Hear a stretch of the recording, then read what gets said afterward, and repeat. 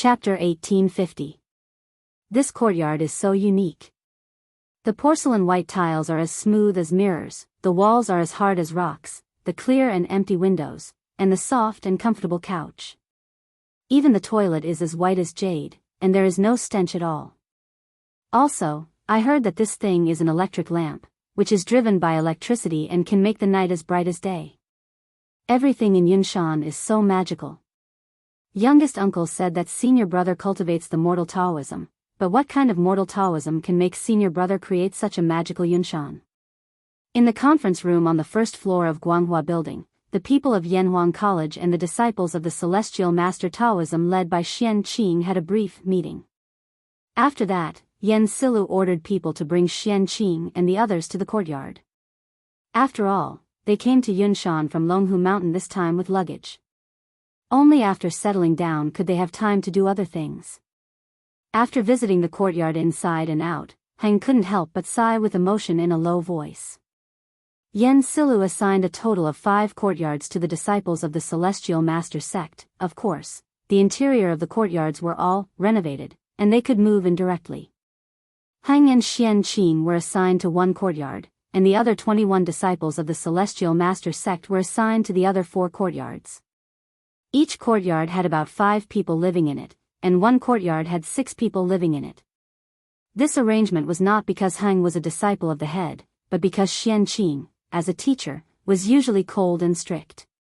Ordinary disciples did not dare to live with him, of course, except for Heng. The disciples of the Celestial Master Taoism were generally afraid of Xianqing, but Heng was not afraid of him since he was young. On the contrary, he was particularly close to Xianqing. Perhaps it was because they were the same kind of people. Fortunately, the interior of the Cloud Mountain courtyard was extremely spacious. Even if a dozen or so people lived in each building, it wouldn't seem crowded. Otherwise, wouldn't Li Zishuan have innocently ended up with the infamy of abusing his fellow disciples? Uncle, what is the mortal Taoism? Why haven't I heard of it after reading the Taoist canon? Heng really couldn't hold back his curiosity, or maybe Heng didn't want to suppress his thoughts at all. He went upstairs and opened the door of Xianqing's bedroom, asking Xianqing, who was sitting cross-legged on the bed. Read the Taoist canon thoroughly. If these words were said by other children of the same age, Xianqing would only think that this person was really arrogant. This was because there were more than 1,000 scrolls in the Taoist collection. How could a young boy read through all of them? But the person who said this was Zhang Heng, so Xianqing naturally didn't find it strange at all. It was just that he didn't know how to answer Zhang Heng's question. It was hard for Xianqing to tell what Li Zishuan was cultivating now. After a long silence, Xianqing closed his eyes and said faintly, "I'm not sure what Li Zishuan was cultivating now. I'm not sure about the secular world path either. You should go back and ask the sect leader." Heng was disappointed that he didn't get the answer he wanted from Xianqing. He frowned and replied, "Oh. But grandfather is far away in Mount Longhu. If you want to ask, you can only wait until you return to the sect. However, if this matter is not discussed clearly, it will affect my Tao heart and hinder my cultivation. I hope that martial uncle can enlighten me." Obviously, Heng felt that it was not that Xianqing didn't know, but that he was hiding something from him. Hearing this, Xianqing still said faintly, "I can't help you with this matter. Either you go back and ask the sect leader, or you find a chance to ask your senior brother directly." Xianqing was obsessed with swordsmanship all his life and didn't care about the secular world. How could he explain clearly what the secular world path was? Heng really asked the wrong person this question. Seeing that Xianqing insisted on not telling him, Heng had no choice but to leave. But when he turned around and left, he couldn't help but murmur, "The secular world sect is truly miraculous. It actually allowed senior brother to create such uncanny workmanship. There's even electricity and electric lamps. Senior brother seems to know some truths of the human world that we don't, which prompted him to create all these miraculous things on Cloud Mountain. Also, when I was in the academy just now, I heard the words that the teachers in the academy talked about the most. What is the secular world path? Could it be that Gong Shui was the way of the mortal world that martial uncle mentioned? It would be great if I have the opportunity to read the classics of the Academy's secular world path. Heng's low murmur naturally couldn't escape Xianqing's sharp ears. He suddenly opened his eyes and looked at Heng's back. A trace of worry flashed in his eyes. Who would have thought that someone as cold as Xianqing, who usually didn't care about anything except swordsmanship, would show a worried look at this time? If Feng Lingzi, the sect leader of the Celestial Masters sect who was familiar with him, saw this, he would be shocked. But if Feng Lingzi knew the cause and effect of this matter, he would have a different feeling. After a night's rest, everyone should be almost recovered, right? In a wing room of the courier house in Taiyuan, 32 students gathered together. This wing room, which was originally relatively spacious, seemed a little crowded at this time. Li Tai looked around at everyone and asked aloud. These days, they had been rushing all the way and were tired.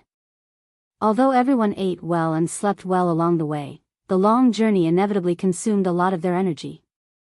Now that they had arrived at their first destination, Taiyuan, they didn't need to hurry for a short time. So this morning, Li Tai and Mo Chui deliberately didn't wake everyone up early as usual, which made the teachers and students of the academy sleep in. Although we haven't fully recovered, after a whole night's rest, we are much more energetic now. We all know that time is tight. Qin you can assign tasks to everyone. Qin Huayu knew why Li Tai asked this question, so he stepped forward and cooperated. As the representative of the teachers of the academy, Mo Chui also said, Huayu is right.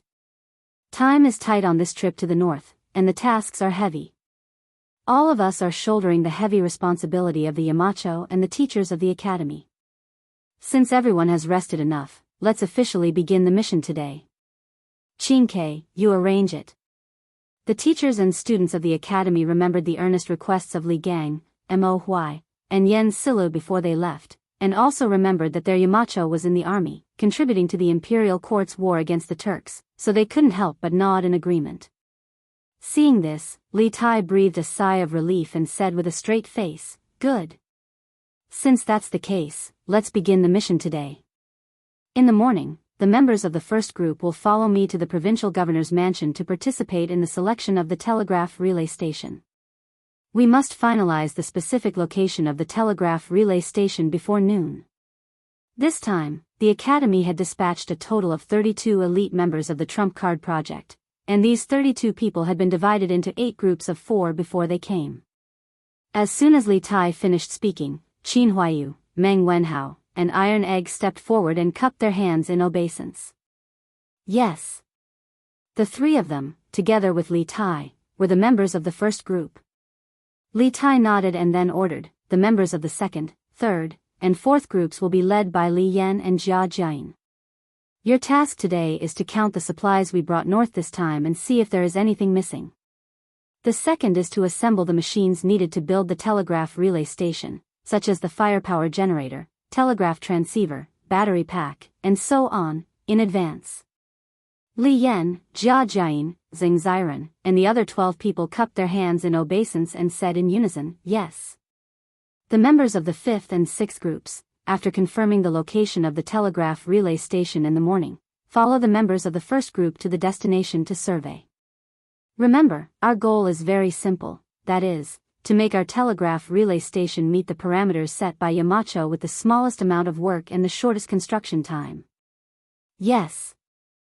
The members of the 7th and 8th groups, led by Mr. Mo Chui, are responsible for coordinating the transportation of supplies and the feasibility evaluation of the early stage of the project. If you find anything unreasonable, please raise it as soon as possible and participate in the discussion and correction. Try to minimize the delay of the project as much as possible. Yes. Li Tai spoke confidently and frankly. Perhaps, it could be said that he'd already rehearsed and planned this in his heart many times before this, so he was able to clearly assign today's mission to everyone in a few words. It had to be said that this trip to the north was a very good opportunity for Li Tai to train his leadership ability. An engineering student who only knew how to do experiments and analyze the results of experiments was not what Li Zishuan urgently needed. However, if this engineering student not only had good grades and strong practical skills, but also had outstanding leadership ability, then Li Zishuan needed him too much. With the development of engineering, there were bound to be many scientific research projects with interdisciplinary disciplines. It was impossible to complete them with the strength of one person. At that time, a scientific research team would be needed. Only a leader who was proficient in technology and had strong leadership ability could lead a scientific research team to overcome one problem after another. And Li Tai was currently making progress in this direction. Mo Choi couldn't help but nod with gratification when he saw Li Tai had finished distributing the missions in a short period of 15 minutes. Moreover, he'd distributed them in an orderly and reasonable manner. All along the way, he'd always been witnessing Li Tai's growth and improvement. In addition, for everyone's safety, each group must have an Imperial guard by your side when you are on the move. No one is allowed to act alone at any time, under any circumstances. This is an iron law that everyone must abide by. Including me. After assigning the tasks, Li Tai's expression suddenly turned serious. He looked at the crowd and said, "In a moment, General Dugu will assign guards to each group. Our actions must not be out of the line of sight of the Imperial guards. In addition, General Dugu will distribute signal fireworks to each group. If there is an emergency in the city, you must immediately use the fireworks to signal for help." In order to arouse everyone's vigilance, Li Tai emphasized, "This is not alarmist talk, nor is it making a mountain out of a molehill. This is for the sake of the Academy's mission and for everyone's safety. Please remember that the war between the Great Tang and the Turks is imminent. Taiyuan City may not be as safe as before." Chapter 1851. With the war between the Great Tang and the Turks imminent, Taiyuan City might not be as safe as it was in the past. This short sentence instantly made the originally tense atmosphere a little more dignified. Everyone present was an elite student or teacher of Yanhuang College, so they were naturally no fools. They could all sense the danger lurking in Li Tai's words. "Qingke, be at ease. Everyone understands the severity of the situation. We will be careful in all matters," Meng Wenhao said. The others agreed, "That's right. We will be careful in all matters." Li Tai turned to Mo Choi, asking with his eyes if there was anything he needed to add. Mo Choi lightly shook his head. Li Tai took in a deep breath and said, "Okay. Everyone, begin to move out according to the tasks you've been assigned.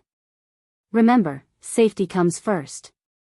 When he had left Cloud Mountain, Li Gang, Yen Silu, and the other esteemed teachers of the Academy had repeatedly urged him to ensure that all the teachers and students returned safely.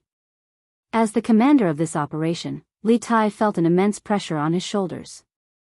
This was especially true after Dugu Xian and Dugu Feiying had informed Li Tai of the treacherous situation in Taiyuan City yesterday. Li Tai had sensed a thick sense of danger, so he had repeatedly emphasized the importance of safety to the members of the Academy. Since he was the commander of this northern expedition, he had the responsibility and obligation to ensure that everyone in the Academy returned safely. Yes. Everyone clasped their hands and then left to carry out their respective tasks. As Li Tai walked out of his room, Dugu Xian walked over and clasped his hands to Li Tai. "Your Highness, this general has followed your orders and divided the Imperial Army into 8 teams to protect the 8 teams of the Academy. In the future, no matter where the teachers and students of the Academy go in Taiyuan City, the Imperial Army will follow. We will not give the enemy a chance to strike." This morning, the teachers and students of the Academy had all slept in. Only Li Tai and Mo Choi had woken up early to discuss with Dugu Xian and the other generals about the arrangements and deployment for the safety of the teachers and students of the Academy. Li Tai nodded and clasped his hands. "Very good. Thank you for your trouble, General Dugu." Li Tai knew that the 2 brothers of the Dugu clan had a close personal relationship with Li Zishuan, so he had always been very courteous to these 2.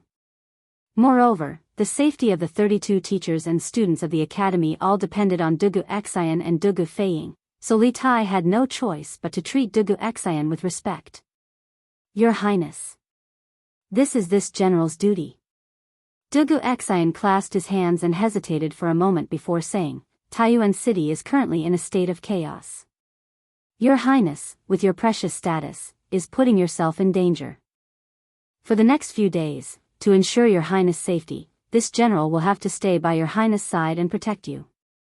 No matter where your highness goes, this general will have to stay by your highness' side and protect you. I hope your highness can grant my wish. The members of the royal family had been subjected to all sorts of restrictions since young, so the members of the royal family did not like restrictions when they grew up. This was also the main reason why Li Tai did not like to bring guards with him when he went out. Dugu Xian also understood this point, but with the current situation, if he did not stay by Li Tai's side at all times, he had no confidence in bringing Li Tai safely back to Cloud Mountain. As such, he could only try to reason with Li Tai. Li Tai frowned. He did not like restrictions. If someone stayed by his side 24 hours a day to protect him, he would feel uncomfortable all over. However, seeing the faint pleading look in Dugu Xian's eyes, Li Tai hesitated for a moment before nodding. All right then. I'll have to trouble General Dugu for the next few days. I'll treat it as giving face to the Yamacho. Li Tai secretly added in his heart. If it were anyone else who asked to stay by his side and protect him at all times, he would definitely reject without hesitation and send that person away. It was not that he did not care about his life or was not afraid of death, but that no one would like to have someone by their side at all times unless it was a matter of life and death. However, this person was Dugu Xian, Li Zishuan's good friend, so it was a different story. Chapter 1852. In the history of China, there were many famous temples in Taiyuan, such as Yongzhou Temple, Chongshan, White Horse Temple, Longquan Temple, Kaihua Temple, Jingyin Temple, Bu Temple, Mingxiu Temple, Qianfu Temple, Fuguang Temple, Puguang Temple, Tongzi Temple, and so on. However, most of these temples were built after the Tang dynasty, or to be precise, after the Jingguan Temple. What Wang Liaoyuan said was completely true. In this era, only the Puguang Temple and the Tongzi Temple remained intact in Taiyuan City. You said that the Tongzi Temple is located at the top of Longshan, which is very high and has been abandoned. Does that mean that there are no monks living in the Tongzi Temple now? And there are no incense offerings? Li Tai frowned when he heard Wang Liaoyuan's explanation. However, after hearing Wang Liaoyuan's introduction of the Tongzi Temple, Li Tai's eyes suddenly lit up. Li Tai knew that there were no tall pagodas in the Puguang Temple, which did not meet the requirements of building a telegraph relay station. Even if there were, the abbot of the temple would definitely not allow Li Tai to bring people in to build a telegraph relay station. This was because the process of building a telegraph relay station, as well as the guards and logistics, would greatly affect the lives of the monks in the temple and the pilgrims who came to the temple to pray. After all, after the telegraph relay station was built, it would not be left alone. First, the technical staff would be responsible for the daily maintenance, and second, the army would be stationed there to protect the telegraph relay station from being destroyed by people with bad intentions. Although Li Tai was a prince and bore the emperor's orders, this action was related to the iron rice bowl of many monks in the temple. The other party would definitely not give in. Even if Li Er was here, he would not dare to do anything to those monks who disobeyed the emperor's orders. Otherwise, it would cause a huge public uproar. Therefore, compared to the Puguang Temple, the Tongzi Temple was undoubtedly a more perfect location. It could meet the requirements of building a telegraph relay station, and it would not involve the complicated demolition problem. Yes, as far as I know, the Tongzi Temple was abandoned in the late Sui dynasty.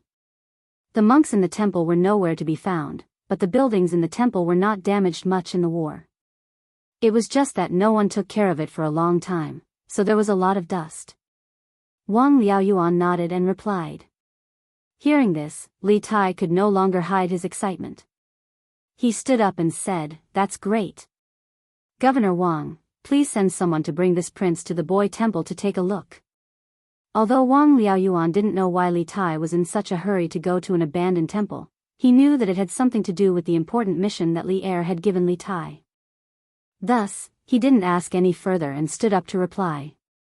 "This lowly official will order the accompanying guards to bring your highness to the boy temple." However, Dragon Mountain is located in the southwest corner of Taiyuan City. It's a remote location. The mountains are high and the forests are dense. There are very few people there. If Your Highness insists on going there, please allow this humble official to send a group of elite troops to escort you. Otherwise, if an accident happens, this humble official will die 10,000 deaths. Liao Wang Liao, Wang Wang, Wang, Wang, Liao Yuan, and Wang Wang Wang, and Wang Liao, Wang Wood, and Wang, Wang Wood, and Wang, of course, of he. Wang Wood. Wang Wang. Wang Wang was. And Wang Wang would. To was Wang Temple, Li Wang was. Chapter 1853.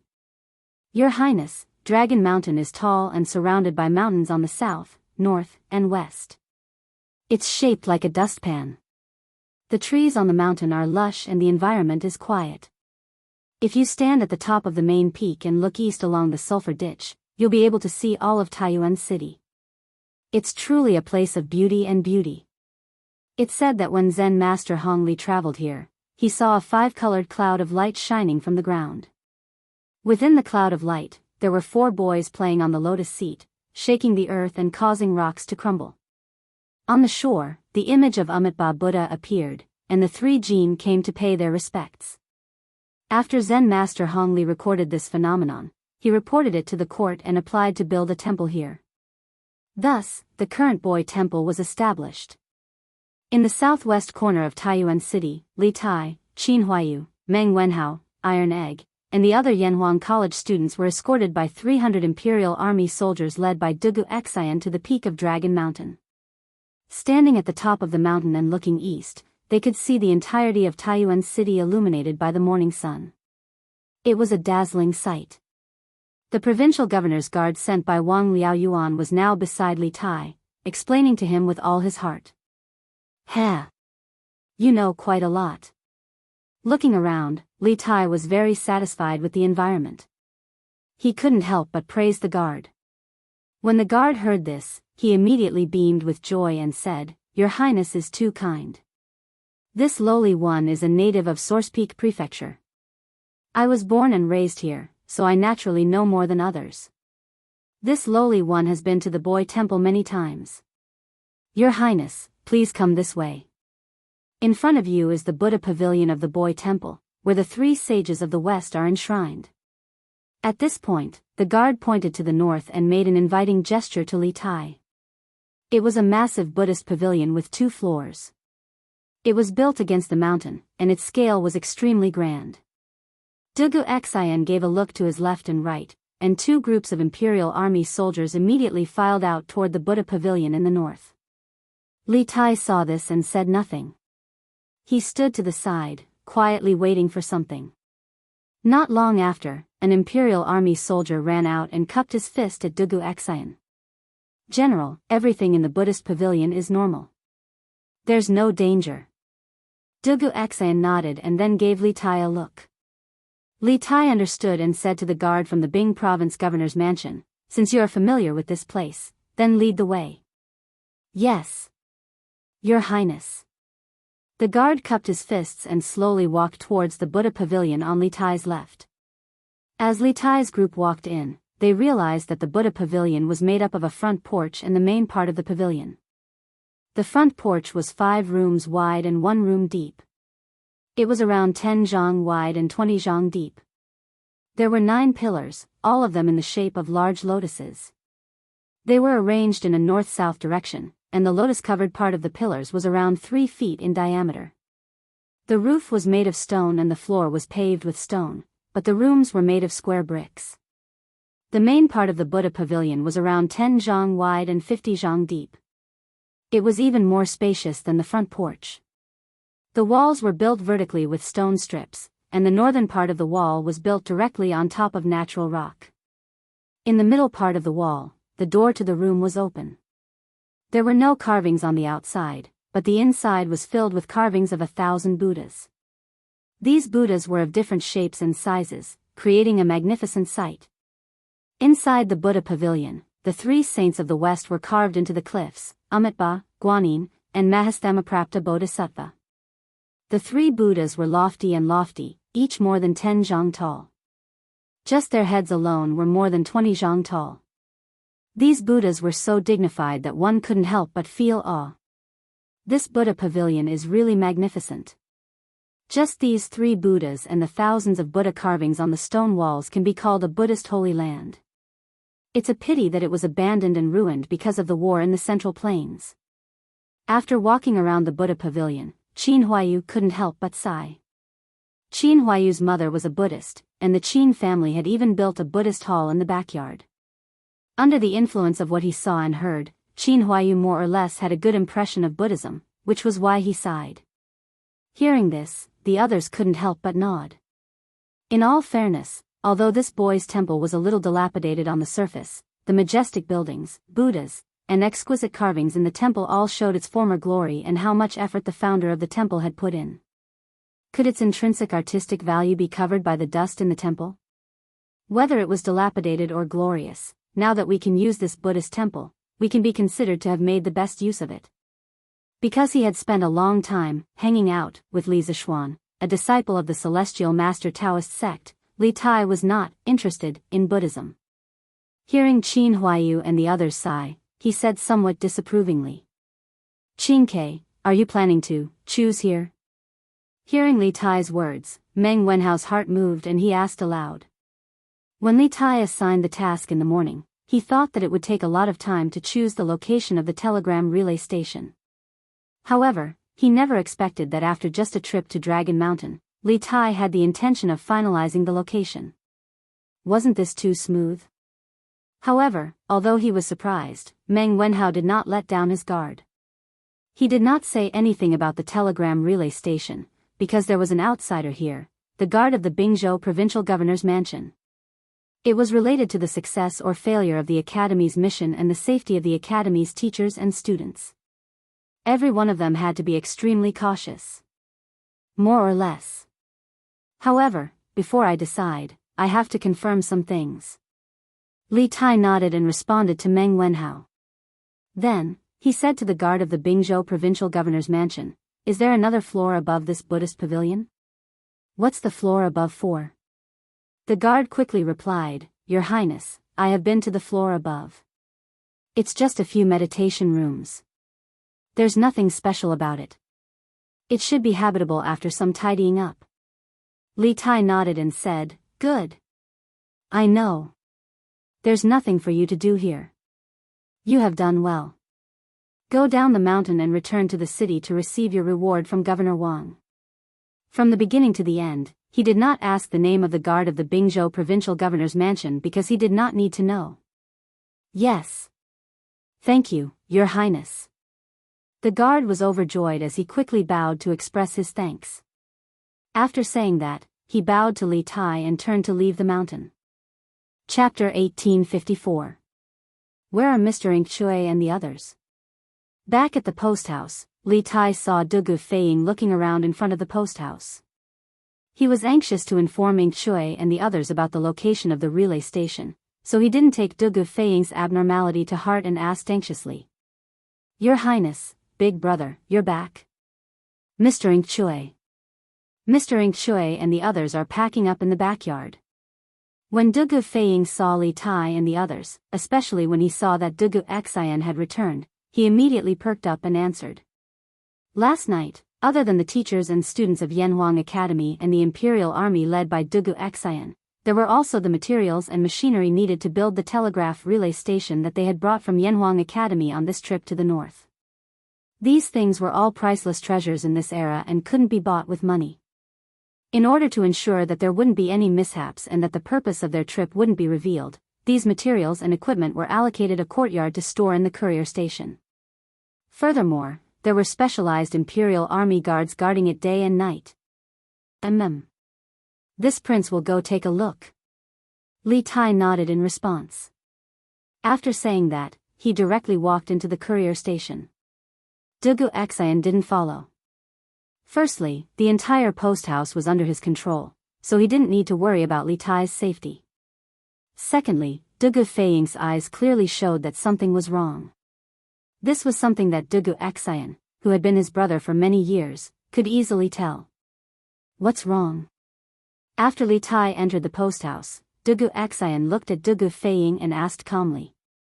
Dugu Feiying said anxiously, Big Brother, Provincial Governor Wang sent someone to the Wang family's ancestral home just now. He said that someone found the whereabouts of Zhu Xiacheng and Kang Chang'an.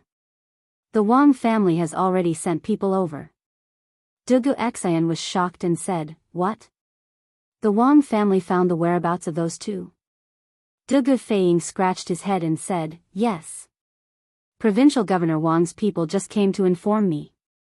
I also wanted to go over just now, but I remembered that Big Brother told me not to track down the whereabouts of these two people, so I didn't go. Big Brother, are we really not going to take a look? Yesterday, after Dugu Xian had led his army into the city, after learning about the current situation in the city, he had formulated a strategy of biding his time and not making any moves. He had completely given up on finding the whereabouts of Zhu Xiacheng and Kang Chang'an and focused all his energy on protecting the safety of Li Tai and the others. Therefore, the task of tracking down the whereabouts of Zhu Xiacheng and Kang Chang'an was left to the Wang family. However, Dugu Feiying was somewhat unwilling to give up because there were still many mysteries about Zhu Xiacheng and Kang Chang'an waiting for him to solve. If he didn't catch these two people, he always felt that something was missing in his heart. The reason why I didn't let you continue to investigate the whereabouts of Zhu Xiacheng and Kang Chang'an was that I didn't want to divide our forces. But now that the Wang family has found the whereabouts of these two people, we should naturally go and take a look. Perhaps we can really find some clues from these two people. Dugu Xian pondered for a moment and said unhappily to Dugu Feiying. Although in Dugu Xian's heart, Zhu Xiacheng and Kang Chang'an were most likely two small shrimps and not the real leader of the spies, now that the Wang family had helped them find these two people, there was no need for him to waste any more troops. Moreover, if these two people really did know something, then this trip would definitely not be a loss. Perhaps with the clues provided by these two people, they could follow the vine to the melon and catch the real mastermind behind the scenes. Good. The people sent by the Wang family told me that Zhu Xiacheng and Kang Chang'an are hiding in the basement of the fifth house on the east side of Shuoran Square in the south of the city. I'll bring people there now. Seeing that Dugu Xian had agreed to go and check on the two criminals, Dugu Feiying immediately said excitedly. Dugu Xian frowned because he suddenly realized that something seemed to be wrong, so he interrupted Dugu Feiying and said, You and the rest of the brothers stay here to protect His Highness. I'll go and take a look alone. Dugu Feiying was unwilling and wanted to refute, but Dugu Xian glared at him sternly, so he could only reply in a muffled voice, Yes. Big Brother. Dugu Xian nodded and asked an imperial guard to bring him a mount. He rode alone and sped toward the south of the city. Commander, these two people are Zhu Xicheng and Kang Chang'an, whom the master is looking for. They were hiding in the cellar in the backyard. However, when I brought people here, the master of the house had already disappeared. In the backyard of the fifth house on the east side of Shuoran Square in the south of Taiyuan City. A thin young man dressed in black cupped his fists and bowed to another tall man dressed in black with a round collar. Grand Commander. This tall man in black with a round collar was Wang Qinggu, the Grand Commander of the Wang clan's Shadow Guards. He could be considered a legend among the Wang clan's Shadow Guards. At the age of 30, he had already reached the Grandmaster realm. With such talent, he could easily serve as a general in the Great Tang. Bai Qing, tell me, how did you find them? Wang Qingwu's eyes were like lightning. He glanced at Zhu Xiacheng and Kang Chang'an, who were tied up like dumplings, and then turned his eyes back to the thin man in black in front of him and asked in a deep voice. This Bai Qing was from the second division of the Wang family's Shadow Guards, which was under the control of the second branch. Yesterday, the Wang family had sent out all their forces to look for the suspects, but they still could not find them. However, this Bai Qing easily found them, which made Wang Qinggu suspicious. Bai Qing's eyes flashed, and he hurriedly bowed and said, Commander, I was patrolling Shuoran Square this morning and saw that the door of this house was wide open. It was very unusual, so I went in to take a look and found that there was no one in the house. I was about to leave when I suddenly heard a noise from the backyard, so I went to the backyard to check. I didn't expect that there were people hiding in the basement of the backyard. After questioning, I found that these two people were wanted by the head of the family. I was worried that I couldn't deal with them alone, so I hurriedly sent someone back to the family to send a message to you." This guy's explanation could be said to be watertight, but Wang Qinggu looked at him suspiciously. After a moment of silence, Wang Qinggu waved his hand and said, "Take these two people back, and then go to the courier station to bring the accountant of the Chu ironware shop back to the ancestral house. Verify their identities." "Yes." 4 warriors in golden armor came out of the crowd and dragged Zhu Xiacheng and Kang Chang'an, who were tied up on the ground. Wang Qinggu waved his hand and said, "Let's go back to the ancestral house." A group of people immediately took Zhu Xiacheng and Kang Chang'an out of the house. Bai Qing followed behind, and a trace of excitement and greed flashed in his eyes. He muttered to himself, "The head of the family gathered all the forces to arrest these two people, which means that these two people are very important, and the one who caught them is me, Bai Qing. I'm rich, I'm rich. Haha. The head of the family will definitely reward me a lot this time." In fact, the situation was not like what Bai Qing said just now. Bai Qing was indeed ordered to patrol Xuanren Mill in the morning, but just as he walked into the gate of Xuanren Mill, an arrow was aimed at his face.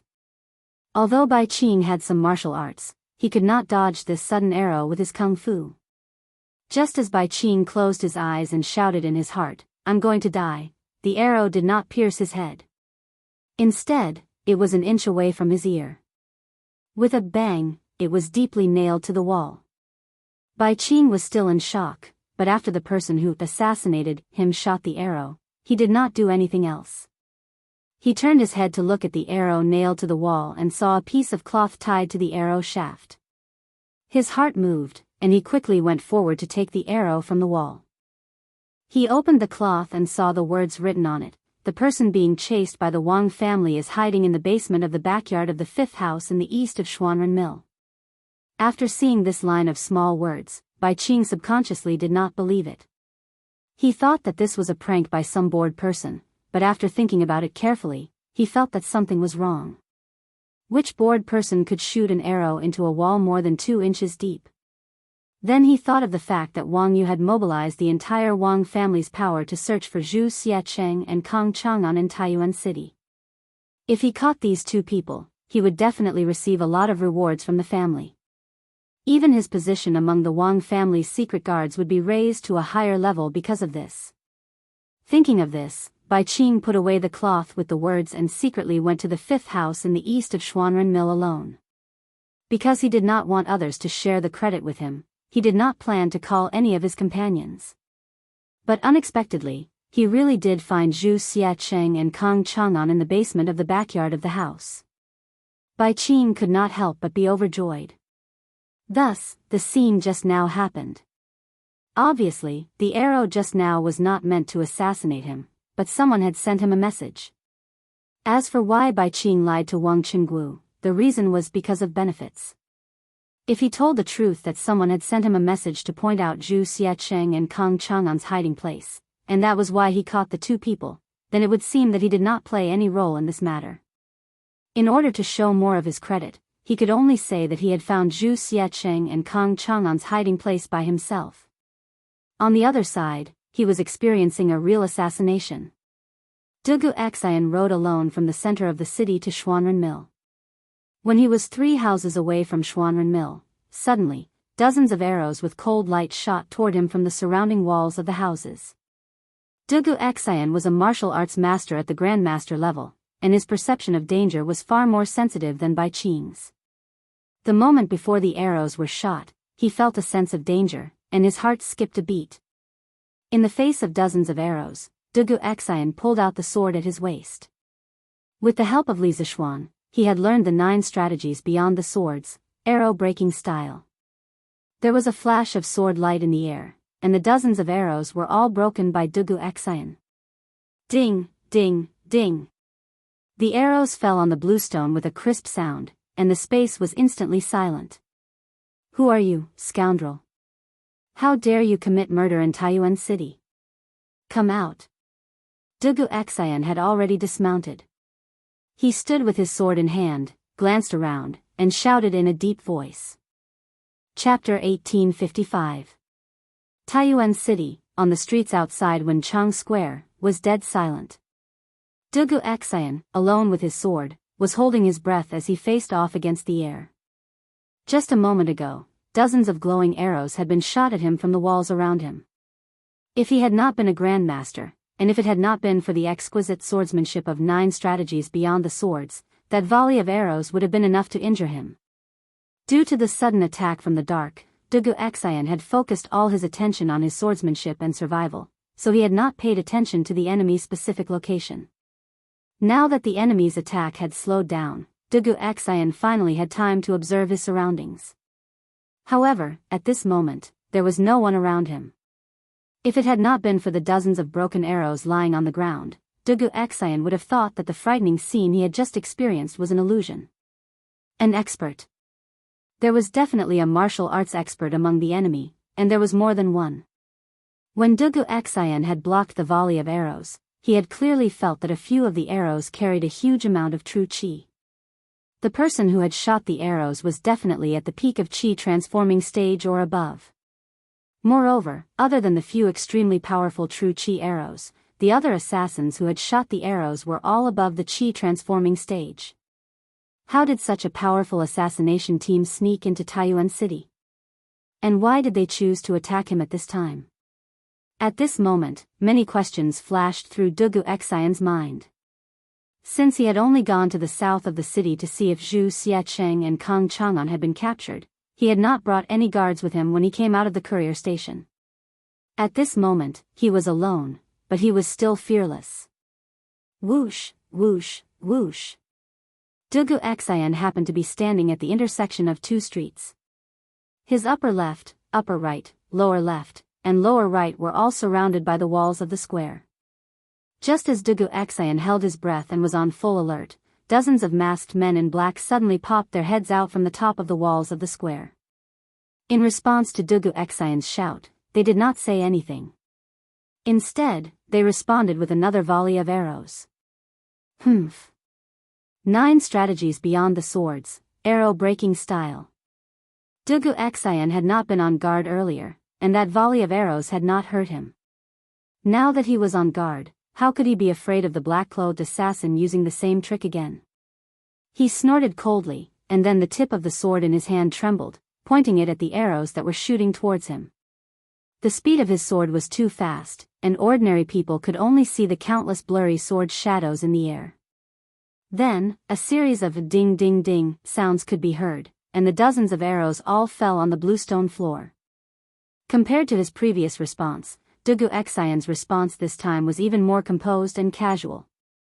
Obviously, under his full defense, these dozens of black-clothed experts could not hurt him. The arrow-breaking form of the Dugu 9 swords was a supreme sword technique that could break all kinds of hidden weapons. However, Dugu Xian had only just begun to learn it. If he had mastered the Dugu 9 swords, not only would he be able to resolve the danger he was in, he would also be able to deflect the enemy's arrow and use it to injure the enemy. But even so, it was more than enough for Dugu Xian at the moment. This arrow-breaking form could not only break the enemy's most threatening volley of arrows, but more importantly, the Dugu 9 swords was more focused on the intent than the form. Defeating a move without a move did not consume much of one's vital energy. Therefore, even if these black-clothed experts were to shoot at him with their bows for 2 hours, Dugu Xian was still confident that he could block them with the arrow-breaking form. This was Taiyuan City. Not only were there patrolling officers, there were also guards stationed in the city. As long as he delayed these black-clothed men for 15 minutes, he would definitely be able to wait for reinforcements. Therefore, Dugu Xian was not worried about his own safety. Unless these black-clothed experts had other tricks up their sleeves. The target is difficult to deal with. Scatter the smoke. On the eastern wall, a black-clothed masked man put away his longbow and quickly took out a small pouch made of fine gray cloth from his bosom. This man spoke in Turkic, and Dugu Xian could not understand him. From the looks of it, this man should be the leader of this group of masked men. Obviously, after witnessing Dugu Xian's exquisite swordsmanship and superb martial arts realm, he understood that it would be difficult to hurt Dugu Xian with the volley of arrows that they had used to assassinate Dugu Xian. Today's assassination had to be done quickly. Therefore, he had to change his strategy and abandon the bow to use poison. Since they were all masked, they would not be poisoned even if they used the smoke. In the blink of an eye, after the leader of the masked men gave the order, the black-clothed men on the walls around Dugu Xian took out powder wrapped in fine grey cloth from their bosoms and threw it in Dugu Xian's direction. All of this happened too quickly, and Dugu Xian was caught off guard. He could tell that these black-clothed men were not throwing hidden weapons at him, but it was definitely not something good either. It was very likely that it was some kind of medicine that could make him lose his ability to fight. 22 small pouches opened up above Dugu Xian's head, and the white powder in the pouches poured down. Dugu Xian's Dugu 9 swords, arrow-breaking style, could defend against a sky full of arrows, but how could it defend against a sky full of powder? Dugu Xian immediately held his breath and retreated like lightning. He was facing the east, so he was retreating to the west. Unfortunately, the east wind was blowing in Taiyuan City. Although Dugu Xian's speed of retreat was fast, when the wind blew across the sky, it was inevitable that he would inhale some of the powder. Kill! Let's end this quickly. The leader of the masked assassins roared and pulled out the sword at his waist. He leaped from the wall and slashed viciously at Dugu Xian.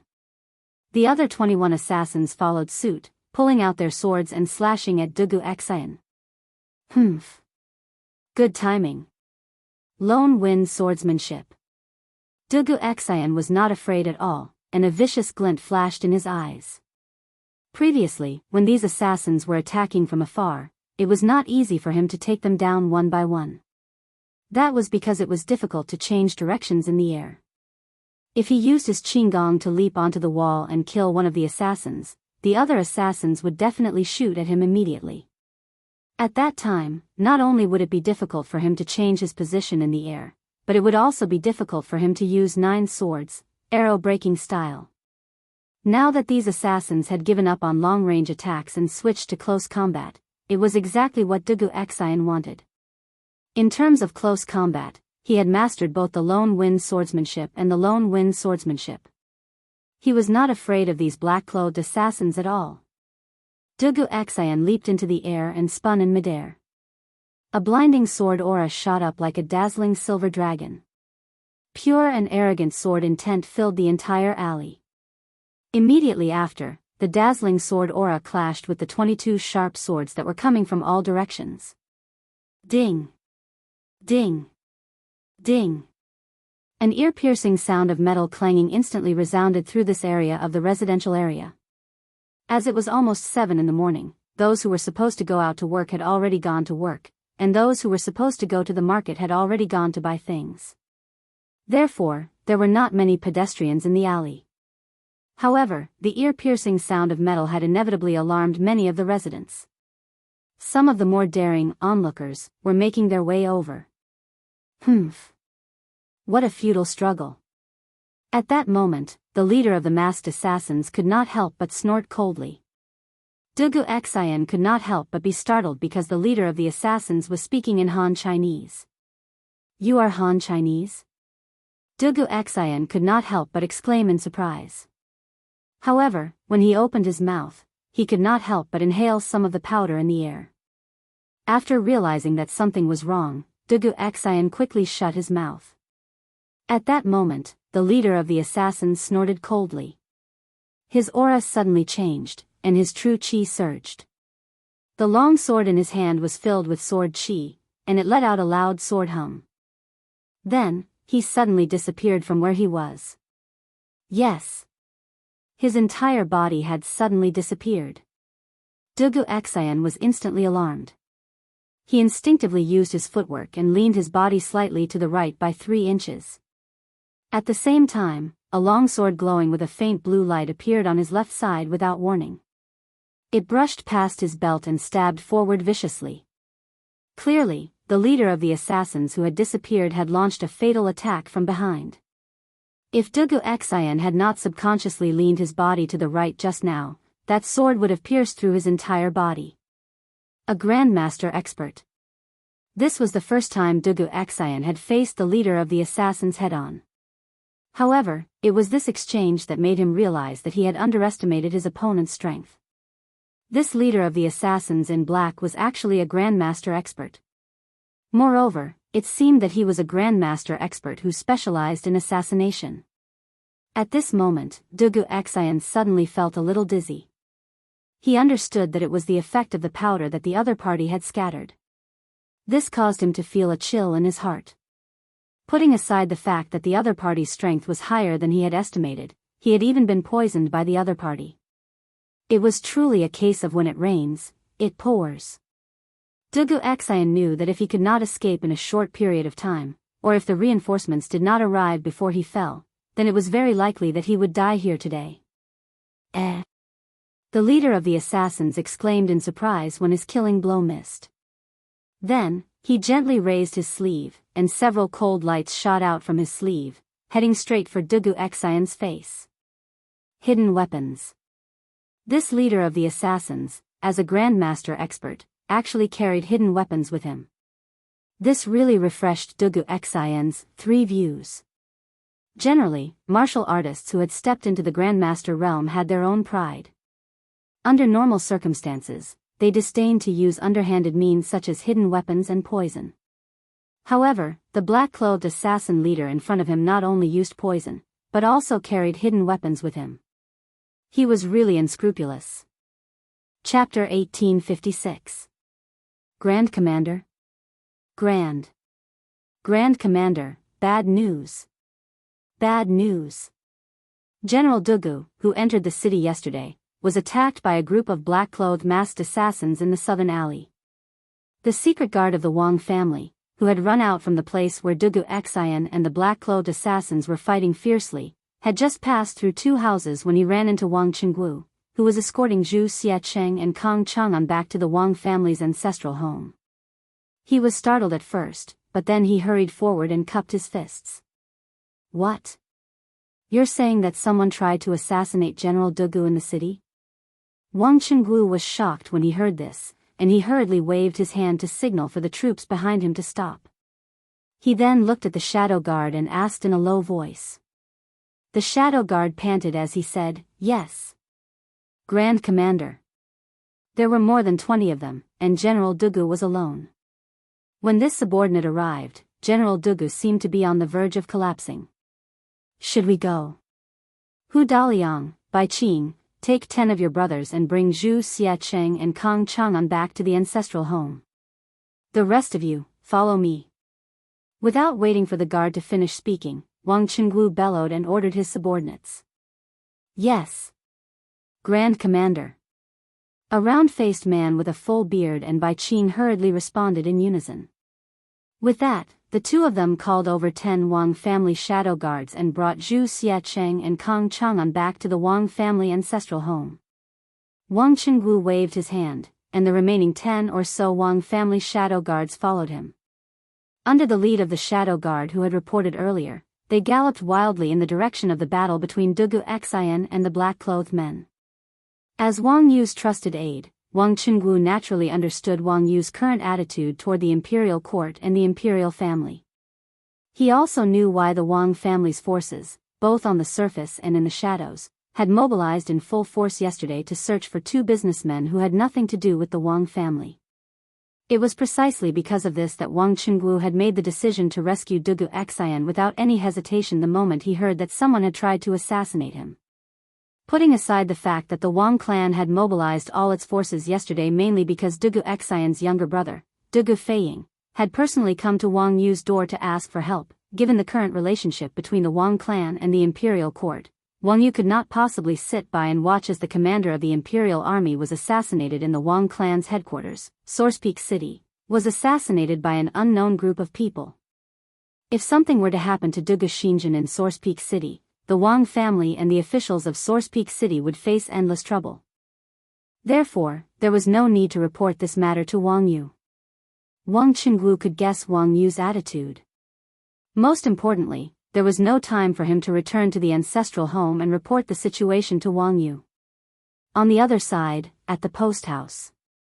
After Li Tai returned, he immediately gathered everyone in the academy and informed them of everything he had seen on Dragon Mountain in the morning, as well as his decision to set the location of the telegram relay station at Dragon Mountain Boy Temple.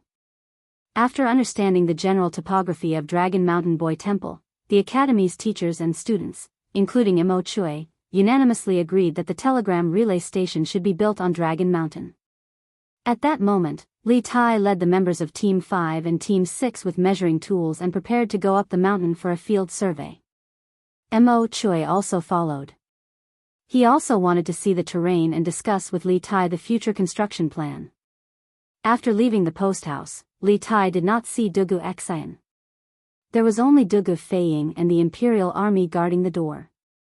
Li Tai couldn't help but frown. He went up to Dugu Feiying and asked, "General Feiying, where is General Dugu Xian? Didn't he come back with me just now?" Dugu Xian had already told Li Tai about Zhu Xiecheng and Kang Chang'an before entering the city yesterday, so Dugu Feiying had nothing to hide. He told the truth, "Your Highness, I just received news that the Wang family's shadow guards found Zhu Xiecheng and Kang Chang'an's whereabouts at Xuanren Square in the southeast of the city and were preparing to capture them. After my brother heard about it, he went alone to check it out. He should be back soon." Zhu Xiecheng? Kang Chang'an? I heard that the Wang family had been looking for these two for almost an entire day yesterday, but they couldn't find their whereabouts. How did they suddenly find them today? Hearing this, Li Tai frowned and muttered to himself suspiciously. Now that the situation in Source Peak City was treacherous, Li Tai had become paranoid. He subconsciously felt that something was wrong, but as for what was wrong, he couldn't put his finger on it.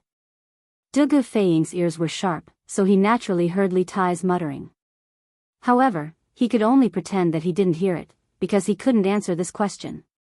"Did you just say that General Dugu Xian went alone?" Suddenly, Li Tai raised his voice and asked Dugu Feiying. There was a faint nervousness in his expression. Dugu Xian was the strongest fighting force in the Imperial Army, and he was also the brain of the Imperial Army. If something happened to him, it would be almost impossible for the people from the Academy to complete their mission and return safely to the Academy. Therefore, Li Tai couldn't help but feel nervous when it came to Dugu Xian's safety. Dugu Feiying chuckled and said, "Your Highness, you don't have to worry. My brother is now a master. No one in Taiyuan City can hurt him." As Dugu Xian's younger brother, Dugu Feiying had full confidence in Dugu Xian's personal strength. Chapter 1857. Scorching Sun Saber Technique. The newcomer was none other than Wang Qingguo, who had just rushed over to help. When he saw the black-clothed man completely disregard him and insist on killing Dugu Xian first, Wang Qingguo was greatly alarmed and immediately used his trump card. Wang Qingguo held a large saber with both hands and spun it rapidly in the air. The scorching saber aura directly blasted away the other men in black who wanted to stop him. At the same time, his speed instantly doubled.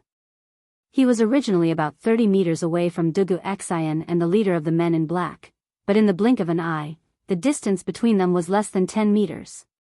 What a fast speed! Feeling the biting cold murderous intent behind him, the leader of the men in black frowned slightly. He could not help but be secretly surprised by Wang Qingguo's extreme speed. Even when he was in his best condition, he could not reach such a fast speed, let alone when he was fighting with Dugu Xian earlier. Not only did he expend a lot of vital energy, but he also suffered some minor injuries. At this time, he had to make a choice. Should he continue to swing his sword to kill Dugu Xian, or turn around to block Wang Qingguo's swift and domineering saber? If he continued to kill Dugu Xian, by the time he stabbed his sword into Dugu Xian's throat, Wang Qingguo's saber would be close to his back. He would not be able to block it in time and would be seriously injured or even killed. If he gave up on Dugu Xian and turned around to block Wang Qingguo's attack, he was confident that he could withstand Wang Qingguo's saber. However, if he did so, Dugu Xian would be temporarily spared from death, and there would be many more variables in this assassination attempt. It was a difficult choice, but there was not much time left for the leader of the men in black to consider, because Wang Qingguo's saber was about to arrive. Concentrate all your strength and kill Dugu Xian first. At this critical moment, the leader of the black-clothed men did not hesitate. Almost instantly, he made a decision. He turned around at lightning speed and quickly formed a sword move to meet Wang Qinggu, who was flying towards him. At the same time, he shouted to the rest of the black-clothed men around him when he was attacked. Only children could make choices. Of course, adults would want all of them. The leader of the men in black did not want to die, but he did not want Dugu Xian to live either. Therefore, while turning around to block Wang Qinggu, he decisively ordered the rest of the assassins to surround and kill Dugu Xian. Although Dugu Xian was a master, at this time, he was not only severely poisoned, but also seriously injured. Any warrior in the Qi-forming realm could easily kill him, not to mention that there were at least a dozen assassins in the Qi realm around Dugu Xian. Under the joint attack, Dugu Xian would die. Therefore, the leader of the black-clothed men did not hesitate to turn around and block Wang Qinggu. You don't know your own strength. Seeing the leader of the men in black block with his sword, Wang Qinggu's eyes flashed with a trace of contempt and ridicule. He snorted coldly and pushed the genuine qi all over his body to the extreme. Suddenly, the temperature in the space around him rose sharply. The leader of the men in black was the closest. At this moment, he felt as if there was a big burning fireball smashing toward him. At this moment, he realized that he had underestimated Wang Qinggu's strength. Wang Qinggu was definitely a master of martial arts close to the middle stage of the Grand Master realm. The leader of the men in black wanted to change his move and turn around to escape, but it was too late. Everyone only heard a loud bang. The saber and the sword only had a short collision in the air, and the leader of the men in black was directly shaken out. He also hit the other two assassins who were going to assassinate Dugu Xian. Although the leader of the men in black was in the same martial arts realm as Wang Qinggu, he forgot that he was good at assassination, not head-on combat. Wang Qinggu, who was flying toward him, was very aggressive with his genuine qi and saber skills. Obviously, he was good at head-on combat. The leader of the men in black was using his own weakness against his opponent's strength. The outcome had already been decided before the fight. It had to be said that the previous battle with the drugged Dugu Xian had given the leader of the black-clothed men a misconception that his direct combat strength was also very strong. However, he had forgotten that Dugu Xian had been drugged at that time, and had been relying on his strong willpower to stay awake. His strength was also much weaker than before, and there was no way he could beat Dugu Xian at his peak. Protect General Dugu. Try to keep one of these assassins alive. Wang Qinggu, who had shown his great power with one strike, did not stop. He swung his saber diagonally and split the two assassins who were surrounding him. He let out a loud cry and then rushed forward like lightning, trying to save Dugu Xian, who was struggling under the siege of the men in black. Seeing this, the dozen or so shadow guards of the Wang family hurriedly drew their weapons and joined the fray. Although the overall strength of these people was slightly inferior to the assassins, as the Wang family's shadow guards, they had all undergone many years of rigorous training. In terms of combat experience and tactical coordination, they were completely superior to these black-clothed men. Thus, the Wang family's shadow guards and the men in black were locked in a stalemate. On Wang Qinggu's side, this guy relied on his extraordinary strength to take care of the two assassins blocking his way and finally met up with Dugu Xian. As for the leader of the black-clothed men, the assassin, he didn't dare to face Wang Qinggu head-on. He could only use his own movement skills to constantly harass and assassinate Wang Qinggu and Dugu Xian. The scales of victory were slowly tipping in Dugu Xian's favor. General Dugu, how are you? Wang Qinggu asked Dugu Xian, who was barely standing behind him, during a break in the battle. I'm fine. Dugu Xian's sword was planted on the ground as he struggled to support his body. At this moment, not only did he want to sleep, but his eyelids were also struggling. He also felt that his vision was turning dark, and his physical strength was rapidly depleting. He was poisoned. General Dugu, hang in there. I'll open a bloody path for you. Wang Qinggu said to Dugu Xian as he focused and held the broadsword in his hand. He was trying to determine where the leader of the men in black would appear in the next moment. He was going to give him a fatal blow. As the saying went, capture the ringleader first to capture the bandits.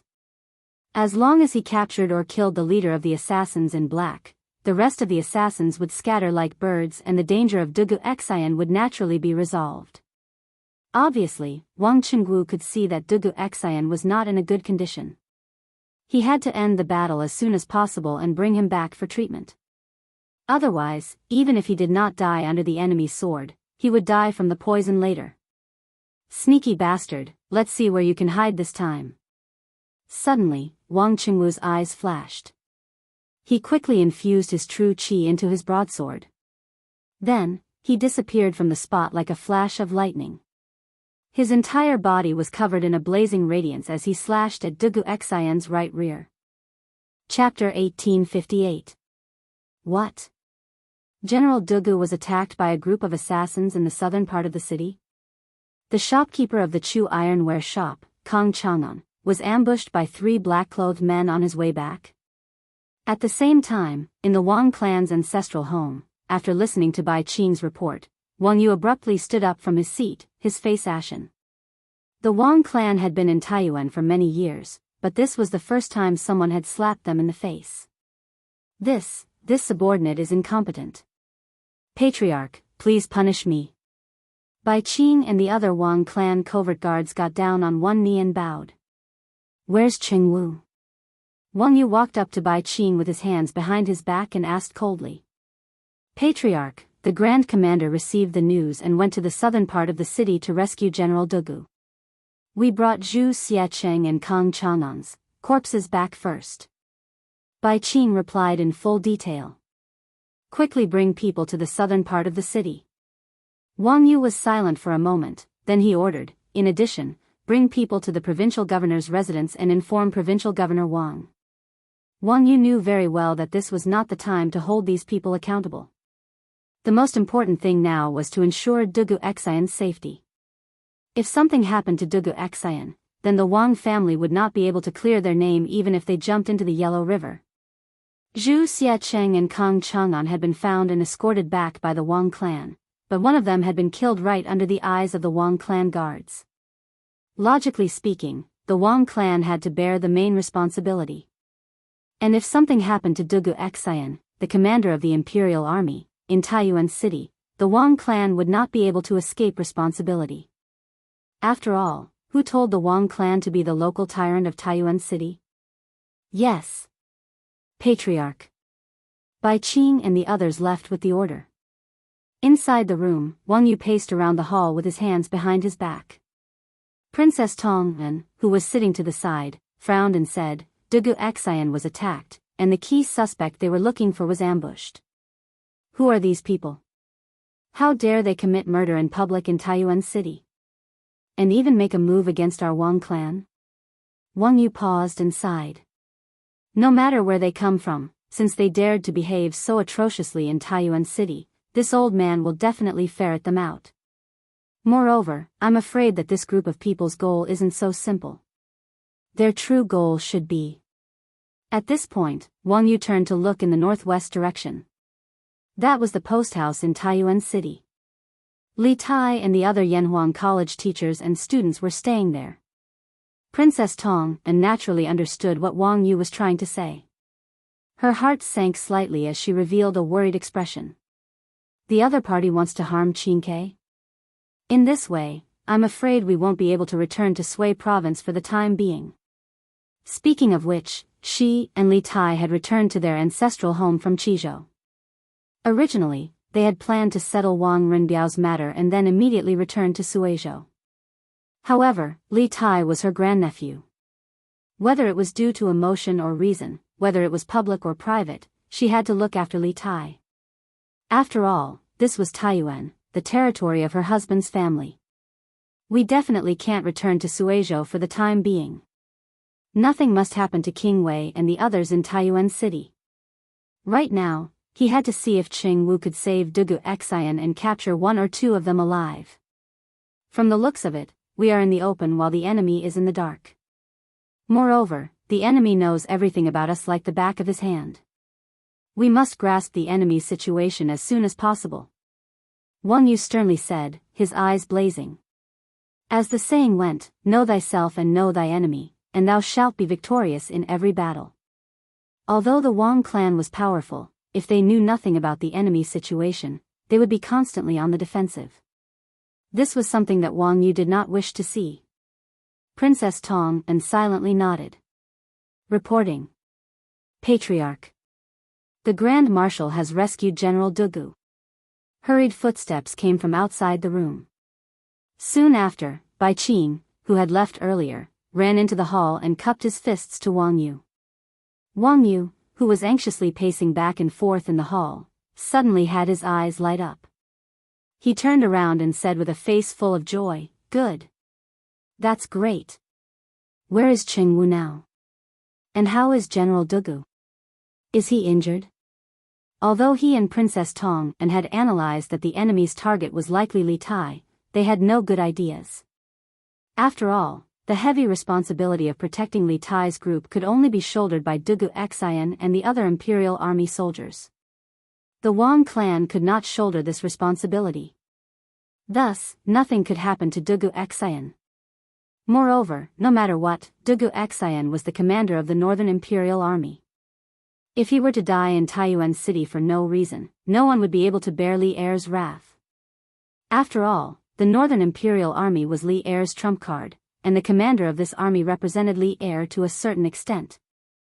Chapter 1859. Whoever could cure Dugu Xian would be rewarded with 3,000 strings of cash. Hearing this, the doctors who had yet to take Dugu Xian's pulse froze, their breathing quickening. Doctors were humans too, and they had emotions and desires. Almost no one would not be tempted by a reward like 3,000 strings of cash. After all, that was a fortune that could allow them to live comfortably for several lifetimes. However, the prerequisite for all of this was to cure Dugu Xian. This old man is quite knowledgeable in detoxification. May I take a look at General Dugu? Just as everyone was about to give it a try, an old man stroked his beard and said, "Old sir, please." Dugu Feiying hurriedly gestured for the old man to go ahead.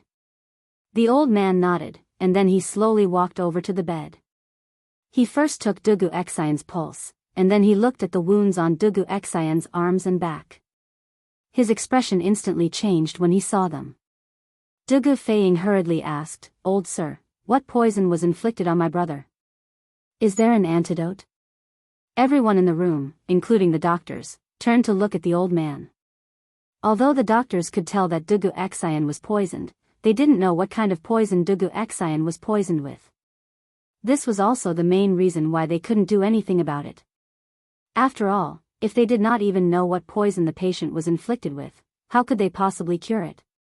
The old man calmly returned Dugu Xian's body to its original position on the bed, then said with a serious expression, "General Dugu was inflicted with 3 poisons.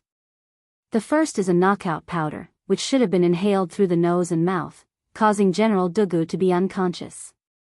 As for the second poison, if I'm not wrong, it should come from the devil's snare flower in India. Moreover, it's taken from the devil's snare flower seed and not its petals, so it's more poisonous. The person who injured General Dugu should have smeared this poison on their weapon. Those who are poisoned will first feel dizzy and have a headache, followed by tachycardia, hallucinations, delirium, and convulsions. If the poison isn't detoxified as soon as possible, it will take at most 2 days to half a day for the poisoned person to slowly die in their sleep. The third poison is the strong poison hook kiss, which should have been smeared on the weapon. The victim will first feel dizzy, then have their heartbeat slow down and then speed up. Their limbs will also feel cold. This poison is extremely strong, and if the antidote is not cured within 2 hours, the victim will definitely die. Not even a deity can save him. Hook kiss, also known as heartbreak grass, humang vine, etc., is highly poisonous. The moment the old man finished speaking, the doctors in the room were shocked. They could not help but whisper, "What? Devil's snare and hook kiss? Both of them are rare poisons in the world." That's right. No wonder I didn't see it earlier. It turns out that General Dugu was poisoned by these 2 poisons. I'm afraid he's done for. Sigh. These 2 poisons, I'm afraid no one in this world I don't know if half-immortal Lu can cure them. He is an expert in detoxification. Hearing these people's private discussions, even if Dugu Feiying didn't know how to treat illnesses and save people, he still knew his brother's current situation. However, he still looked at the old man unwillingly and asked, "Old mister, since you already know what kind of poison my brother is suffering from, then you must have a way to cure my brother's poison, right? Don't worry, as long as you can cure my brother, the Dugu family is willing to take out 3,000 strings to express our gratitude." When Dugu Feiying said this, the doctor standing at the side immediately felt uncomfortable. What was the most uncomfortable thing in the world? There was money to be earned, but he couldn't earn it himself. The old man bitterly laughed, shook his head, and said, "The people of Taiyuan City call me half-immortal Lu, but this old man is just a mortal with a mortal body. How can I be considered a half-immortal? I'm afraid that only a true immortal can cure General Dugu's poison. This old man is really powerless. I hope that your highness and young general can find someone else as soon as possible. Don't delay General Dugu's treatment." Hearing this, the doctors in the room were relieved, but also sighed with some regret. Even half-immortal Lu can't cure the devil's snare and Hook's kiss poison. In order not to delay Dugu Xian's treatment, half-immortal Lu cupped his hands and left. The other doctors knew that their medical skills were not as good as half-immortal Lu's, so they also left the room. Perhaps, only Mr. Gongsun can cure this poison. When a doctor walked out of the room, he couldn't help but sigh softly. Mr. Gongsun? Which Mr. Gongsun? When Dugu Feiying, who was in despair, heard this, it was as if he had grabbed onto a life-saving straw. He quickly wanted to chase out of the room, but when he went out, the doctors were already far away. He pulled over the constable of the provincial government office standing at the door and asked, "Who is this Mr. Gongsun they were talking about? Can he cure the poison in my brother's body?" Chapter 1860. 1 coin of skullcap root, 1 coin of gold thread, 2 coins of philodendron, 1 coin of licorice, 1 coin of mung bean, 1 coin of honeysuckle, half a coin of forsythia. Inside the Taiyuan courier station, Gong Sun Liang picked up a brush and wrote 2 prescriptions on a piece of paper without hesitation. The alchemy apprentice who came in with him frowned, but due to Gong Sun Liang's prestige, he didn't say anything. After a while, Gong Sun Liang finally put away the brush and handed the prescriptions to the medicine boy, saying, "Xiao Bao, take these 2 prescriptions and quickly go back to the medicine hall to get the herbs. Let your senior brother pick the best herbs. Go and come back quickly." "Oh. Yes. Master." The medicine boy wanted to say something but hesitated, but in the end, he took the prescriptions and turned to leave. Dugu Feiying stepped forward and grabbed the medicine boy, saying, "This place is not close to the rejuvenation hall. I will ride a horse and take you there. This way, we can save a lot of time." He did not forget that before Master Lu left, he said that if the hook kiss poison in Dugu Xian's body was not cured within 2 hours, he would die without a doubt. Although Gong Sun Liang in front of him had promised to save Dugu Xian, Dugu Feiying did not dare to risk his brother's life. In fact, since Gong Sun Liang could boast, then the 2 hours were invalid. Even if the medicine boy could not come back within 2 hours, he had his own way to ensure that Dugu Xian would not die. The medicine boy looked back at Gong Sun Liang and saw that Gong Sun Liang was smiling without saying anything, so he nodded in agreement. "Thank you, General." After saying that, the 2 walked out of the post house together. Inside the room, Gong Sun Liang opened the medicine box and took out a wooden box with 24 gold needles. He waved to Iron Egg who was standing beside Li Tai and said, "Kid, come and help this old man lift this general up and take off his clothes. This old man wants to give him the needles."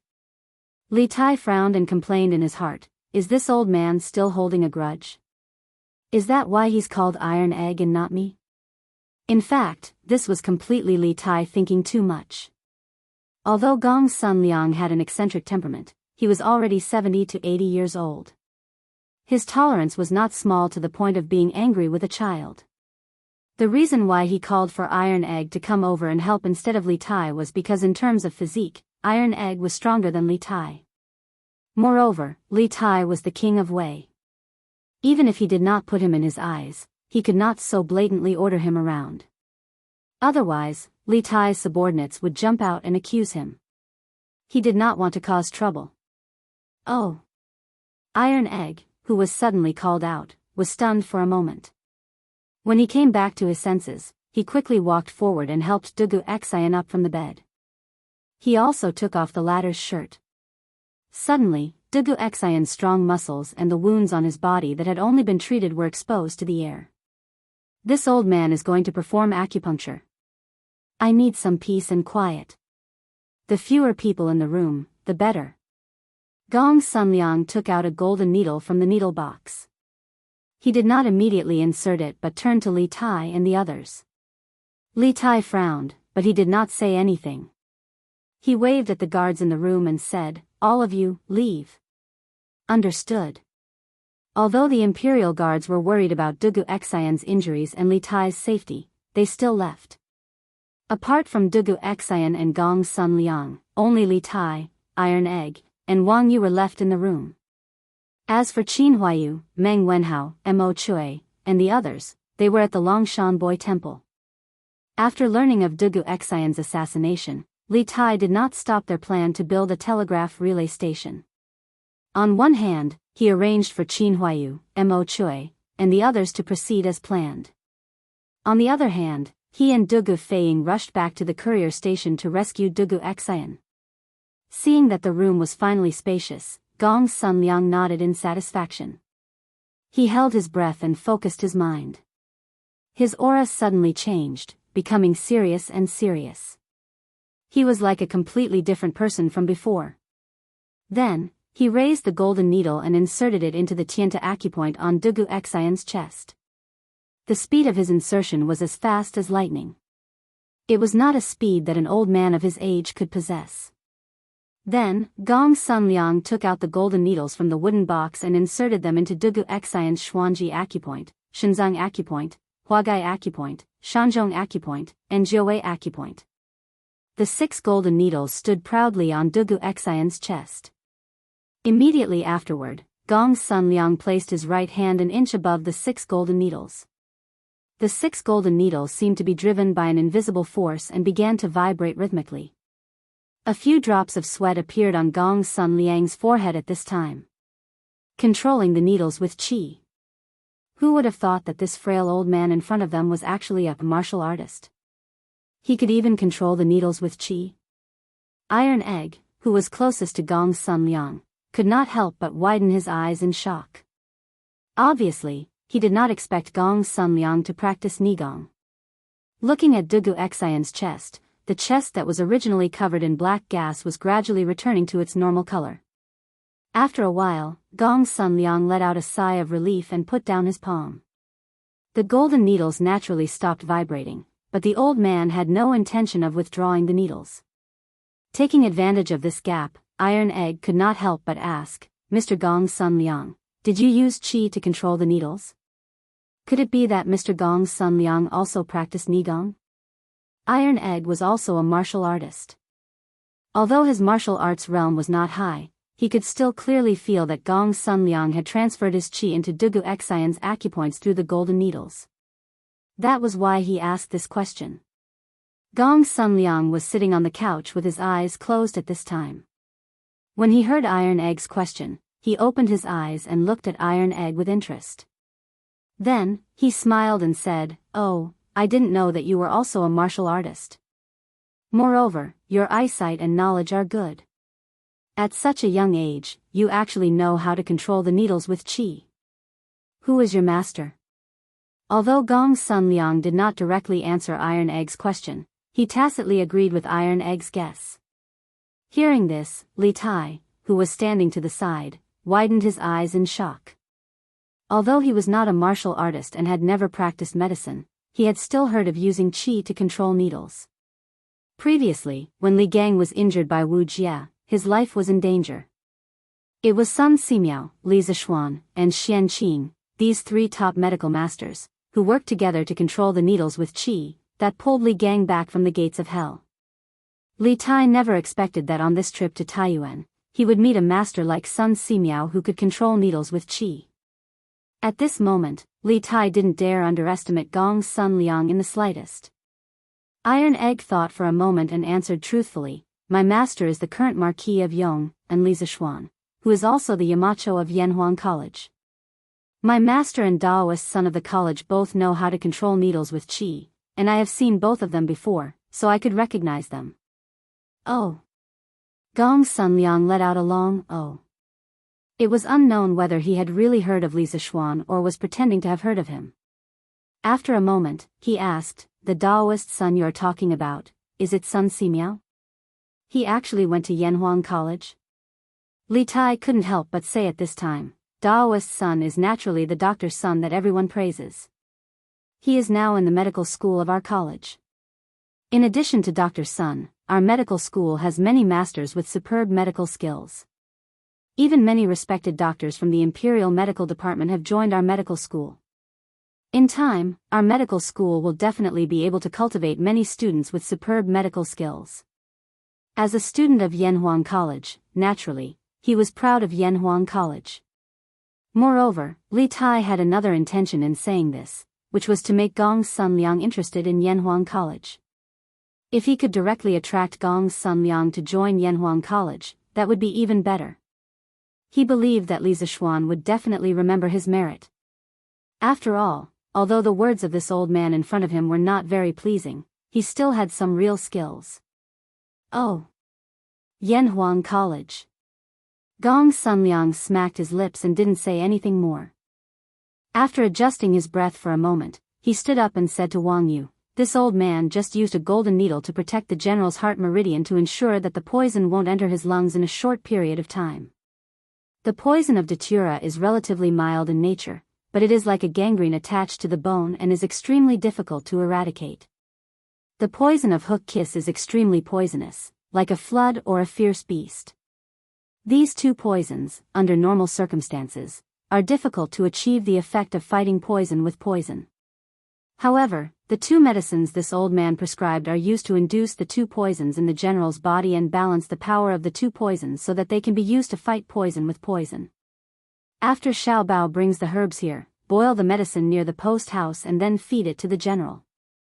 This old man will administer the needles from the side to ensure that the two poisons will not harm the general's heart meridian."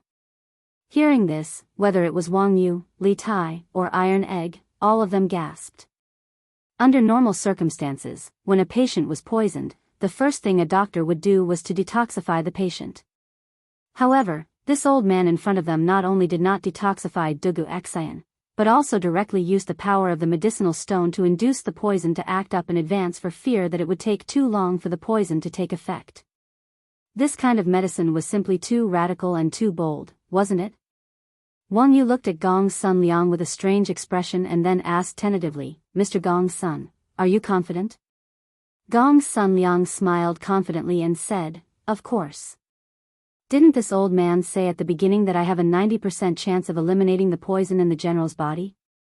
Hearing this, everyone was speechless again. At the very beginning, Gong's son Liang did say this, but at that time, this old man didn't even take Dugu Xian's pulse. Everyone knew that it was just a formality and couldn't be taken seriously, but who would have thought that this old man would actually take it seriously? Could it be that no matter what kind of person he treated, he would say that he had a 90% chance? Or was it that for him, 90% and 10% were almost the same, with the probability of failure? At this moment, there was a knock on the door, followed by someone saying, "Reporting to Your Highness, the Bing Province Provincial Governor requests an audience." Chapter 1861. There's no need for you to follow me. The Imperial Army will be responsible for my safety. You are the provincial governor of a province and have a lot of work to do. I don't want Bing Province to fall into chaos because of me. I can't bear the responsibility. In Taiyuan Post Station, Li Tai hesitated for a moment.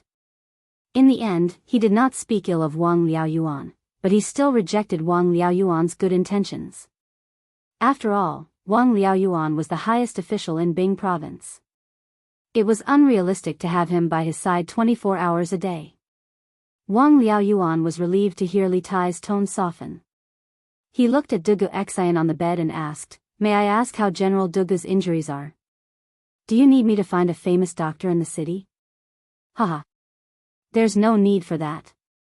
Although General Dugu's injuries are serious, with Mr. Gongsun here, he will be fine.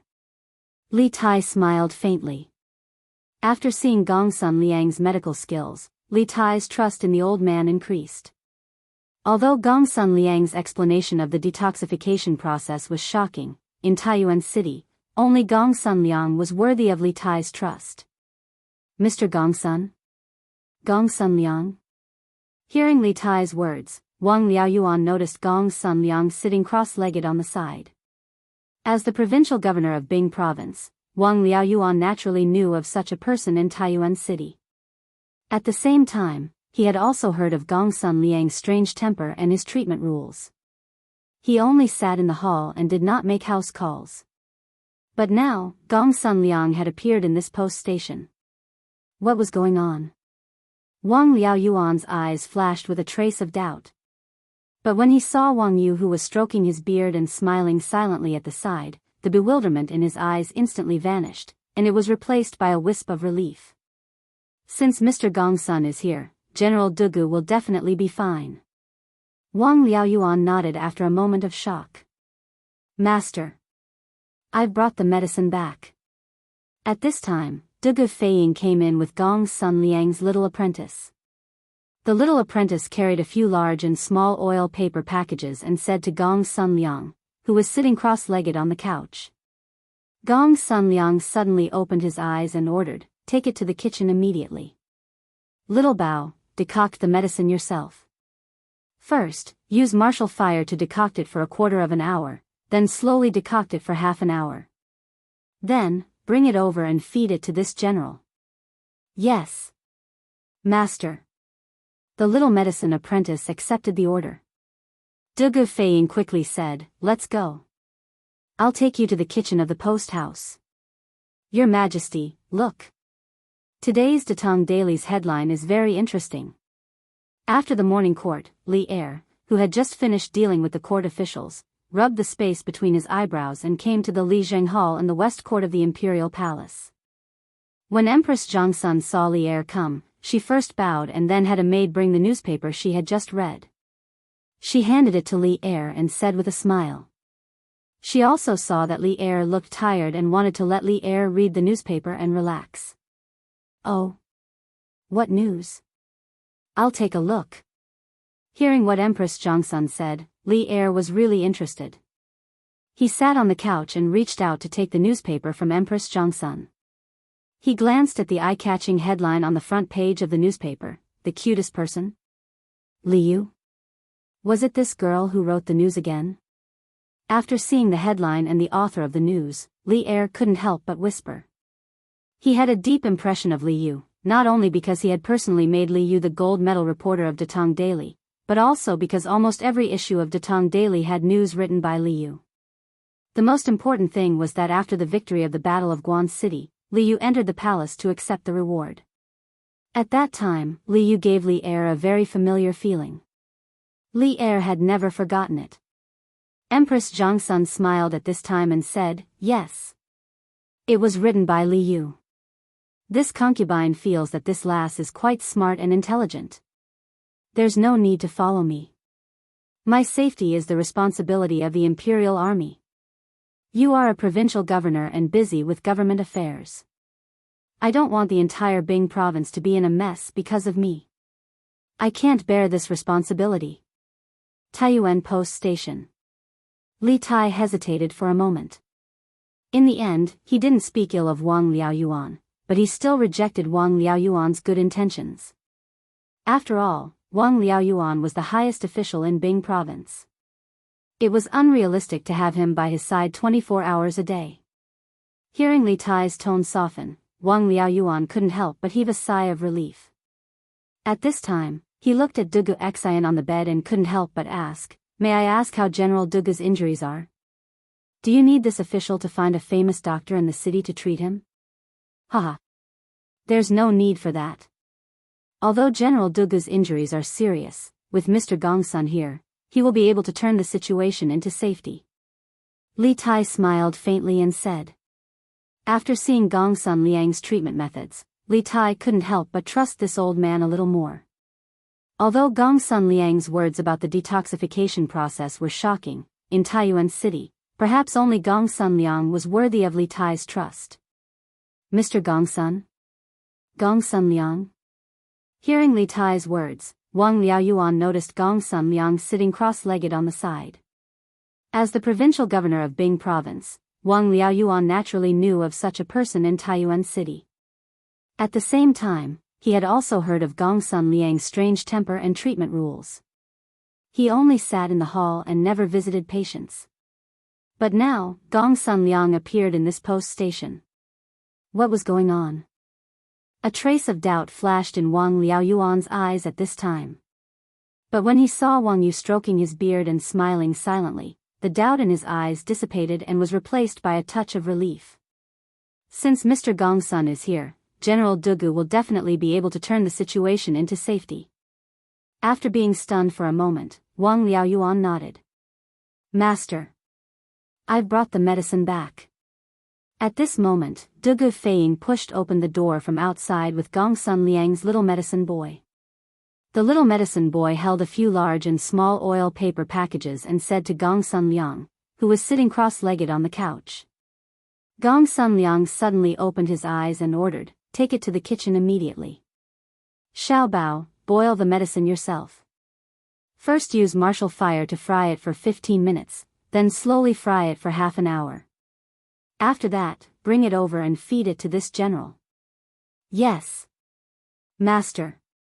The little medicine boy obeyed the order.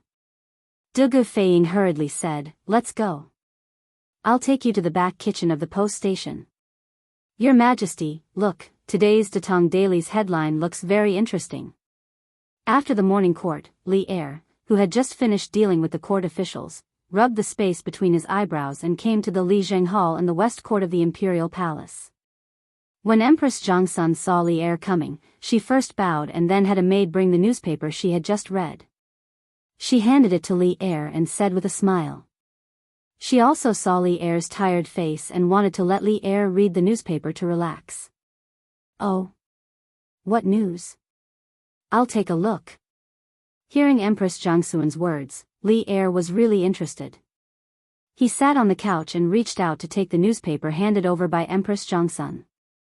His eyes swept over the eye-catching headline on the front page of the newspaper, "The cutest person? Li Yu? Was it this girl who wrote the news again?" After seeing the headline and the author of the news, Li Er couldn't help but whisper. He had a deep impression of Li Yu, not only because he had personally made Li Yu the gold medal reporter of Datong Daily, but also because almost every issue of Datong Daily had news written by Li Yu. The most important thing was that after the victory of the Battle of Guan City, Li Yu entered the palace to accept the reward. At that time, Li Yu gave Li Er a very familiar feeling. Li Er had never forgotten it. Empress Zhongsun smiled at this time and said, "Yes. It was written by Li Yu. This concubine feels that this lass is quite smart and intelligent. There's no need to follow me. My safety is the responsibility of the imperial army. You are a provincial governor and busy with government affairs. I don't want the entire Bing province to be in a mess because of me. I can't bear this responsibility." Taiyuan Post Station. Li Tai hesitated for a moment. In the end, he didn't speak ill of Wang Liaoyuan, but he still rejected Wang Liaoyuan's good intentions. After all, Wang Liaoyuan was the highest official in Bing province. It was unrealistic to have him by his side 24 hours a day. Hearing Li Tai's tone soften, Wang Liaoyuan couldn't help but sigh in relief. At this time, he looked at Dugu Xian on the bed and couldn't help but ask, "May I ask how General Dugu's injuries are? Do you need this official to find a famous doctor in the city to treat him?" "Haha. There's no need for that. Although General Dugu's injuries are serious, with Mr. Gongsun here, he will be able to turn the situation into safety." Li Tai smiled faintly and said. After seeing Gongsun Liang's treatment methods, Li Tai couldn't help but trust this old man a little more. Although Gongsun Liang's words about the detoxification process were shocking, in Taiyuan City, perhaps only Gongsun Liang was worthy of Li Tai's trust. "Mr. Gongsun? Gong Sun Liang. Hearing Li Tai's words, Wang Liaoyuan noticed Gong Sun Liang sitting cross-legged on the side. As the provincial governor of Bing Province, Wang Liaoyuan naturally knew of such a person in Taiyuan City. At the same time, he also heard of Gong Sun Liang's strange temper and treatment rules. He only sat in the hall and didn't make house calls. But now, Gong Sun Liang appeared in this post station. What was going on? A trace of doubt flashed in Wang Liaoyuan's eyes at this time. But when he saw Wang Yu stroking his beard and smiling silently, the doubt in his eyes dissipated and was replaced by a touch of relief. Since Mr. Gong Sun is here, General Dugu will definitely be able to turn the situation into safety. After being stunned for a moment, Wang Liaoyuan nodded. Master. I've brought the medicine back. At this time, Dugu Feiying pushed open the door from outside with Gong Sun Liang's little medicine boy. The little medicine boy held a few big and small oil paper packages and said to Gong Sun Liang, who was sitting cross-legged on the couch. Gong Sun Liang suddenly opened his eyes and ordered, "Take it to the kitchen immediately. Xiao Bao, boil the medicine yourself. First use martial fire to fry it for 15 minutes, then slowly fry it for half an hour. After that, bring it over and feed it to this general." Yes. Master. The little medicine boy naturally obeyed. Dugu Feiying hurriedly said, "Let's go. I'll take you to the back kitchen of the post station." Your Majesty, look, today's Datong Daily's headline looks very interesting. After the morning court, Li Er, who had just finished dealing with the court officials, rubbed the space between his eyebrows and came to the Li Zheng Hall in the west court of the Imperial Palace. When Empress Zhongsun saw Li Er coming, she first bowed and then had a maid bring the newspaper she had just read. She handed it to Li Er and said with a smile. She also saw Li Er's tired face and wanted to let Li Er read the newspaper to relax. Oh.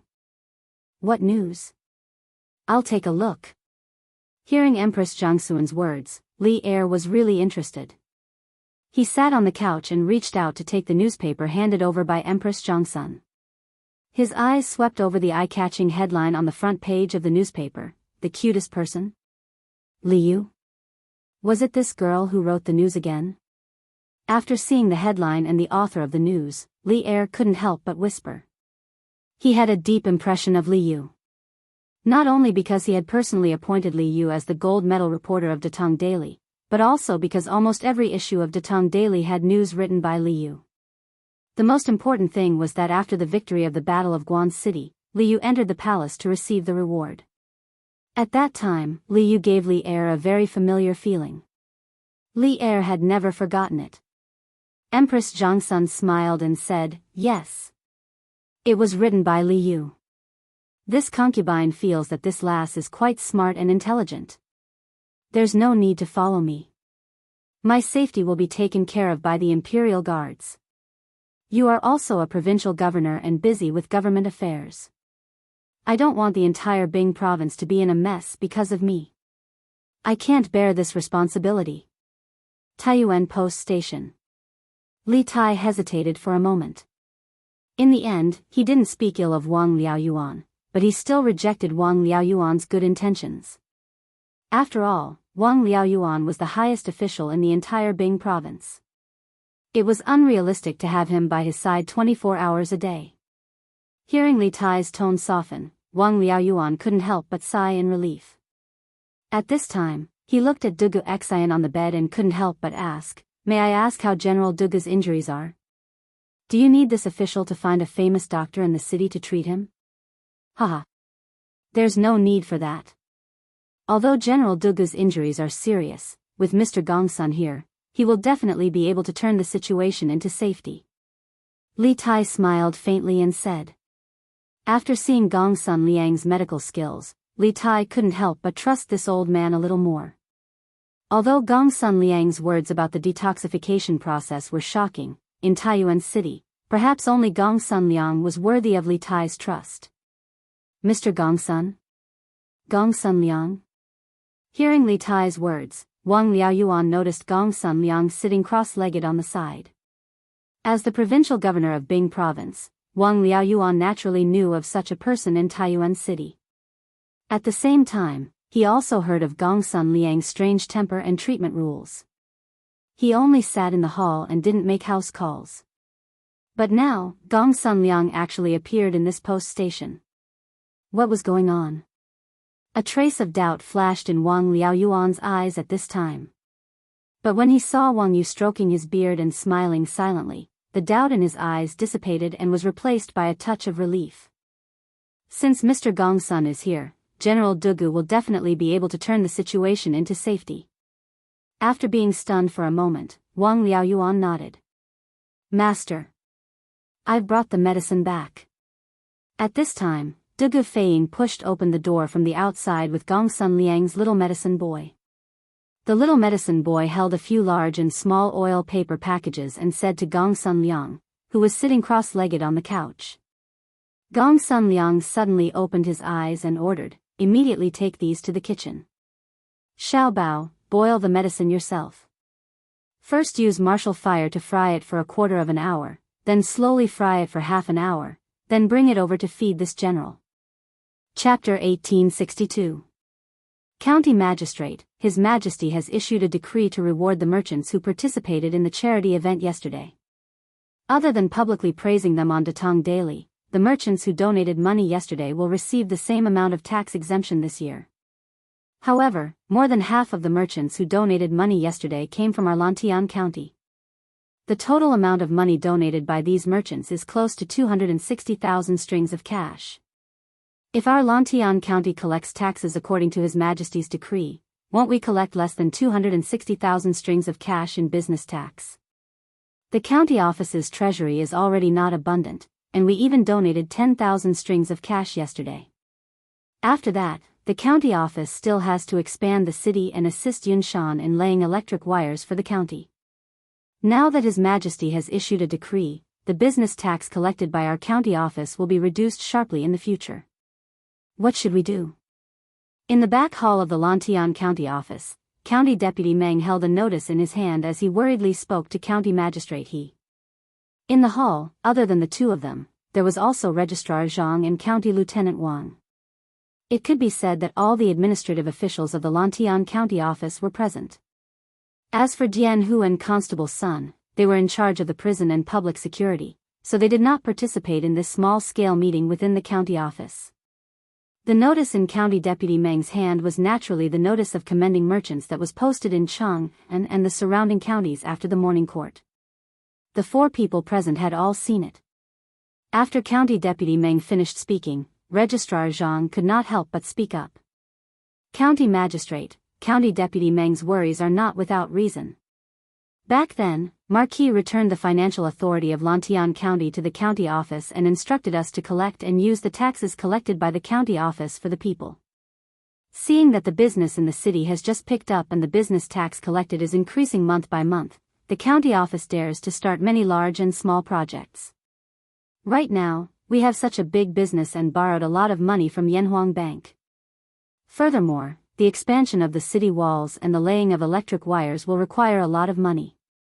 If we follow His Majesty's decree to collect taxes, in the remaining 5 months of this year, I'm afraid we will only be able to collect 1 or 2,000 strings of cash in business tax, which is just a drop in the bucket. In this way, not only will the 2 projects be stopped, but the money that our county office owes Yanhuang Bank will also be difficult to pay off. Therefore, I think that if we don't follow the Emperor's order to collect taxes, we will continue to collect taxes according to the original policy. It had to be said that Li Er's imperial edict to reward the merchants who participated in the donation gathering yesterday had somewhat disrupted the development of Lantian County. If the tax reduction decree was implemented according to the imperial edict, Lantian County would suffer a huge financial loss. First of all, there were currently more than 600 merchants in Lantian County.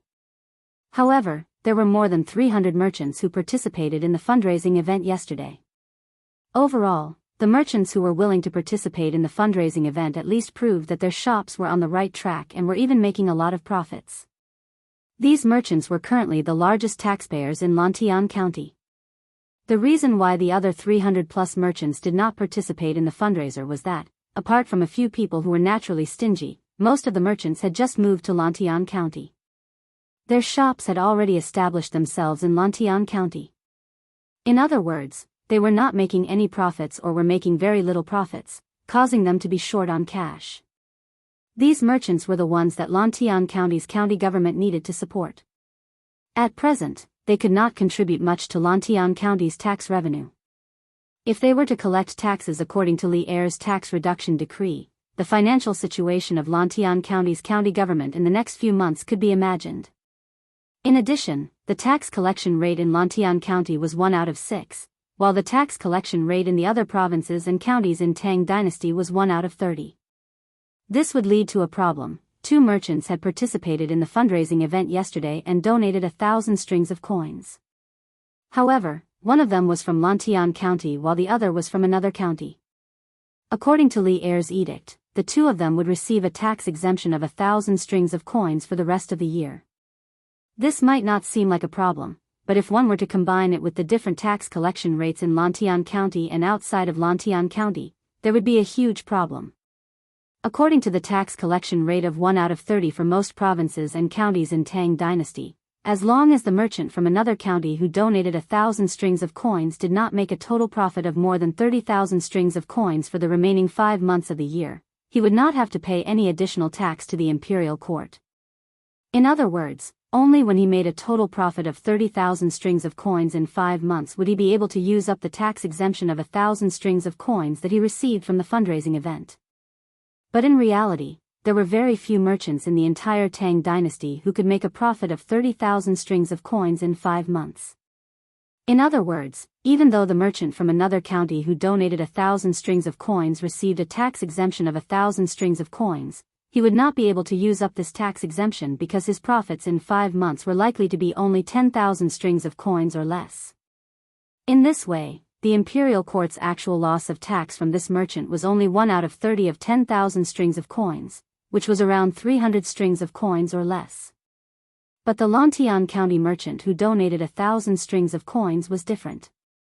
According to the tax collection rate of 1 out of 6 in Lantian County, as long as his total profit in the next 5 months of the year could reach 6,000 strings of coins, he would be able to use up the entire tax exemption of 1,000 strings of coins.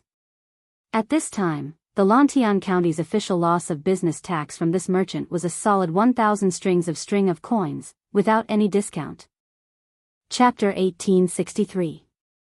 In some TV series, there was often such a scene, when the male lead, female lead, was seriously injured and unconscious, it was difficult to feed the medicine. Therefore, the female lead, male lead, would first pack the medicine into her mouth, and then feed the male lead, female lead, the medicine mouth to mouth. Putting aside the need of the plot for the time being, from a pure medical point of view, did this method have a scientific basis? Obviously not. Not to mention that when a person was lying down, it was very easy to reflux and accidentally inhale the liquid into the trachea. Even if the medicine was fed mouth to mouth, it would not change this reality. In addition, feeding medicine to a patient in a coma, no matter what position, lying down or sitting, was an extremely dangerous behavior in itself. In modern medicine, coma refers to the complete loss of consciousness. It is a serious vision of a person who has completely lost awareness of things. It is a high degree of mental breakdown due to the serious suppression of the higher nerves for various reasons. The cause must be found as soon as possible, and effective measures must be taken in time to save the patient. Generally, coma is divided into 2 types, shallow coma and deep coma. Shallow coma refers to the patient losing consciousness, but the pharyngeal reflex, corneal reflex, and pupil reflex still exist. The patient will still have a painful expression and slight movement in response to strong stimuli such as compression of the eye socket and stimulation of the nerves of the eye socket. In deep coma, the patient does not respond to various stimuli. The clinical symptoms are muscle relaxation, incontinence, and so on. It is impossible for such a patient in a deep coma to spontaneously swallow. Once the liquid is poured into the mouth, because the patient does not have the basic swallowing reflex, the liquid will not squirm along the esophagus to reach the stomach. Instead, a large amount of liquid will gather in the throat, making it very easy to reflux and accidentally inhale due to choking. In other words, these things will mistakenly enter the trachea and reach the lungs, resulting in aspiration pneumonia. In this case, a lung infection is often life-threatening. Therefore, in modern hospitals, as long as the patient's swallowing reflex is not good, such as the neurological department's medulla oblongata paralysis, the doctor will consider feeding the patient with a gastric tube and nasal feeding diet as well as medicine and water. They will not risk the patient's life. Although Gong Sun Liang did not know the professional terms such as swallowing reflex and advanced nerves, nor did he know that there was such an alternative method of feeding drugs through a nasogastric tube, it did not mean that one's personal problem-solving ability would be limited even if one's knowledge was limited by the age when one reached the peak of one's expertise in a certain field. When he first examined Dugu Xian's injuries, Gong Sun Liang had not only checked Dugu Xian's pulse, but also checked Dugu Xian's eyelids, mouth, and other parts of his body. He wanted to confirm whether Dugu Xian was still conscious and whether he could swallow medicine on his own. It was because he was certain that the unconscious Dugu Xian still had a certain level of consciousness that Gong Sun Liang gave him the prescription and dared to let the little medicine boy decoct and feed the medicine to Dugu Xian. "All right, little treasure. I won't feed him for now. Take the bowl of medicine and wait at the side." Under the care of the little medicine boy, Dugu Xian barely managed to drink half a bowl of medicine. If he was fed any more, the medicine would all flow out. Seeing this, Gong Sun Liang spoke up to stop him. In his opinion, half a bowl of medicinal soup was enough for the two poisons in Dugu Xian's body to take effect. "Yes, Master." The little medicine boy did not hesitate. After wiping the medicine from the corner of Dugu Xian's mouth with a handkerchief, he decisively took the bowl of medicine and stood aside. Chapter 1864. Your Majesty. His Highness King of Wei has sent an urgent report. In the hall of Ganlu, Li Er, who had received spiritual comfort from Empress Zhongsun, was reviewing memorials. A young eunuch from the imperial astronomer urgently requested an audience. After the young eunuch entered the hall, he held a slip of paper in his hands and bowed to Li Er to report. An urgent report from Azure Sparrow? Li Er raised an eyebrow, a bad premonition rising in his heart. He hurriedly said to the young eunuch, "What urgent report? Quickly bring it up for us to see." "Yes, Your Majesty." The young eunuch raised the slip of paper over his head. Zhao Song hurriedly walked over, took the slip of paper, and then quickly walked forward and handed it to Li Er. "What? Dugu Xian was assassinated in Taiyuan City?" After taking the slip of paper from Zhao Song and reading its contents, Li Er's face suddenly paled and he cried out in alarm. His voice was thick with anger and disbelief. Just a few minutes ago, he had declared in front of Empress Zhongsun how many guards Li Tai had in Taiyuan City and how safe he was. But in just a few minutes, the cruel reality had viciously slapped Li Er in the face.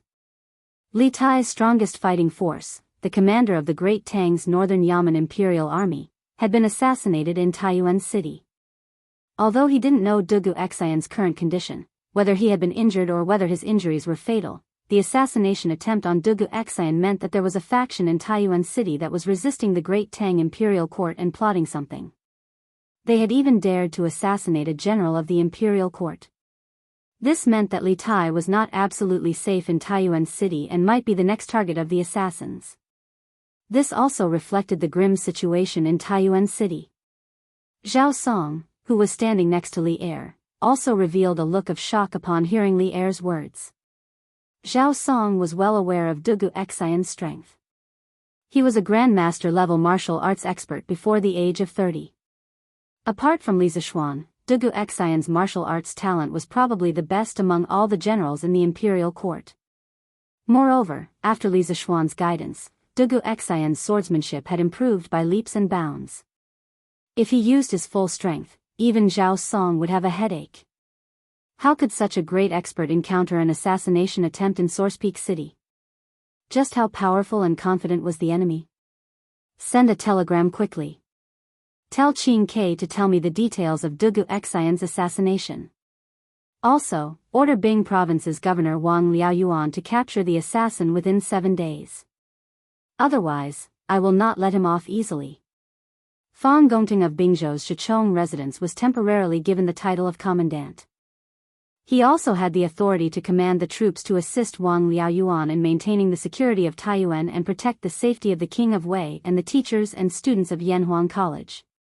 The imperial edict of appointment will be sent to Taiyuan City by carrier pigeon. After reading the contents of the note, Li Er's face darkened. After thinking for a moment, he gave the order to the young eunuch from the imperial astronomer. It was a military taboo to change generals in battle, so Li Er did not directly remove Wang Liaoyuan from his position. Instead, he gave the latter a chance to make up for his mistakes. Yes. Your Majesty. The young eunuch replied, then quickly left the hall. Zhao Song, write what I just said into an imperial edict. Then, use the Wang family's carrier pigeon to send it to Taiyuan as quickly as possible.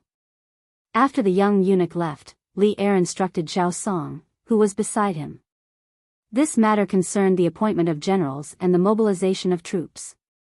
It was impossible to rely on telegrams alone. An official imperial edict was required. Chapter 1865. Fei. Feiying, have you caught Zhu Xiecheng and Kang Chang'an? Hurry. Interrogate them as soon as possible. Long delays may cause trouble. In Taiyuan City, in the inn, Dugu Xian, who had just woken up, felt weak and thirsty. After drinking 3 cups of water from Dugu Feiying, Dugu Xian felt a little better. He had recovered some of his strength, so he grabbed Dugu Feiying's arm and said, "Brother Dugu Feiying, let's go." The first thing on Dugu Xian's mind when he woke up was not his injuries, but the person behind the scenes. Obviously, this assassination had given him a strong sense of urgency.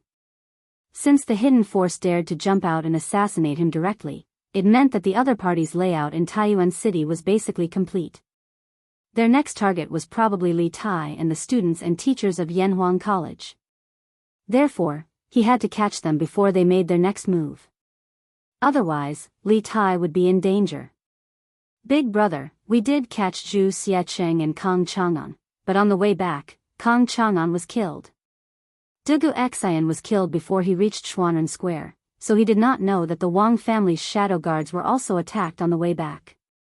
Therefore, Dugu Feiying hurriedly explained. "WH. What? Kang Chang'an was killed?" Cough cough. When Dugu Xian heard this, he almost jumped out of bed, if his body's condition allowed it. Perhaps because he was too agitated, his breathing became unstable, and he began to cough. Dugu Feiying hurriedly stepped forward and patted Dugu Xian's back.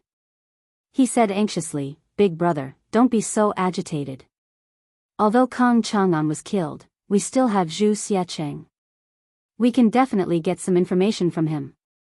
Wang Yu, who was standing to the side, could not help but say, "Commander Dugu, you may not know this, but our Wang family's shadow guards were attacked by 3 black-clothed masters on the way back from escorting Zhu Xiecheng and Kang Chang'an. The 3 men's martial arts were extremely high, and the leader of the Wang family's shadow guards, Wang Qingguo, happened to be at Wenchang Square in the south of the city, so they succeeded in killing Kang Chang'an. After all, it was the Wang family's fault. The Wang family will definitely take good care of Zhu Xiecheng and won't let anything happen to him again. General Feiying is right. Right now, Commander Dugu should focus on recuperating. Zhu Xiecheng is under the care of the Wang family. It won't be too late to interrogate him after he recovers." Dugu Xian, who was lying on the bed, felt a jolt in his heart when he heard that. He struggled to wave his hand at Wang Yu and said, "Patriarch Wang, you're exaggerating.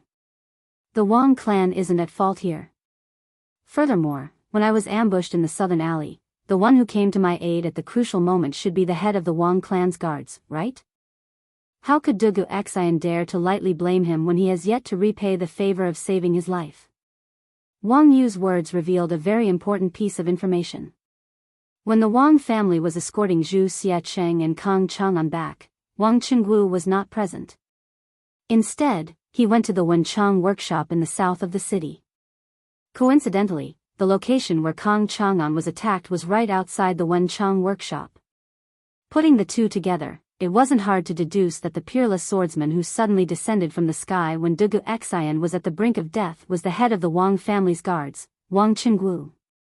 Although Dugu Xian was a little displeased that Kang Chang'an had been assassinated despite being heavily guarded by the Wang family, he had saved his life. If Wang Qingguo hadn't gone to save him, how could the three black-clothed experts have succeeded in killing Kang Chang'an? Dugu Xian was still clear about the cause and effect of this matter. Commander Dugu's guess is correct. The one who went to the Wenchang workshop to save you was the head of the Wang family's guards, Wang Qingguo. The Wang family has lived in Taiyuan for generations. Although they don't have the responsibility of guarding the city like the government, they still don't allow anyone to behave atrociously at their doorstep. Therefore, it is the Wang family's duty to save Commander Dugu. Commander Dugu, you don't have to be so polite. In the face of Dugu Xian's thanks, Wang Yu spoke with a righteous expression. Wang Liaoyuan, who was standing at the side, suddenly felt a little ashamed. Speaking of which, maintaining the law and order of Taiyuan City should be the responsibility of the provincial government or the county government. Dugu Xian had been assassinated in the city, and the person who had saved him wasn't someone from the government, but the head of the Wang family's guards. This made the government lose face. Fortunately, Constable Feng from the provincial government had brought people to the scene at the last moment and had more or less contributed some effort. Otherwise, Wang Liaoyuan's expression would have been even uglier. No matter whether it is the Wang family's duty or just following orders, to me, Dugu Xian, it is still a life-saving grace. How can this life-saving grace just be taken lightly? When I'm feeling better, I will personally visit Brother Qingguo to thank him. Dugu Xian shook his head and insisted. Without waiting for Wang Yu to say anything, he changed the topic and said in a low voice, but the most important thing right now is to interrogate Zhu Xiacheng as soon as possible. Among the assassins that appeared in the city today, the strongest one was a grandmaster. Their origins are probably not simple. We have to find out their identities and hiding places as soon as possible. Otherwise, we will always be in a passive position. Li Tai, who had been standing at the side for a long time, spoke up at this time. General Dugu, don't worry about your injuries. Leave the matter of tracking down the assassins to us. But, Dugu Xian wanted to say something else, but Li Tai firmly cut him off. No buts. This is my order. Dr. Gongsun said earlier that General Dugu needs to rest more for the next few days, and you can't use force. I'm still waiting for General Dugu to recover as soon as possible so that you can lead the Imperial Army to protect me. General Dugu, please don't disappoint me. During this time, the Imperial Army will be led by General Fei Ying. It was rare for Li Tai to be so forceful. His resolute words left Dugu Xian with no room to refute. After that, Li Tai turned to look at Wang Yu, Wang Liaoyuan, and the others, and said solemnly, General Dugu still needs to recuperate. We won't disturb him. In addition, my father has just sent an imperial edict through the telegraph. Everyone, please follow me to receive the edict. When they heard that Li Er had sent an imperial edict, everyone in the room couldn't help but look solemn. Wang Yu's heart was as clear as a mirror. After all, Li Tai had suddenly left the room just now because the telegraph had rung. It must have been a telegram from the palace. Moreover, when Li Tai had replied to the telegram, he must have reported what had happened in Taiyuan City to Li Er. Therefore, Li Er's imperial edict must have had something to do with Dugu Xian's assassination. Yes, sir. Everyone in the room, except for Dugu Xian, who was lying on the bed, cupped their hands in acknowledgement and followed Li Tai out the door. After a while, the crowd arrived at a side hall. Li Tai stood in front of the crowd and took out a piece of paper from his bosom. He faced the crowd and read it aloud. Father has ordered Bing Province's provincial governor, Wang Liaoyuan, to investigate Dugu Xian's assassination with all his might. The murderer must be caught within 7 days. Otherwise, he will be severely punished. Fang Gongting of Bing Province's Shichong residence will be temporarily promoted to the rank of commandant. He will also temporarily have the authority to command the army to assist Wang Liaoyuan in maintaining the security of Taiyuan City. He will also protect the safety of Yanhuang College's teachers and students. The content of the imperial edict was very short. It was so short that it didn't seem like an imperial edict at all. There were no pleasantries or anything difficult to understand. It was more like Li Er was giving orders in front of everyone. Although this was only an imperial edict in the form of a telegram, no one could tell if it was real or fake. Whatever Li Tai said was the truth. However, no one questioned the authenticity of the imperial edict. This was because the person who announced the imperial edict was Li Tai, Li Er's favorite son. It was impossible for Li Tai to lie about this matter. This was because lying about this kind of thing could be easily exposed. Moreover, once exposed, his political career was basically over. Moreover, Li Tai had no reason to lie about this. There was no benefit to lying to him. Your subject, Wang Liaoyuan, obeys the imperial edict. Listening to the imperial edict, Wang Liaoyuan couldn't help but feel relieved that Li Er didn't dismiss him directly.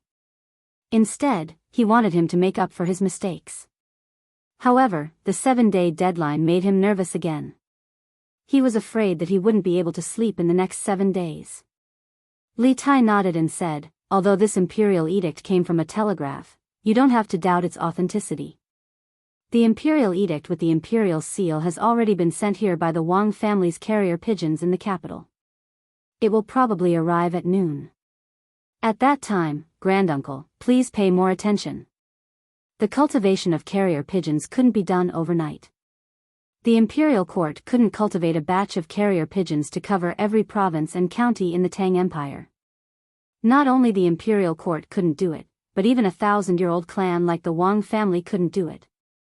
At present, the Wang family could only cultivate some carrier pigeons to send messages to the ancestral home in Taiyuan. Wang Yu nodded and said, Your Highness, don't worry.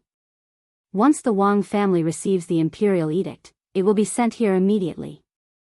In addition, when Provincial Governor Wang needs any help in tracking down the assassin, please don't hesitate to ask me. The Wang family will do our best to help. Thank you. Wang Liaoyuan clasped his hands and thanked Wang Yu gratefully. He was a distant collateral descendant of the Wang family, so he didn't receive much help from the Wang family in his official career. Especially after he became the provincial governor of a province, he took the initiative to reduce his contact with the Wang family to avoid suspicion. However, Wang Yu was willing to spare no effort to help him in this matter, which made him very touched. Li Tai said in a clear voice, Good. In that case, I hope that all of you can work together to catch the assassin hiding in the city as soon as possible. The first thing is to interrogate Zhu Zeching and see what we can get out of him. Wang Liaoyuan clasped his hands and said, I will do as you command. I will send people to the Wang family to detain Zhu Zeching in the prison of the government office and immediately interrogate him. We will set up a heavy guard and won't let anything happen to him. Li Tai shook his head and said, There is no need to set up a heavy guard. I think that we shouldn't have too much hope for Zhu Zeching. The reason why the assassin only killed Kang Chang'an and let Zhu Zeching go means that they are not afraid of Zhu Zeching falling into our hands. In other words, Zhu Zeching probably doesn't have the information we want. So, for this person, we just need to interrogate him briefly. At the very least, he should know Kang Chang'an's identity. Let's not waste too much time and energy on this person. Calm and wise. While everyone was clamoring to interrogate Zhu Zeching and try to get information about the assassin from him, Li Tai remained absolutely calm. It had to be said that Li Tai was much calmer than before. The people present were not stupid. After hearing Li Tai's words, they all reacted. Indeed, according to the description of the Wang family's secret guards, after the 3 black-clothed masters killed Kang Chang'an, they had the strength to kill Zhu Zeching as well. But why didn't they do that? The only possibility was that Zhu Zeching was just an abandoned pawn that they had pushed out. An abandoned pawn that was useless and didn't know anything about their identities. Your Highness is right. I am ashamed that I almost fell into their trap. Wang Liaoyuan clasped his hands and said, ashamed. After a pause, he continued, After I transfer Zhu Zeching to the prison, I will personally go to the Bing province camp and pass on the emperor's decree to Fang Zicheng. Then, I will ask Feng Zicheng to immediately mobilize the troops to protect your highness and the others, as well as to track down the assassin in the city. Although Li Tai hadn't stamped the imperial edict of appointment and mobilization of troops, Li Tai had just said that the imperial edict would soon be transported to Taiyuan City. Wang Liaoyuan and Wang Yu had no choice but to believe it. Fang Gongting wouldn't dare to doubt it either, because they had already learned from the mistakes of the past. When Li Zishuan mobilized troops from Taiyuan City to stop Wu Jie, he also mobilized troops in the same way. Therefore, in Wang Liaoyuan's opinion, this imperial edict in the form of a telegram could definitely allow Fang Gongting to mobilize the troops in advance. Good. Let's move out immediately. This time, Li Tai didn't reject Wang Liaoyuan's request to have the provincial government's troops protect the academy. Because by now, he also felt the seriousness of the situation. Your Highness, please excuse us. Wang Liaoyuan and Wang Yu cupped their hands and left. Suddenly, only Li Tai, Iron Egg, and Dugu Feiying were left in the studio. Li Tai then turned to Iron Egg and said, Iron Egg, you are good at martial arts. Go to Dragon Mountain for me. These men in black are so arrogant and vicious. I'm worried that they will harm Mr. Mo Chui and the others. Immediately lead a group of Imperial Guards to Dragon Mountain Boy Temple. Iron Egg hesitated for a moment, then shook his head and said, No. I have to stay by your side and protect your safety. This is the task my master gave me. Li Zishuan had asked Iron Egg to follow the academy north not because he wanted Iron Egg to contribute to the construction of the telegram relay station, but because Iron Egg's martial arts were the best among the students of the academy.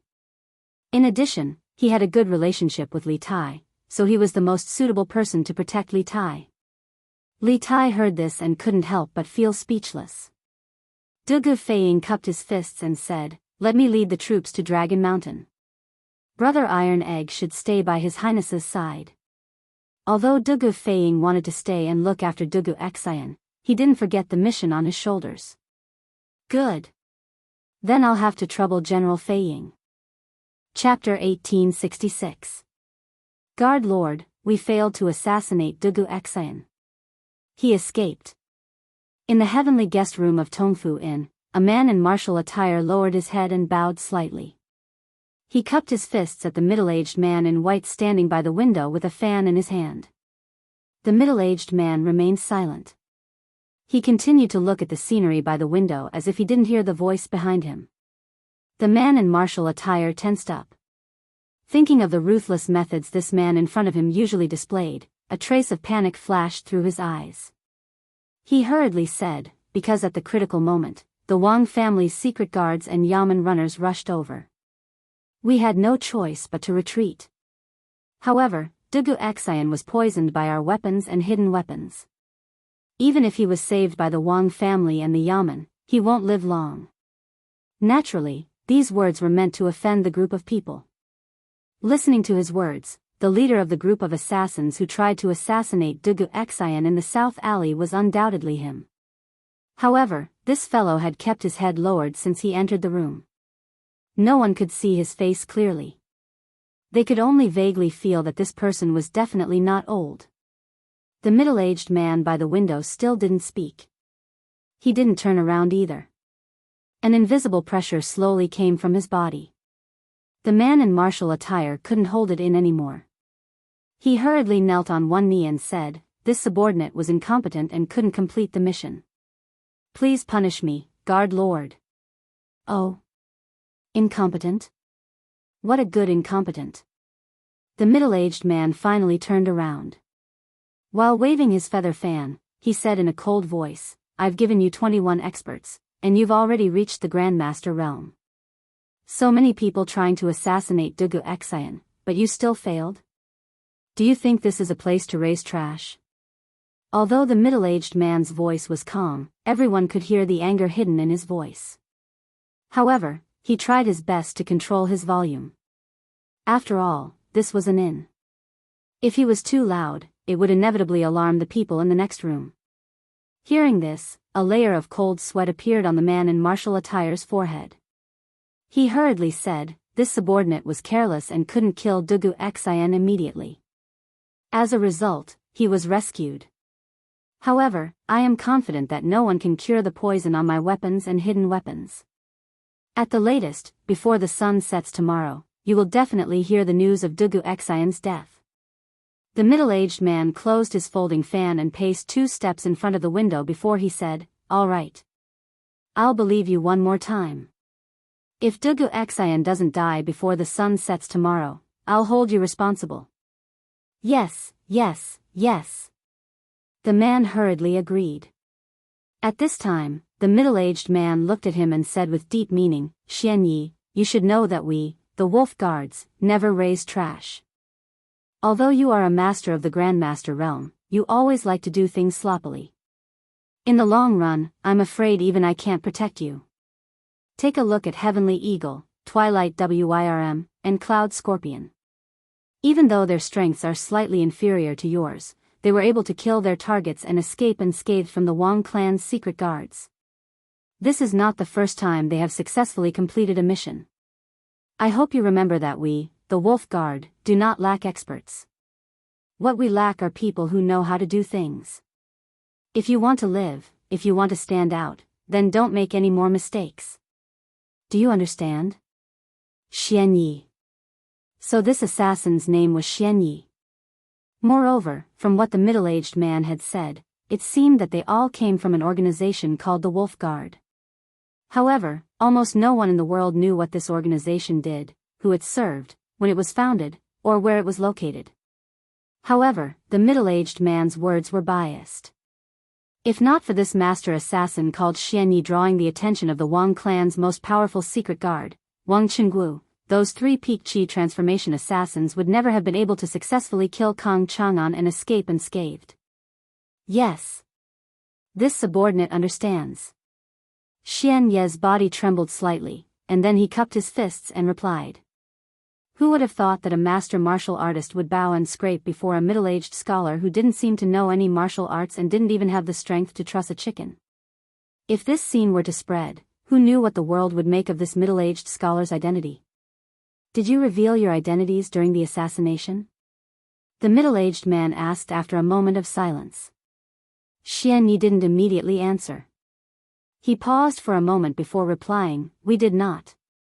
This subordinate and the others had our faces covered the entire time. Dugu Xian, the Wang clan's secret guards, and the Yamen runners never saw our faces." In truth, during the assassination attempt, Xian Yi and the other assassins had revealed a flaw.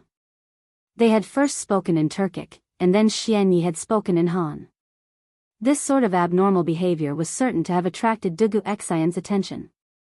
However, Xian Yi was certain that the poisoned Dugu Xian would die. Moreover, even if the other party grasped this point, they wouldn't be able to find anything, so he didn't mention it. That's good, the middle-aged man nodded in satisfaction. Lord Wei, according to this subordinate's investigation, King Wei and Dugu Xian went to Dragon Mountain earlier today, and then they returned to the city. However, after they returned, even more Yanhuang College's teachers and students went to Dragon Mountain. Dugu Xian is currently on the verge of death, and their defenses are at their weakest. Should this subordinate take some men to Dragon Mountain and capture the Yanhuang College's teachers and students? Seeing that the middle-aged man didn't speak, Xian Yi probed. The reason he was so proactive was that he wanted to find an opportunity to atone for his crimes. Although he had made a solemn vow to the middle-aged man that Dugu Xian would die, he wasn't very confident. Although everyone who had been poisoned by his weapon had died, what if a miracle happened to Dugu Xian? Then he would definitely be punished by the middle-aged man. Rather than that, he might as well make some contributions in advance so that he could atone for his crimes later. Hearing this, the middle-aged man frowned.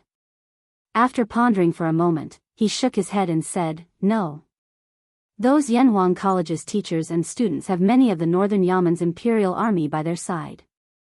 The Wang clan's secret guards can't compare to the Northern Yamen's secret guards. Right now, our hidden forces in the city aren't enough to face the imperial army head-on. We must avoid them and find an opportunity in the shadows to act." "Yes," Xian Yi replied in a muffled voice. Then, he said, "Master Wei, after the 2 assassinations in the morning, Taiyuan City is now under full martial law. Moreover, the Bing Province Barracks has also sent out many troops to search for our whereabouts in the city. Should we move to another place? The place they were in now was the heavenly guest room of Tongfu Inn. Not only was the decoration luxurious, but the interior space was also extremely large. There were a total of 4 to 5 rooms including the inner and outer rooms. It was completely like an independent house. Of course, more importantly, Zhu Xiecheng, who was now detained in prison by the government, used to live in this guest room. Therefore, Xian Yi suggested that they move to another place to stay. Move to another place? Why do we have to move to another place? The middle-aged man chuckled and shook his head. Haven't you heard that the most dangerous place is the safest place? Next, the Wang family and the people from the provincial government will definitely focus on the big houses. Even if they search here, they won't be able to find anything. It had to be said that this guy was really brave. Speaking of which, if a normal person wanted to lurk in Taiyuan City and cause trouble, they would definitely rent a remote house to stay. After all, there were too many people in a place like an inn, not to mention that the guest room he was staying in now had just been occupied by a suspect from the government. Xian Yi didn't try to persuade him again, but he was a little puzzled. Master Wei, did we make such a big fuss today just to kill Kang Chang'an and Dugu Xan? Now that the whole city is under martial law, it will be very disadvantageous for our next operation. Only by stirring up the water will the fish come out and swim. Only then will I know where the fish are and where they are going. The middle-aged man waved his feather fan lightly and smiled confidently. Kang Chang'an's identity is not as simple as it seems. Now that he died in Taiyuan City under the heavy protection of the Wang family's shadow guards, the ones who will have a headache next are the Taiyuan government and the Wang family, not us. And this is just a test of the fish's purpose in coming to Taiyuan City. But there is no need to test them now, someone has already come to tell us the answer. How interesting, it seems that there are some smart ones in this school of fish. These words were very vague, but Xian Yi understood. He asked tentatively, Master Wei, that Wang, that person, can we trust him? Will he betray us? The middle-aged man frowned slightly, but after a moment, he smiled faintly. If he wanted to betray us, he wouldn't have gone through so much trouble. In the end, he and I are the same kind of people who don't want to be trapped in this small Taiyuan city. He is also a smart person. And with him secretly helping us, it will be easier for us to succeed. At this point, the middle-aged man turned to look at Xian Yi and said with a serious face, Go back now and watch over them. Tell them to bury their weapons properly. Be careful for the next 2 days, don't cause any trouble. I will send a messenger pigeon later and inform the Great Khan of the situation here. I believe that the Great Khan will be interested in this matter. We will hide in the city first and wait for an opportunity to move. Messenger pigeon, the Great Khan. The amount of information hidden in the middle-aged man's words was not small. Just the 3 words Great Khan showed that his allegiance was not to the Central Plains, but to the Great Khan of the Turks, Xieli. Not only could this fellow speak fluent Chinese, but he also knew how to send a messenger pigeon. Obviously, he was a man from the Central Plains. Why would a man from the Central Plains work for the Great Khan of the Turks? And his status in the Turks was not low either. Who was this person? There were too many mysteries in this, waiting for Li Tai and the rest to solve. If they could not solve it, it would be difficult for them to complete their mission.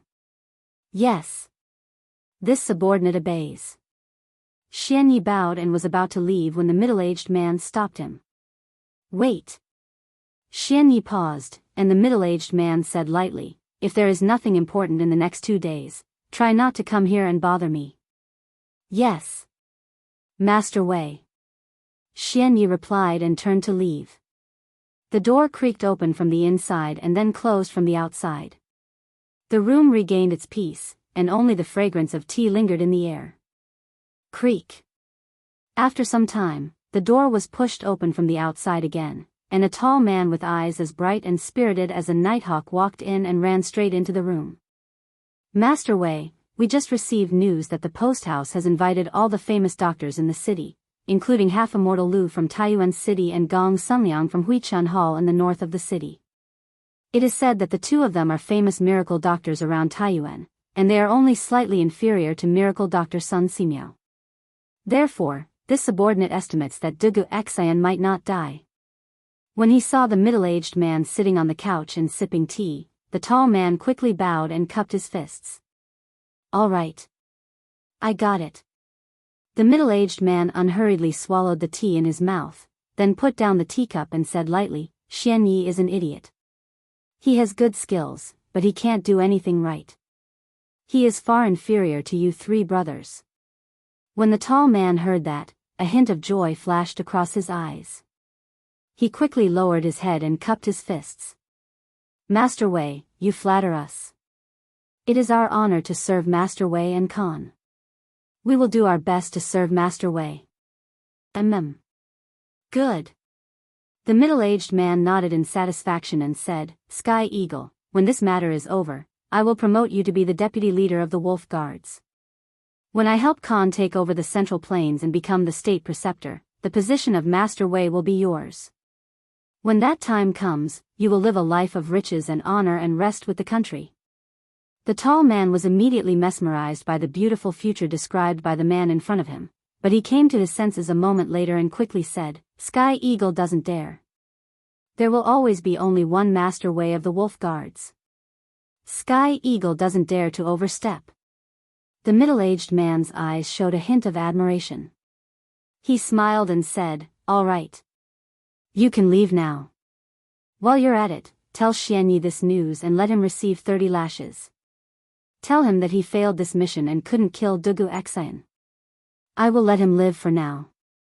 If he fails again next time, he won't be so lucky. Actually, it didn't matter to him whether Dugu Xian died or not. What was important was to kill Kong Chang'an. However, it was a good choice for him to use this as a warning to his subordinates. Yes. Master Wei. The tall man's lips curled slightly, then he cupped his fists and left.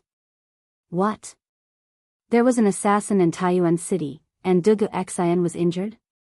In the west court of the Imperial Palace, Li Er was in a dilemma for a long time. He first let Empress Zhongsun mentally prepare herself before telling her the information he had just received. When Empress Zhongsun heard this, her heart jumped to her throat. She suddenly stood up and said with a face full of shock, Doesn't that mean that Qin Ke is now in great danger in Taiyuan City? At this moment, Empress Zhongsun almost fainted from fright. In her mind, she couldn't help but think of that dream again. That dream was so real that it made her want to suffocate. Although she tried her best to change it, the reality was developing step by step towards that dream. She could only watch from the side and was powerless to do anything. Chapter 1867. Maid Guanyin, don't panic. Li Er helped Empress Zhongsun back to her seat and softly said, Taiyuan isn't the border. Even if there are villains plotting in the city, they won't be able to do much. The gates of Taiyuan City are tightly shut, and the Imperial Army and provincial soldiers are protecting it. Qin Ke will definitely be fine. Unless the enemy leads an army to attack the city, but how could that be possible? If Taiyuan City is attacked, the soldiers of the surrounding provinces will immediately go to reinforce it. Moreover, yesterday, we sent Li Junxian to lead a group of 100 elite cavalry to Taiyuan. Based on the time, he shouldn't be far from Taiyuan. With him here, no one will be able to touch Qin Ke. Maid Guanyin, don't worry. Yesterday, when Li Er had sent a telegram to Li Tai, he had also summoned Li Junxian and had him lead a group of 100 elite cavalry to Taiyuan City to protect Li Tai. If they moved quickly enough, they should be able to reach Taiyuan City before nightfall today. The 100 cavalry was Li Er's most elite and secret force, and each of them was a 1 in 10,000 elite. The commander of the 100 cavalry, Li Junxian, was skilled in both martial and civil matters, and he was also resourceful. As a spy, Li Junxian had played a significant role in vanquishing the Heavenly Dragon sect. With him at Li Tai's side, Li Er could not be worried about Li Tai's safety. 100 cavalry? Li Junxian? Empress Jongsun felt a little better after hearing Li Er's gentle words of comfort, and her breathing gradually stabilized. She sat up straight and looked at Li Er. Is your Majesty's words true?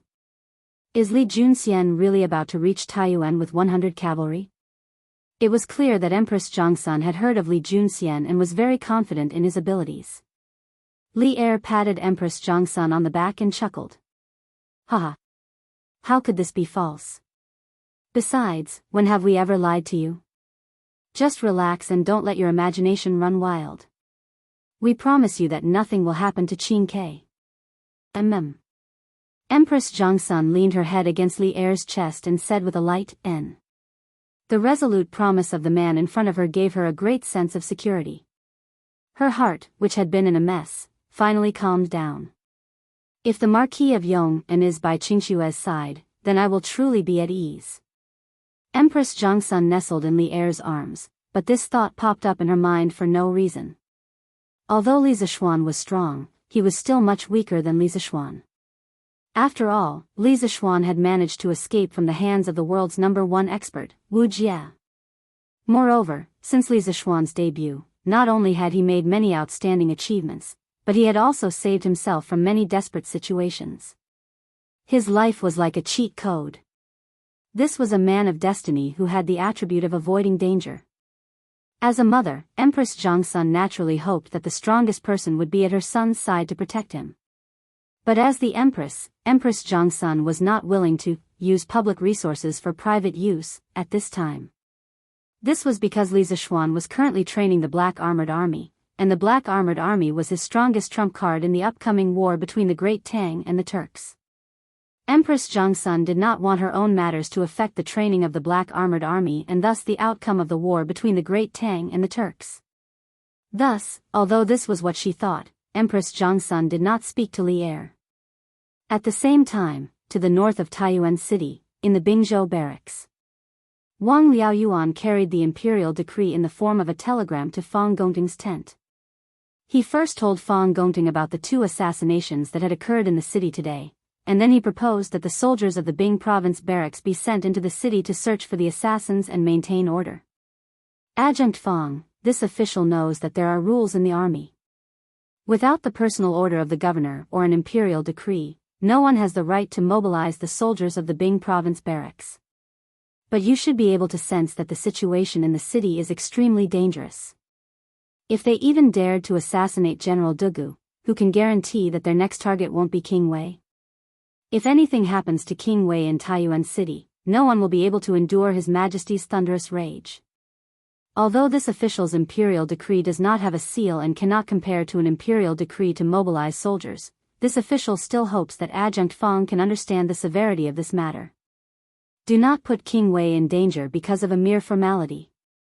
Within the tent, Wang Liaoyuan handed the telegram to Wang Liaoyuan and spoke with a solemn expression. His words could be said to be sincere, and Fang Gongting was not an unreasonable person. However, the matter of mobilizing soldiers was of great importance. Moreover, even if he believed that the imperial decree in Wang Liaoyuan's hands was real and was willing to mobilize soldiers, the other generals in the army might not be willing to believe it. Governor Wang, it is not that this person is a mere formality or unreasonable person, but this imperial decree is, first, a promotion, and second, the mobilization of soldiers. This is truly too important. This general is only a member of the army. If I first promote myself and then mobilize soldiers into the city, I fear that it will be difficult to convince the masses. After a moment of thought, Fang Gongting awkwardly cupped his fists toward Wang Liaoyuan. In the end, Fang Gongting was only a member of the army. If he used the telegram in Wang Liaoyuan's hands to promote him to commandant, it was inevitable that there would be some discordant voices in the army. This was because ever since the Bing province barracks had stopped the Turkic army at Yanmen Pass and the original commandant Su Tingda had died at Yanmen Pass, many generals in the Bing province barracks had covetously eyed the position of commandant. If Fang Gongting was promoted to commandant in such an unconventional manner, it would truly be difficult to convince the masses. Hearing this, Wang Liaoyuan's brows furrowed.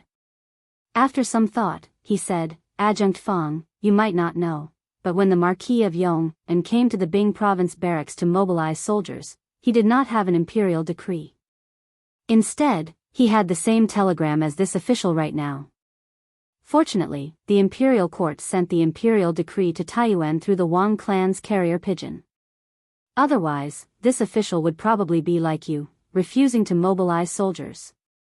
Now that the situation is urgent and His Majesty has sent another telegram in carrier pigeon, what reason do you and I have to refuse the imperial decree? Moreover, according to King Wei, the real imperial decree will be sent to Taiyuan through the Wang clan's carrier pigeon this afternoon. If you and I know that His Majesty has given an imperial decree yet don't mobilize soldiers ahead of time, giving the enemy an opportunity to take advantage of. If His Majesty pursues this matter, neither of us will be able to bear the responsibility.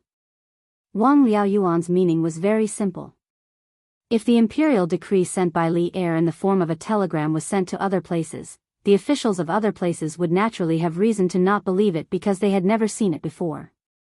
However, now that the imperial decree was sent to Taiyuan City, they had no reason to not believe it because the same situation had happened once before. Fang Gongting was silent for a moment. He gritted his teeth and cupped his fists. Since Marquis used this method to mobilize soldiers last time, this general naturally has no reason to refuse. How about this? This general will summon all the officers and soldiers. Governor Wang, you will read the imperial edict.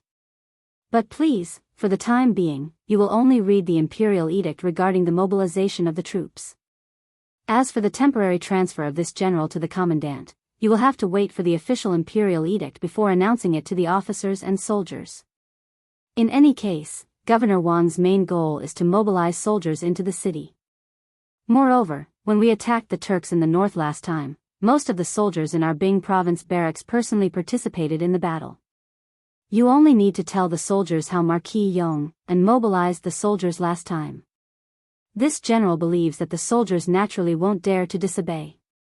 This was a compromise. Right now, the Bing province camp was like a group of dragons without a leader.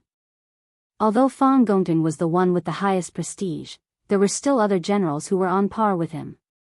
If he was directly promoted to Bing province commandant in such an abnormal way, it would definitely cause some people to be dissatisfied.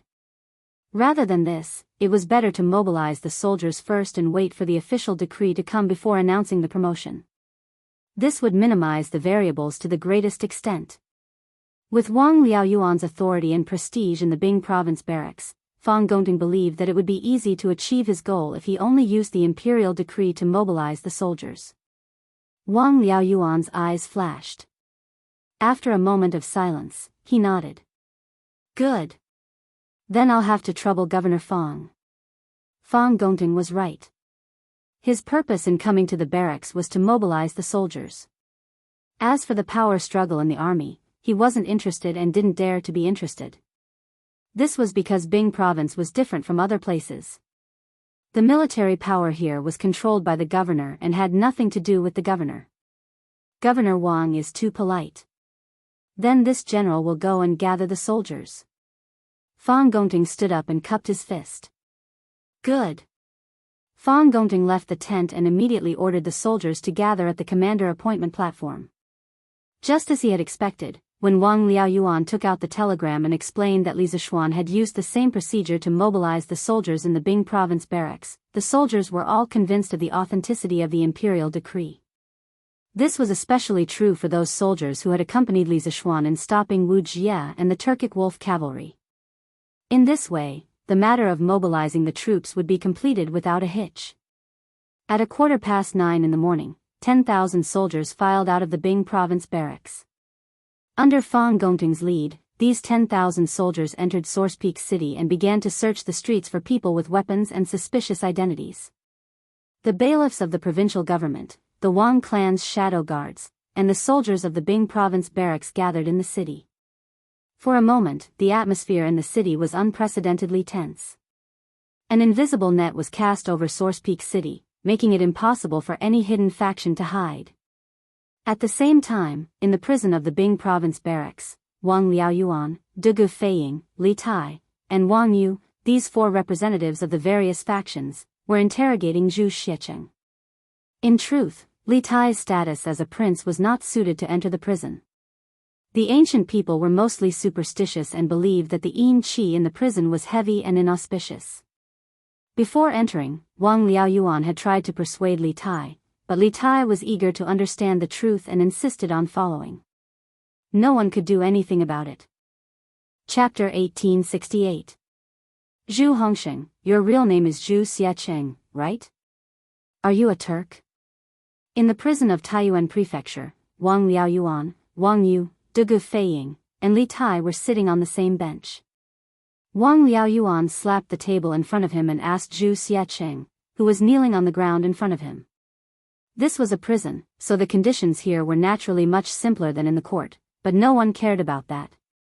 The reason why they chose to interrogate Zhu Xiacheng in the prison instead of in the court was mainly: first, to keep it a secret, and second, to make it more convenient for the punishment. After all, the torture tools in the prison were much more abundant than those in the court. If Zhu Xiacheng refused to tell the truth, Wang Liaoyuan would immediately send someone to torture him. This was not a place where human rights were concerned. First, this was ancient times. Second, this was a prison. Most importantly, there was a huge crisis lurking in Taiyuan City. Li Tai's life was in great danger, and Zhu Xiacheng happened to be the only person Wang Liaoyuan had caught who might know the enemy's background. In this case, even if Wang Liaoyuan killed Zhu Xiacheng, the civil and military officials would not hold Wang Liaoyuan responsible for anything, let alone human rights. Zhu Xiacheng looked up at Wang Liaoyuan unhappily and said nothing. Then he lowered his head again. Wang Liaoyuan stopped breathing and then said angrily, "Humph. Now that things have come to this, what else do you have to hide? Do you still think that someone can save you? Don't forget that when you were taken away from Xuanren Mill, you were attacked on the way. This means that the person behind you wants you to die, not to save you. If you still want to live, then tell me everything you know. Otherwise, Kang Chang'an will most likely end up like you." In fact, Wang Liaoyuan rarely used harsh punishments when dealing with criminals. When facing Zhu Xiacheng, he instinctively wanted to give him a chance to confess. That was why he said so much. Otherwise, if it was another official who saw this scene, it was very likely that the criminal would be punished severely. As soon as Wang Liaoyuan finished speaking, Zhu Xiacheng's body clearly trembled. He raised his head and looked at Wang Liaoyuan and the others. After hesitating for a moment, he stuttered, If I tell you the truth, can I really live? Humph. How dare you talk about conditions? If you don't tell me, do you think I won't kill you right now?" Zhu Xiacheng's words angered Dugu Feiying, who had just returned from patrolling Dragon Mountain. Dugu was ordered by Li Tai to bring people to Dragon Mountain to protect Mo Chui and the other Yanhuang College teachers and students. However, when he arrived, he found that everything was normal. There was nothing out of the ordinary. The students had already started building and started testing the machines. Dugu Feiying, and the Imperial Army.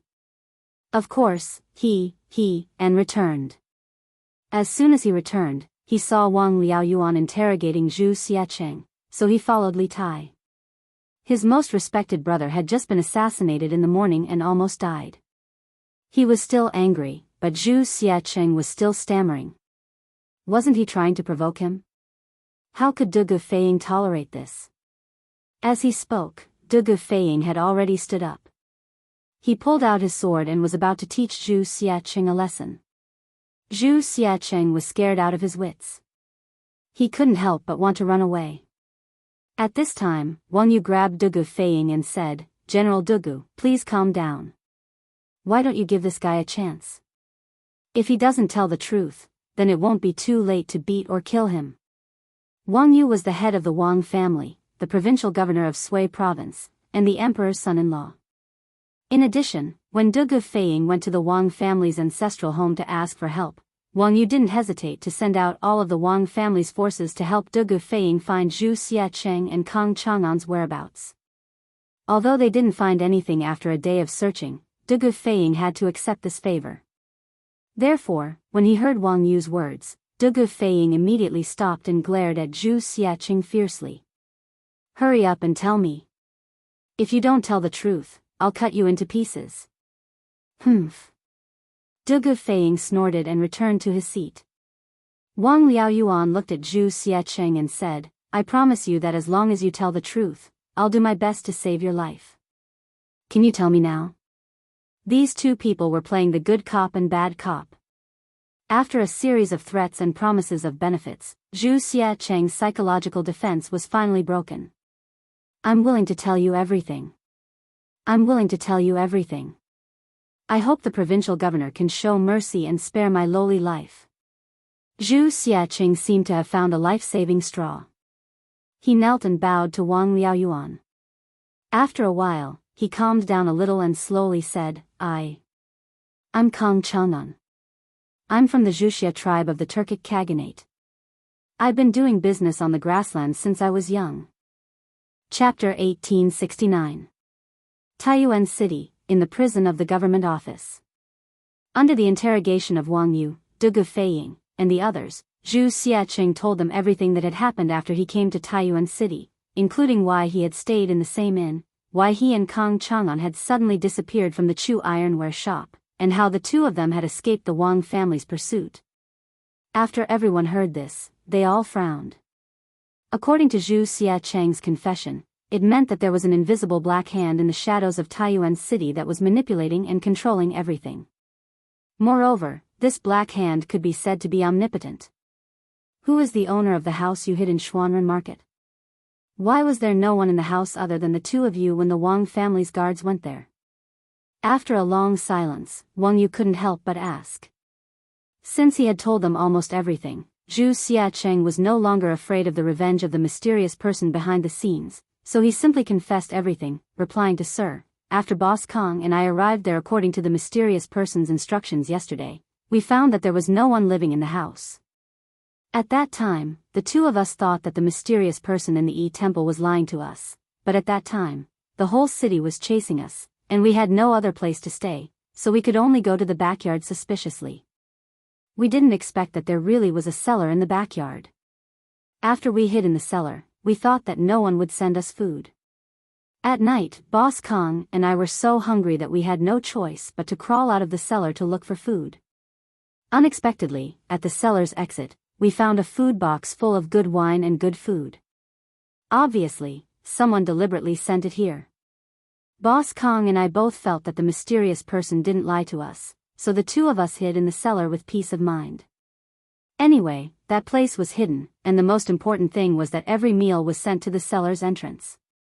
We planned to stay in the cellar until Taiyuan City returned to normal, then escape from Taiyuan City. In other words, you haven't seen the owner of this house? And you haven't seen the person who sent you food? Hearing this, Wang Yu couldn't help but frown. No. No. Zhu Xiacheng quickly shook his head and said, we planned to climb out of the cellar today and wait for the people who brought us food so that we could thank them in person. However, instead of the people who brought us food, the people who caught us came. You know what happened after that.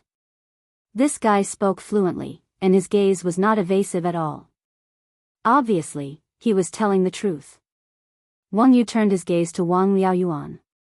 Wang Liaoyuan understood and explained, this official has already sent people to investigate. The original owner of this house was called Shi Dongyang. He was a grain merchant. However, this person went south to buy grain a year ago. On the way, he encountered bandits and died. Shi Dongyang has no children, nor does he have a wife, so this house has been abandoned since last year. When Wang Yu heard this, a look of disappointment appeared on his face. With this lead was broken again. Speaking of which, he had planned to investigate the owner of this house and obtain some information about the mastermind behind the scenes. Looking at it now, his plan was definitely ruined again. Since this house has been abandoned for a long time, how were you two found by the Wang family's guards? It was rare for Dugu Feiying to be intelligent. He looked at Zhu Xiacheng and asked a very important question. Chapter 1870. I just went back and checked. The reason why Bai Qing was able to find Zhu Xiacheng hiding in Xuanren Square was not because of himself. Someone sent him a note through a feather arrow when he was patrolling in the south of the city this morning. The content of the note was the person the Wang family is chasing is hiding in the basement of the backyard of the fifth house in the east of Xuanren Square.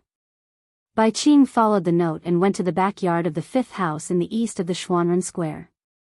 As expected, he found Zhu Xiacheng and Kang Chang'an. But in order to take the credit for himself, he lied and said that he found Zhu Xiacheng and Kang Chang'an by himself. That's why I was fooled by him. After the interrogation of Zhu Xiacheng, Wang Liaoyuan, De Feiying, and Li Tai were sitting in the back hall of the government office. They were all at a loss. At this time, Wang Yu came in with a sullen face. He cupped his hands and said to the three people in the room.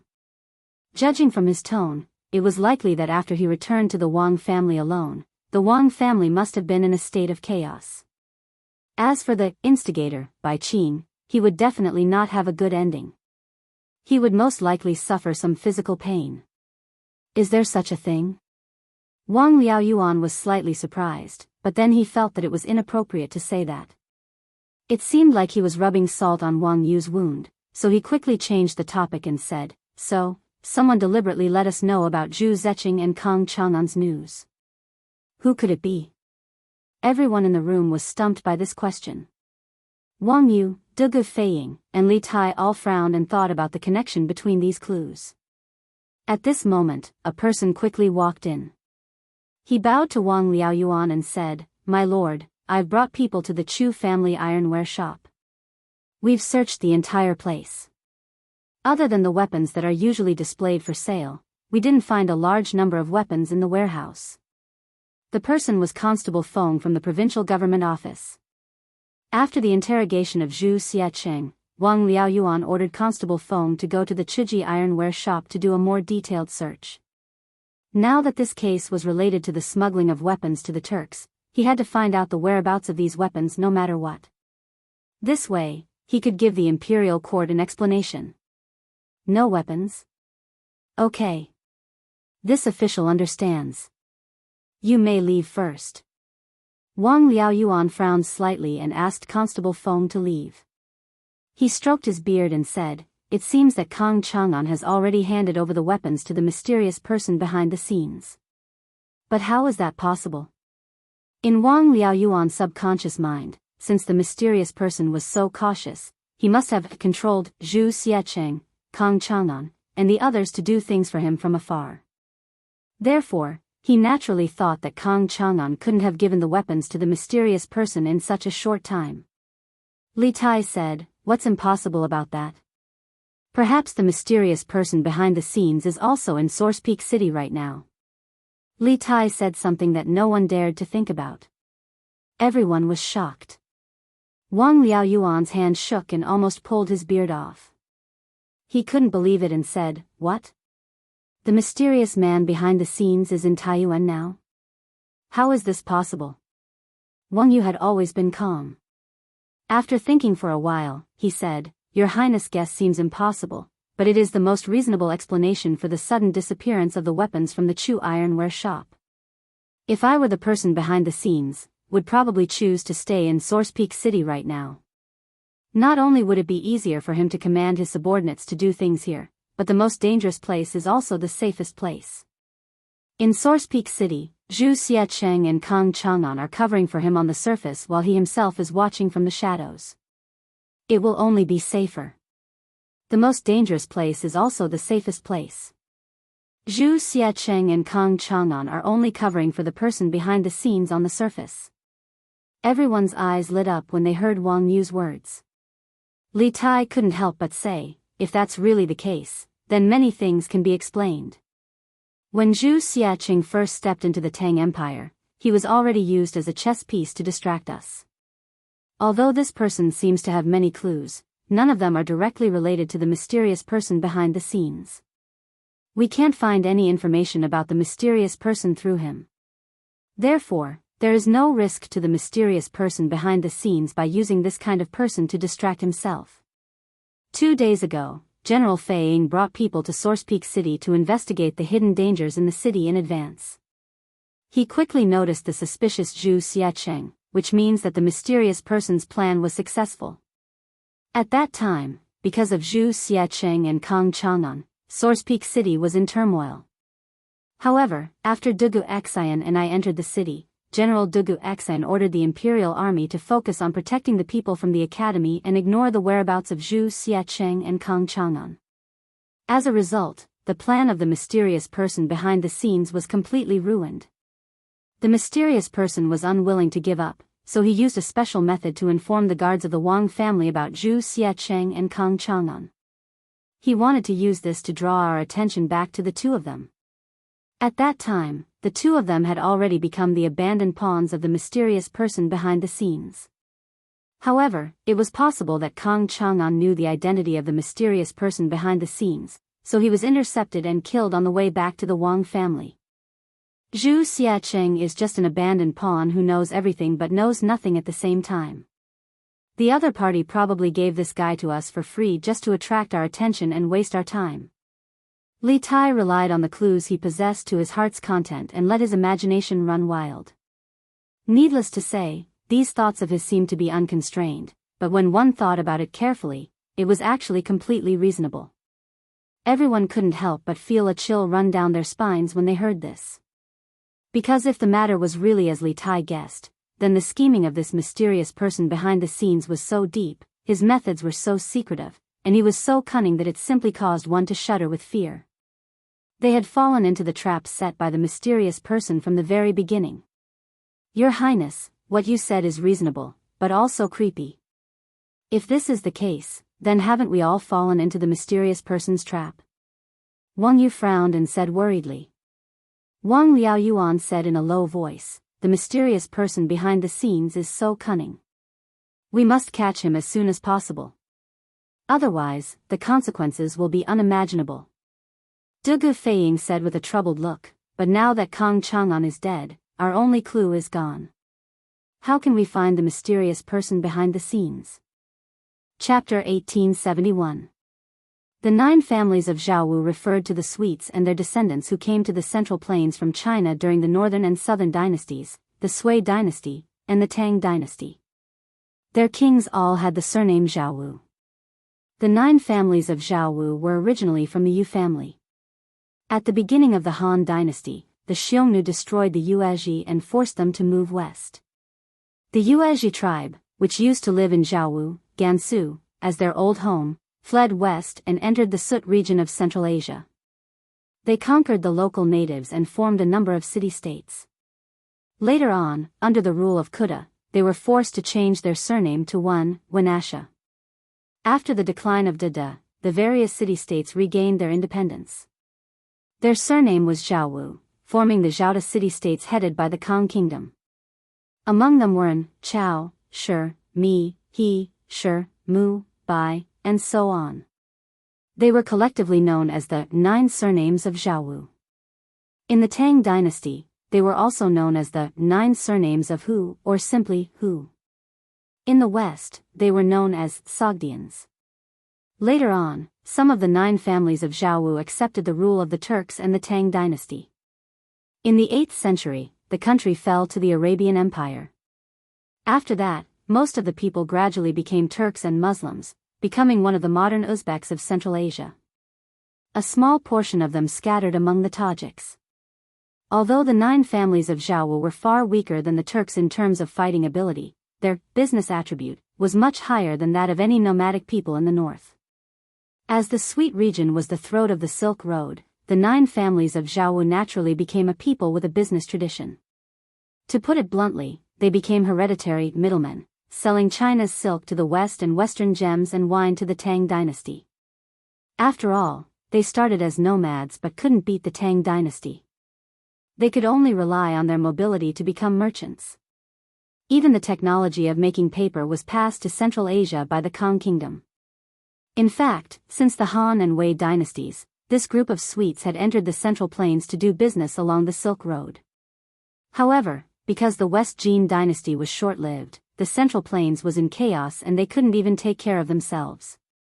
During the Sui and Tang dynasty, the Silk Road gained a new lease of life thanks to the Tang dynasty's open and inclusive policies.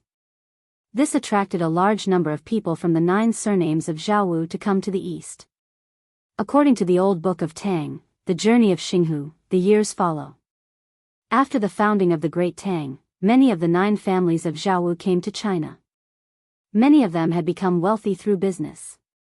They envied the splendid culture of the Tang Empire and married and had children in the interior. Gradually, they became Chinese, and some of them even formed considerable political forces. For example, the Yin brothers. At the end of the Sui dynasty, the world was in chaos, and Li Gui occupied Liangzhou. In order to recover Liangzhou, and Xingui submitted a memorial to Li Yuan, hoping to persuade Li Gui to surrender and submit to the Tang dynasty. Li Yuan did not agree, so the two of them once again offered a plan and ultimately helped the Tang army to flatten Prince Liang, Li Gui, who occupied Heshi. Because of the outstanding contributions of the Yin brothers, and Xingui was conferred the title of Right Marquis Great General, the title of Liangguo Duke of Shangzhou State, the title of Liangguo Duke, the title of 600 households, and 10,000 pieces of silk.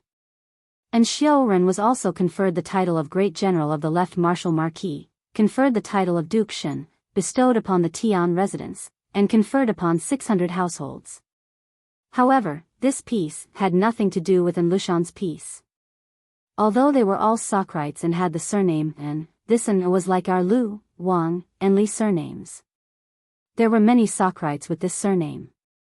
Not only that, the descendant of the Yin family, and Baoyu, was later placed in an important position by the famous general Li Guangbi.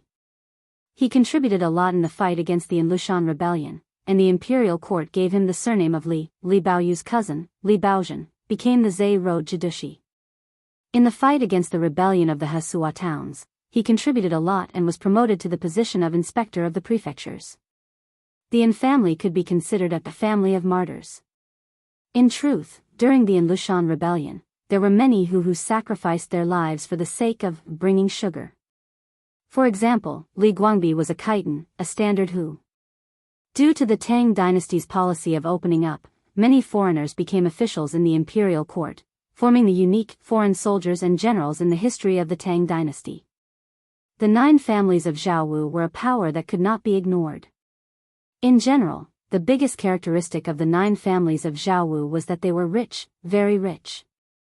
Once a person had money, they would think of ways to obtain a certain political position. The 9 families of Zhaowu were no exception. Other than those who entered the imperial court as officials by chance, a large number of the 9 families of Zhaowu were doing business in the Tang dynasty while using money to attach themselves to some powerful local forces. Moreover, the 9 families of Zhaowu were like branches of the same tree. The 9 families of Zhaowu who were doing business outside the Tang dynasty were surprisingly united. It was not an exaggeration to say that, when one side is in trouble, all sides will help. Therefore, the influence of the 9 families of Zhaowu in the Tang dynasty could not be underestimated. Not to mention that Kang Chang'an was from the Kang kingdom, the sovereign country of the 9 families of Zhaowu.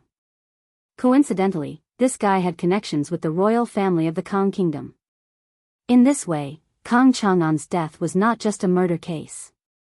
It could very well turn into a diplomatic dispute. If the authorities of Taiyuan City could not give a reasonable explanation for Kang Chang'an's death, not only would the Kang kingdom not leave the matter at that, the Kang kingdom or the 9 families of Zhaowu in the Tang dynasty would probably not rest. They might cause endless trouble for the authorities of Taiyuan City. After all, whether it was modern society or feudal society, although money was not omnipotent, it could solve most problems, such as hiring assassins, monopolizing the market, disrupting the prices of goods in the city, and so on. No matter what methods they used, Wang Liaoyuan and the others would not have it easy.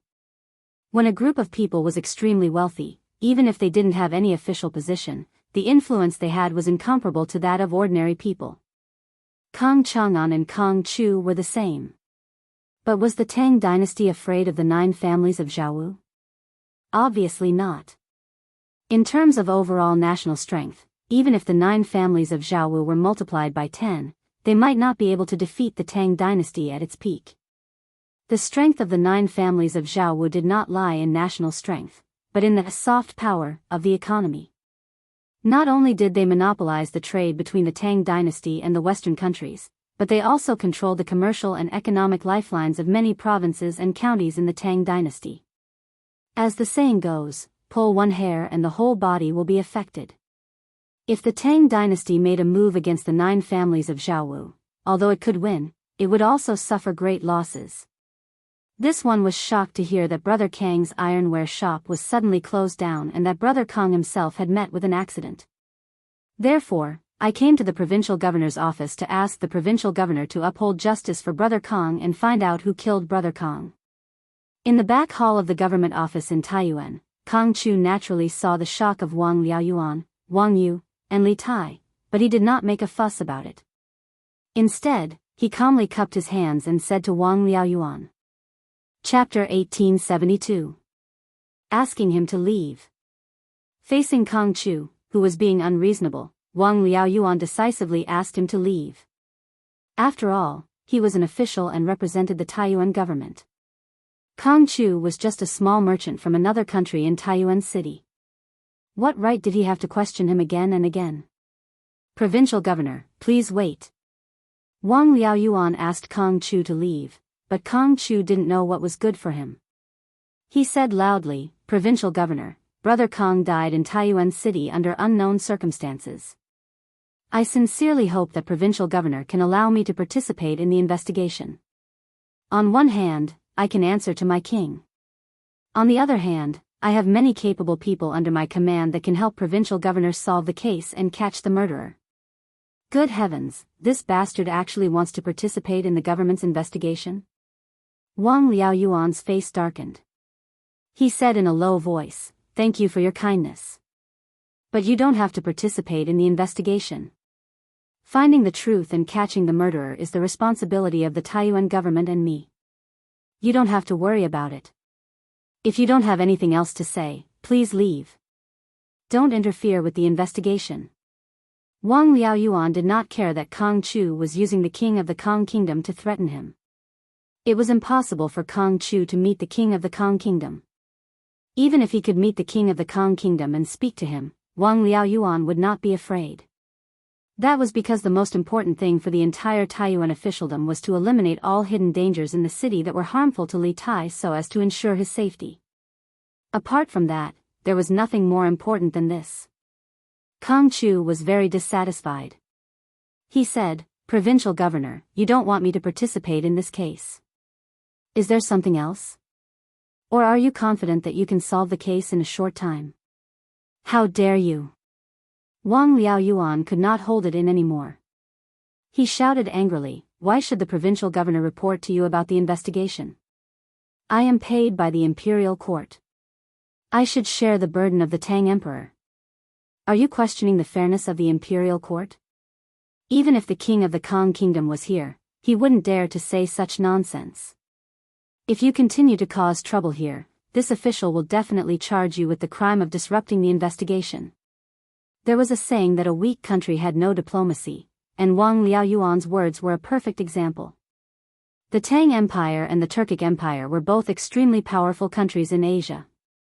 Although the Kang Empire was good at economics and had strong, soft power, its comprehensive national strength was still less than 1/10 of the Tang Empire's.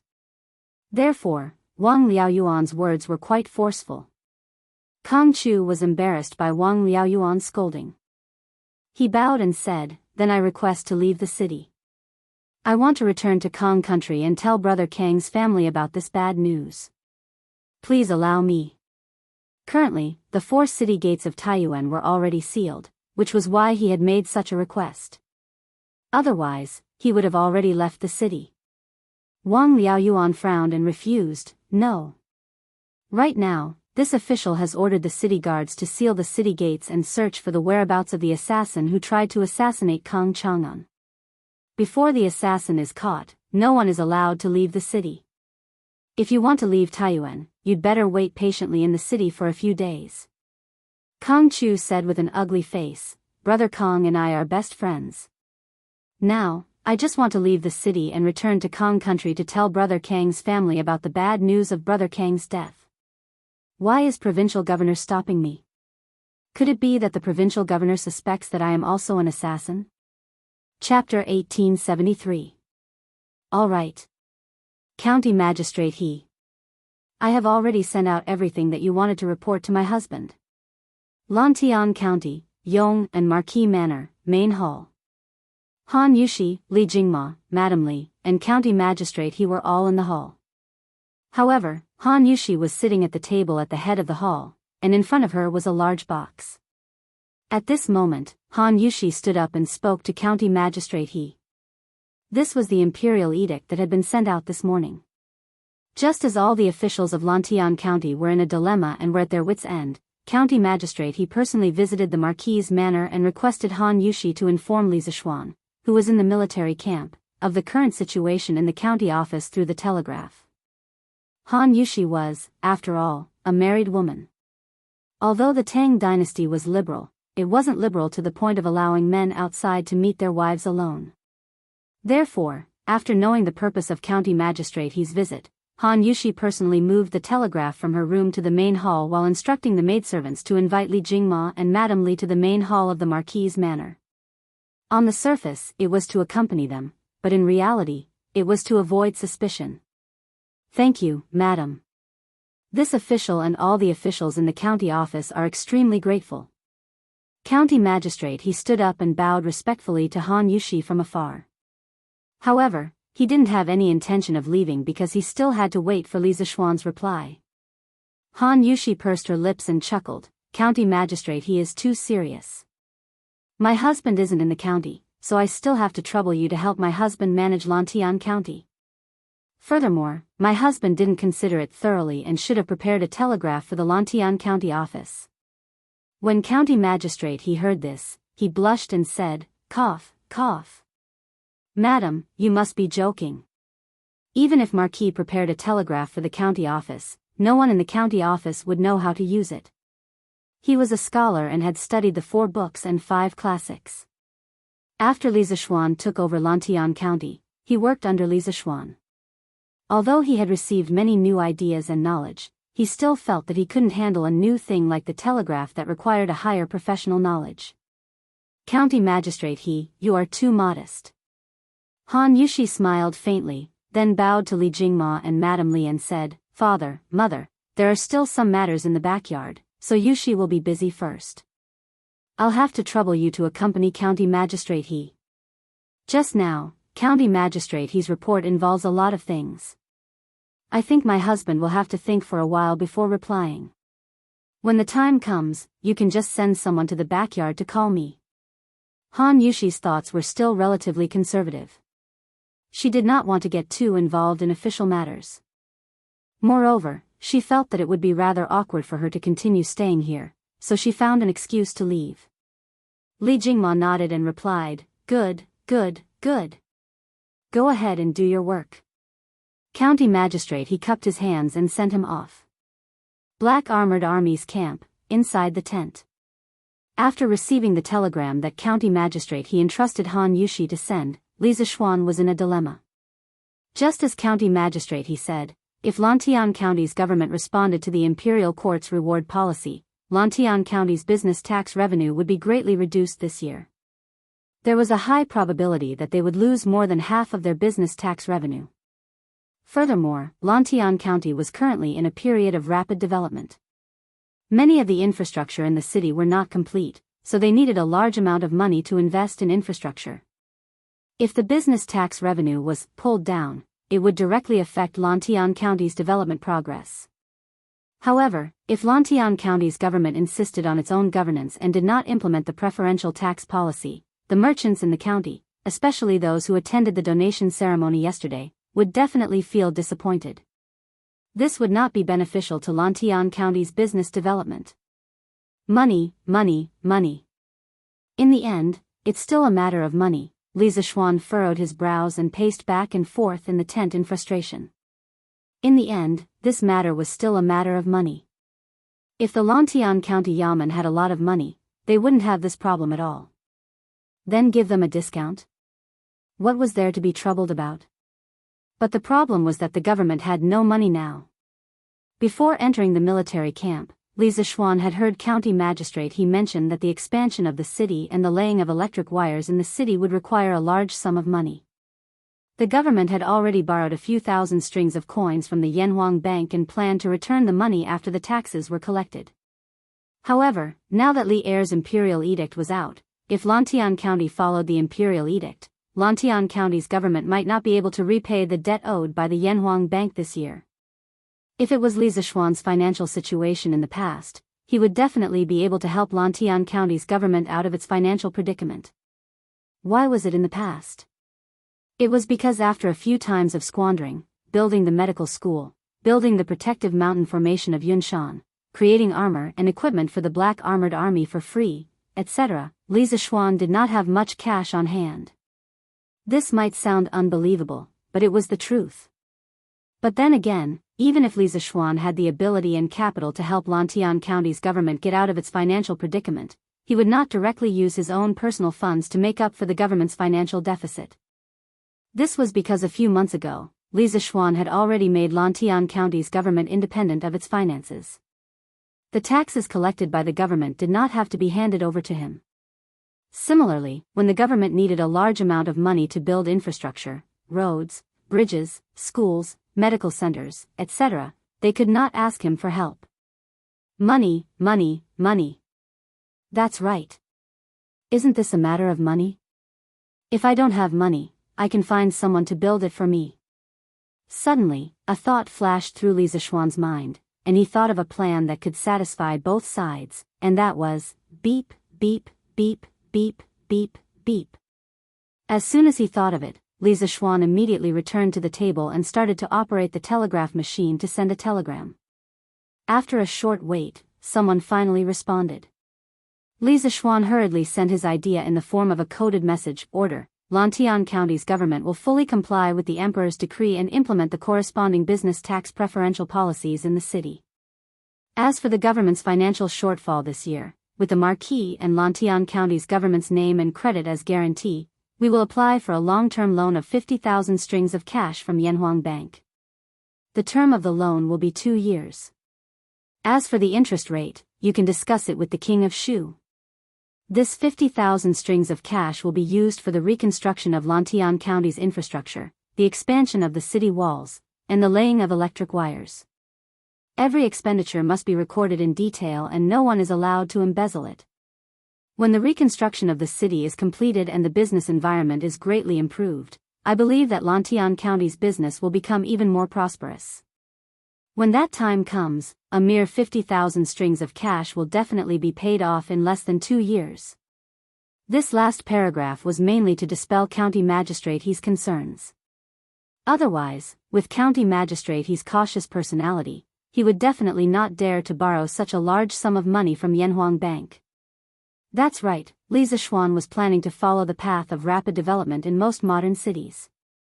That was, the government would invest heavily in infrastructure. On one hand, it would expand domestic demand, because infrastructure required the support of many upstream and downstream industrial chains, as well as many workers. On the other hand, it would improve the city's infrastructure.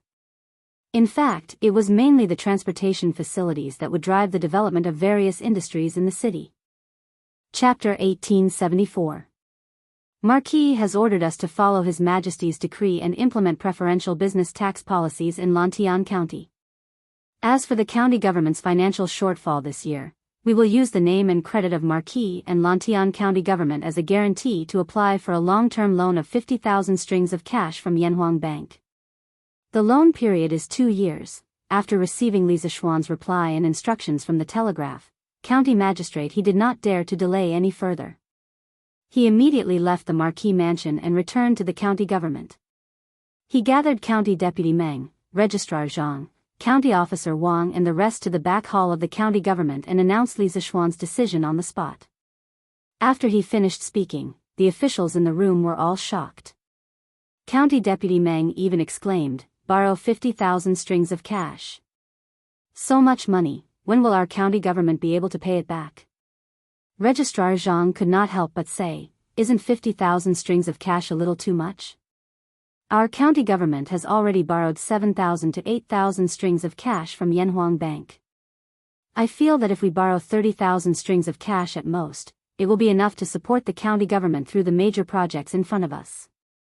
Furthermore, we are borrowing so much at once for such a long time. Yanhuang Bank may not be willing to lend it to us. County Officer Wang also deeply agreed. He even added, even if Yanhuang Bank is willing to lend it, the interest rate will definitely not be low. 50,000 strings of cash for 2 years, including the interest. How much money do we have to pay back to Yanhuang Bank?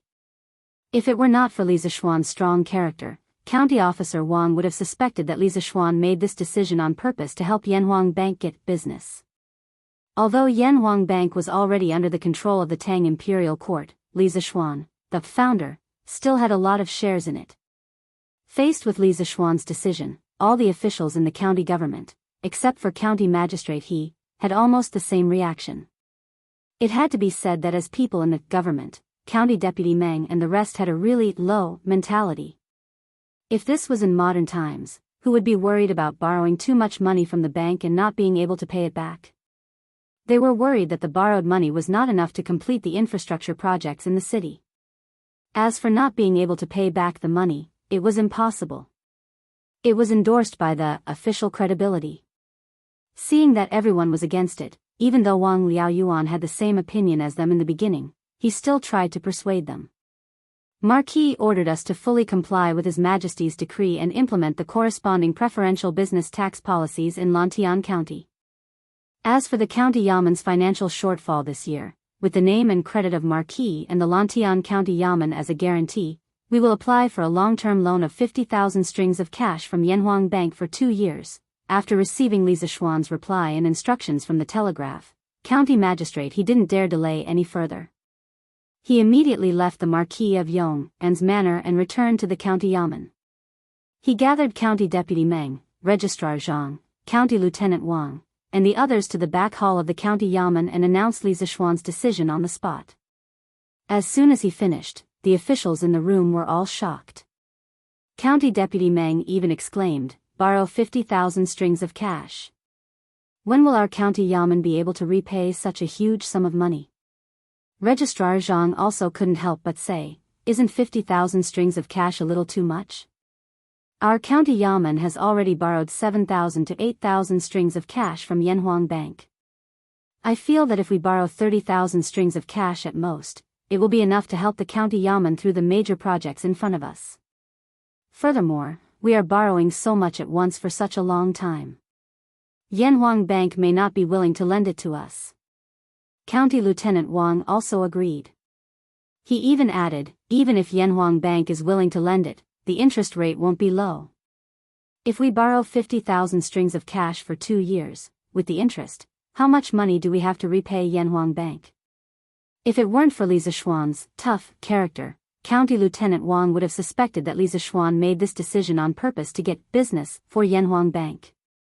Although Yanhuang Bank was controlled by the Imperial Court of Tang Empire, Li Zishuan, the founder, still had a lot of shares in it. Faced with Li Zishuan's decision, all the officials in the County Yaman, except for County Magistrate He, had almost the same reaction. It had to be said that as people in the government, County Deputy Meng and the other officials' thoughts were really low. If this was in modern times, who would worry about borrowing too much money from the bank and not being able to repay it? They were all worried that the borrowed money was not enough to complete the infrastructure projects in the city. As for not being able to repay the money, it was impossible.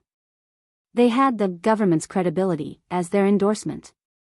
Seeing that everyone was unanimously against it, although Wang Liaoyuan had the same opinion as them at the beginning, he still advised. Marquis ordered us to fully comply with the Emperor's decree and implement the corresponding business tax preferential policies in Lantian County. As for the County Yaman's financial gap this year, with the name and credibility of Marquis and Lantian County Yaman as a guarantee, we will apply for a long-term loan of 50,000 strings of cash from Yanhuang Bank. The loan period is 2 years. After receiving Li Zishuan's reply and instructions from the telegraph, County Magistrate He didn't dare to delay any further. He immediately left Marquis Mansion and returned to the County Yaman. He gathered County Deputy Meng, County Lieutenant Wang, and the others again in the back hall of the County Yaman and announced Li Zishuan's decision on the spot. After he finished, the officials in the room were all shocked. County Deputy Meng even exclaimed, "Borrow 50,000 strings of cash. When will our County Yaman be able to pay back so much money?" County Lieutenant Zhang also couldn't help but say, isn't 50,000 strings of cash a little too much? Our county yamen has already borrowed 7,000 to 8,000 strings of cash from Yanhuang Bank. I feel that if we borrow 30,000 strings of cash at most, it will be enough to support the county yamen through a few big projects in front of us. Moreover, we are borrowing so much at once for such a long time. Yanhuang Bank may not be willing to lend it. County Lieutenant Wang also deeply agreed. He even added, even if Yanhuang Bank is willing to lend it, the interest rate won't be low. If we borrow 50,000 strings of cash for 2 years, with the interest, how much money do we have to repay Yanhuang Bank? If it weren't for Li Zishuan's tough character, County Lieutenant Wang would have suspected that Li Zishuan made this decision on purpose to get business for Yanhuang Bank. Although Yanhuang Bank was already under the control of the Imperial Court of Tang Empire, Li Zishuan, the founder, still had a lot of shares in it. Facing Li Zishuan's decision, all the officials in the county yamen, except for County Magistrate He, had almost the same reaction. It had to be said that as people in the government, County Deputy Meng and the others' thinking was really low. If this was in modern times, who would worry about borrowing too much money from the bank and not being able to pay it back? What they worried about was that the borrowed money was not enough to complete the infrastructure projects in the city. As for not being able to pay back the money, it was impossible. It was backed by the government's credibility. Seeing that everyone was unanimously against it, although Wang Liaoyuan had the same opinion as them in the beginning, he still advised. Marquis ordered us to fully follow the Emperor's decree and implement the corresponding preferential business tax policies in Lantian County. As for the county yamen's financial shortfall this year, with the name and credibility of Marquis and Lantian County Yamen as guarantee, we will apply for a long-term loan of 50,000 strings of cash from Yanhuang Bank. The loan period is 2 years. After receiving Li Zishuan's reply and instructions from the telegraph, County Magistrate He didn't dare to delay any further. He immediately left Marquis Mansion and returned to the county yamen. He gathered County Deputy Meng, County Lieutenant Wang and the others in the back hall of the county yamen and announced Li Zishuan's decision on the spot. As soon as he finished, the officials in the room were shocked. County Deputy Meng even exclaimed, "Borrow 50,000 strings of cash. So much money, when can our county yamen pay it back?" County Lieutenant Zhang also couldn't help but say, "Isn't 50,000 strings of cash a little too much? Our county yamen has already borrowed 7,000 to 8,000 strings of cash from Yanhuang Bank. I feel that if we borrow 30,000 strings of cash at most, it will be enough to help the county yamen pay for the big projects in front of us. Moreover, we are borrowing so much at once, and for such a long time, Yanhuang Bank may not be willing to lend it back." County Lieutenant Wang also agreed and added, even if Yanhuang Bank is willing to lend it back, the interest rate won't be low. If we borrow 50,000 strings of cash for 2 years, with the interest, how much money do we have to repay Yanhuang Bank? If it weren't for Li Zishuan's tough character, County Lieutenant Wang would have suspected that Li Zishuan made this decision on purpose to help Yanhuang Bank get business. Although Yanhuang Bank was controlled by the Imperial Court of Tang Empire, Li Zishuan, the founder, still had a lot of shares in it. Faced with Li Zishuan's decision, all the officials in the county yamen, except for County Magistrate He, had almost the same reaction. It had to be said that as people in the government, County Deputy Meng and the other officials' thoughts were really low.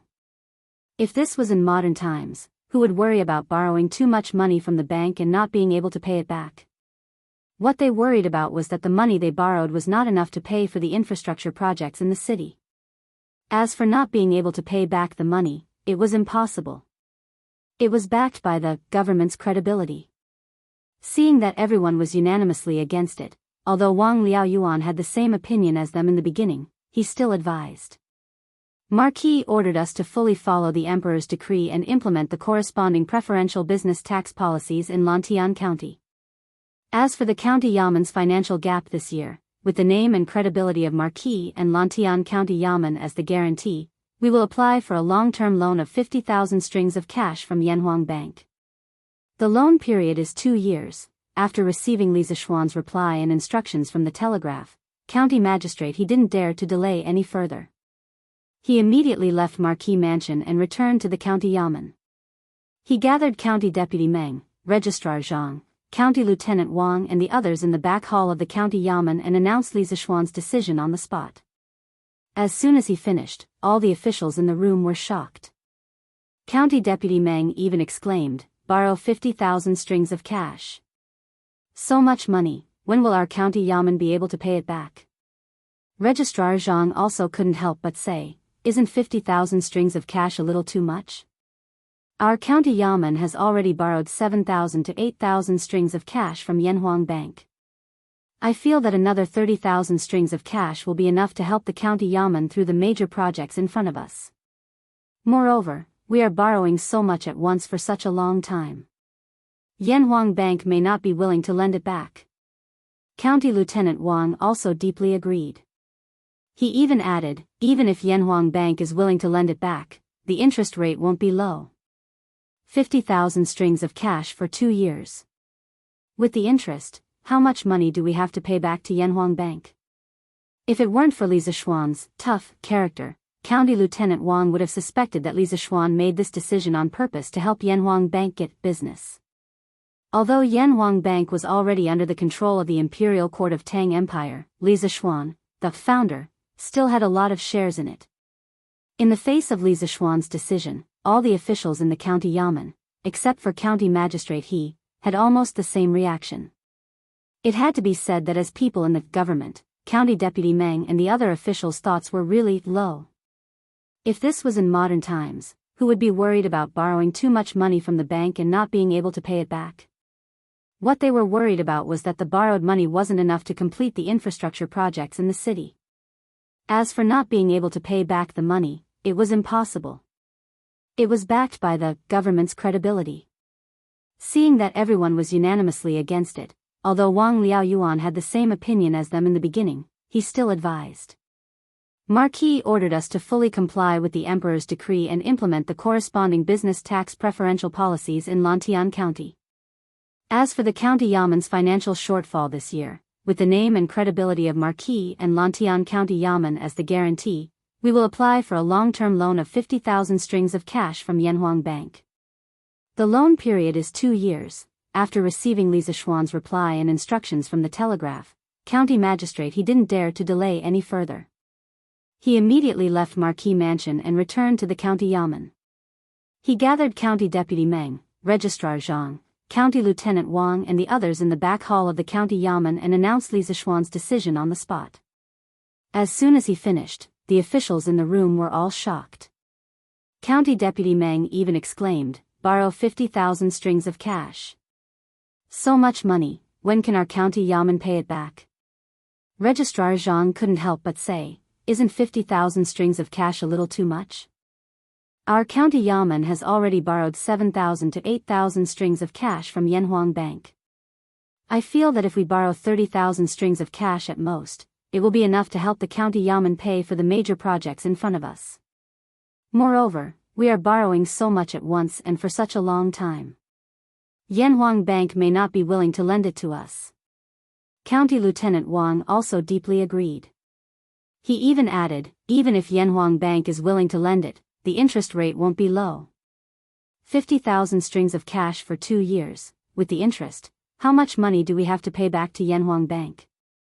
If it weren't for Li Zishuan's tough character, County Lieutenant Wang would have suspected that Li Zishuan made this decision on purpose to help Yanhuang Bank get business. Although Yanhuang Bank was controlled by the Imperial Court of Tang Empire, Li Zishuan, the founder, still had a lot of shares in it. Facing Li Zishuan's decision, all the officials in the county yamen, except for County Magistrate He, had almost the same reaction. It had to be said that as people in the government, County Deputy Meng and the other officials' thoughts were really low. If this was in modern times, who would worry about borrowing too much money from the bank and not being able to pay it back? They were worried that the borrowed money was not enough to pay for the infrastructure projects in the city. As for not being able to pay back the money, it was impossible. They had the government's credibility to back them up. Seeing that everyone was unanimously against it as expected, Wang Liaoyuan had the same opinion as them at the beginning, but now he still persuaded them, yes. Chapter 1875. When Li Zishuan returned to the drill ground, the soldiers of the Wu battalion were doing arm strength training, which was push-ups and pull-ups. Today, the soldiers were used to these two arm strength training methods, and the training standard had slowly increased from 100 push-ups and 15 pull-ups per soldier to 150 push-ups and 25 pull-ups per soldier. The training volume had increased by 50%. Everyone's body potential was limitless, and as the training continued, the potential would gradually increase, but the speed of increase was not linear. Normally, the speed of increase would be faster at the beginning, and the speed of increase would be slower towards the end. Therefore, at the beginning of the training, it was necessary to increase the training volume for the soldiers in a timely and reasonable manner according to the training situation of the soldiers. 78, 79, 80, 81, 82, 88. Li Zishuan walked to the side of the training ground of the Wu battalion, and listened to the counting sounds. Suddenly, he heard a particularly discordant sound, and he couldn't help but stop walking. Looking at the burly man beside him who was counting, Li Zishuan's mouth twitched, and he stepped forward and kicked the burly man's leg, and scolded angrily, "Is it 88 after 82? Wang Rong, do you know how to count?" This burly man was the sergeant, squad leader, of the first squad of the Wu battalion, Wang Rong, and Ding Dali, who helped Zhang Kongyan to incite the soldiers to mutiny, was a soldier under him. At this moment, he was supervising the soldiers doing push-ups, and helping to count at the side. Ever since that incident, Wang Rong felt that he had wronged Li Zishuan. From his point of view, Li Zishuan was a great benefactor to his hometown, but his soldiers actually did such a thing. As a squad leader, although he didn't participate in it personally, he was responsible for not being strict with his subordinates. Wang Rong had always felt guilty towards Li Zishuan. Recently, under his supervision and urging, the soldiers in his squad had been training very hard, and he had never fallen behind in his own training, and the training volume he set for himself was twice that of a normal soldier. However, Wang Rong was a boorish man through and through. Not to mention going to school, he didn't even know how to write, let alone know how to count. He had no problem counting in the single digits, but when the number was large, he didn't even know where he was counting to. Li Zishuan was an engineering nerd in his previous life, but after he traveled to Tang, he started his career as a mathematics teacher. As a mathematics teacher, how could he tolerate the fact that there were people around him who couldn't count? He joined the army. You're here.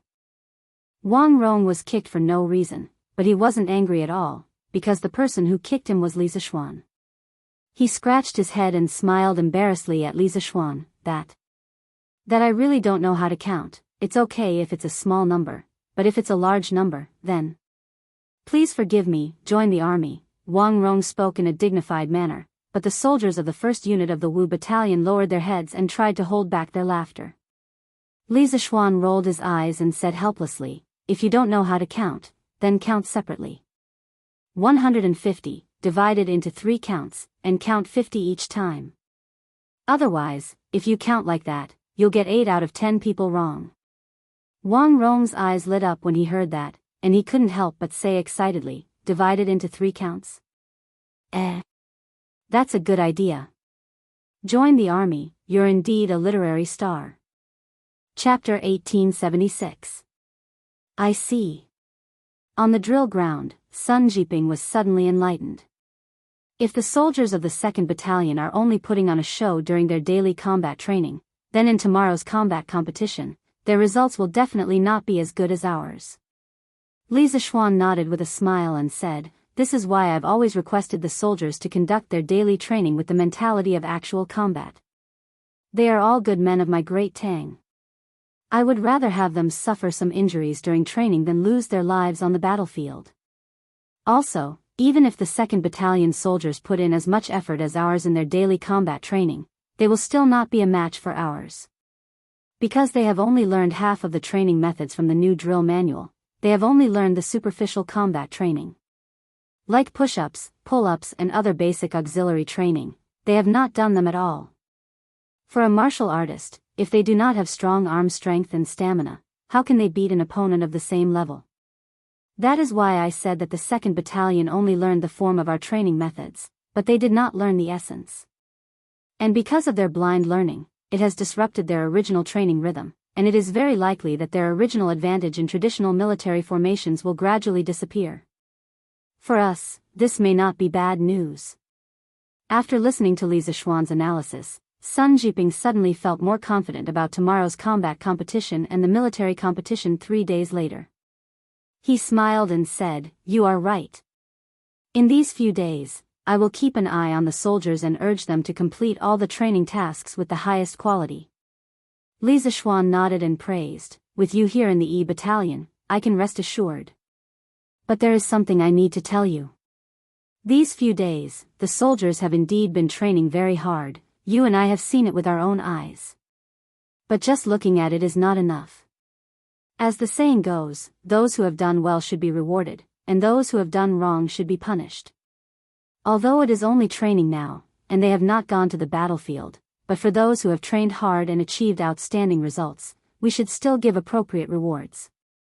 Otherwise, as time goes by, the soldiers may lose the motivation to train hard."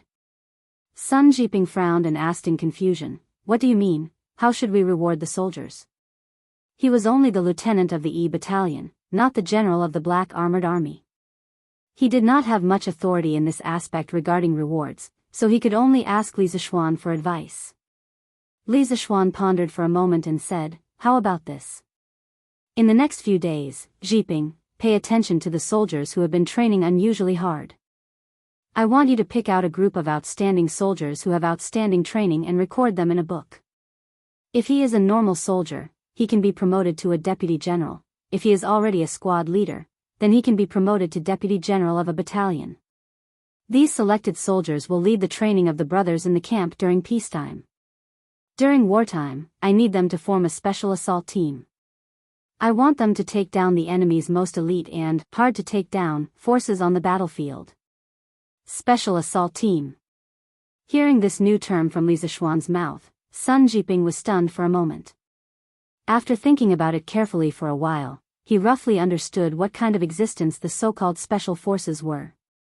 After a moment of silence, Sun Jiping cupped his fists and said solemnly, "This general obeys." "I see." On the drill ground, Sun Jiping suddenly realized what was going on. If the soldiers of the B Battalion are just putting up a show during their daily combat training, then in tomorrow's combat competition, their results will definitely not be as good as ours. Li Zixuan nodded with a smile and said, "This is why I've always requested the soldiers to conduct their daily training with the mentality of actual combat. They are all good soldiers of the Tang Empire. I would rather they get injured during training than lose their lives on the battlefield. Also, even if the soldiers of the B Battalion put in as much effort as our soldiers in their daily combat training, they will still not be a match for our soldiers. Because they have only learned half of the training methods from the new drill manual, they have only learned the superficial combat training. Like push-ups, pull-ups and other basic auxiliary training, they have not done them at all. For a martial artist, if they don't have strong arm strength and stamina, how can they beat an opponent of the same level? That's why I said that the B Battalion only learned the form of our training methods, but not the essence. And because of their blind learning, it messed up their original training rhythm, and it is very likely that their original advantage in traditional military formations will gradually disappear. For us, this may not be a bad news." After listening to Li Zixuan's analysis, Sun Jiping suddenly felt more confident about tomorrow's combat competition and the military competition 3 days later. He smiled and said, "You are right. In the next few days, I will keep an eye on the soldiers and urge them to complete all the training tasks with quality and quantity." Li Zixuan nodded and praised, "With you here in the E Battalion, I can rest assured. But there is something that I need to tell you. In the past few days, the soldiers have been training very hard, you and I have seen it with our own eyes. But just looking at it is not enough. As the saying goes, one should be rewarded for meritorious deeds, and one should be punished for wrongdoings. Although it is only training now and not going to the battlefield, but for those who have trained hard and achieved outstanding results, we should still give appropriate rewards. Otherwise, as time goes by, the soldiers may lose the motivation to train hard." Sun Jiping frowned and asked with some confusion, "How should we reward the soldiers according to your idea?" He was only the lieutenant of the E Battalion and not the general of the Black Armored Army. Regarding the rewards for the soldiers, he did not have much authority in this aspect, so he could only ask Li Zishuan for advice. Li Zishuan frowned and pondered for a moment, then said, "How about this? For the next few days, Zhiping, pay close attention to the soldiers who are training unusually hard. I want you to pick out a batch of outstanding soldiers and record all of them in a book. If he is a normal soldier, you can promote him to a deputy general of a team. If he is already a squad leader, you can promote him to a deputy general of a battalion. These selected soldiers will lead the training of the brothers in the battalion during normal times, but during wartime, I need them to form a special assault team. I want them to specifically take down the most elite and difficult force of the enemy on the battlefield." Special assault team. Sun Zhiping was startled when he suddenly heard a new term from Li Zishuan. After thinking about it carefully for a while, he roughly understood what kind of existence the special assault team mentioned by Li Zishuan was. After a moment of silence, Sun Zhiping cupped his hands and said seriously, "Yes, sir." Chapter 1877. Reporting to the provincial governor and Your Highness King of Wei, this subordinate followed Kong Chu all the way to Jining Square in the west of the city and didn't find anything strange about him. I also didn't see him come into contact with anyone on the way. This subordinate had people hide near his residence and secretly observe. If there is any news, report it immediately. Taiyuan City, back hall of the provincial governor's mansion. Constable Feng strode in from outside and cupped his fists to Wang Liaoyuan and Li Tai. At this time, only Wang Liaoyuan and Li Tai were left in the room. As for Dugu Feiying, he took the weapons scattered by the assassins in the morning and worked with the soldiers of the Bing province barracks to search for the assassins in the city. Wang Yu naturally had to return to the Wang family to make some arrangements. After all, in terms of searching for people, especially in Taiyuan City, the Wang family's ability and strength were not inferior to the government.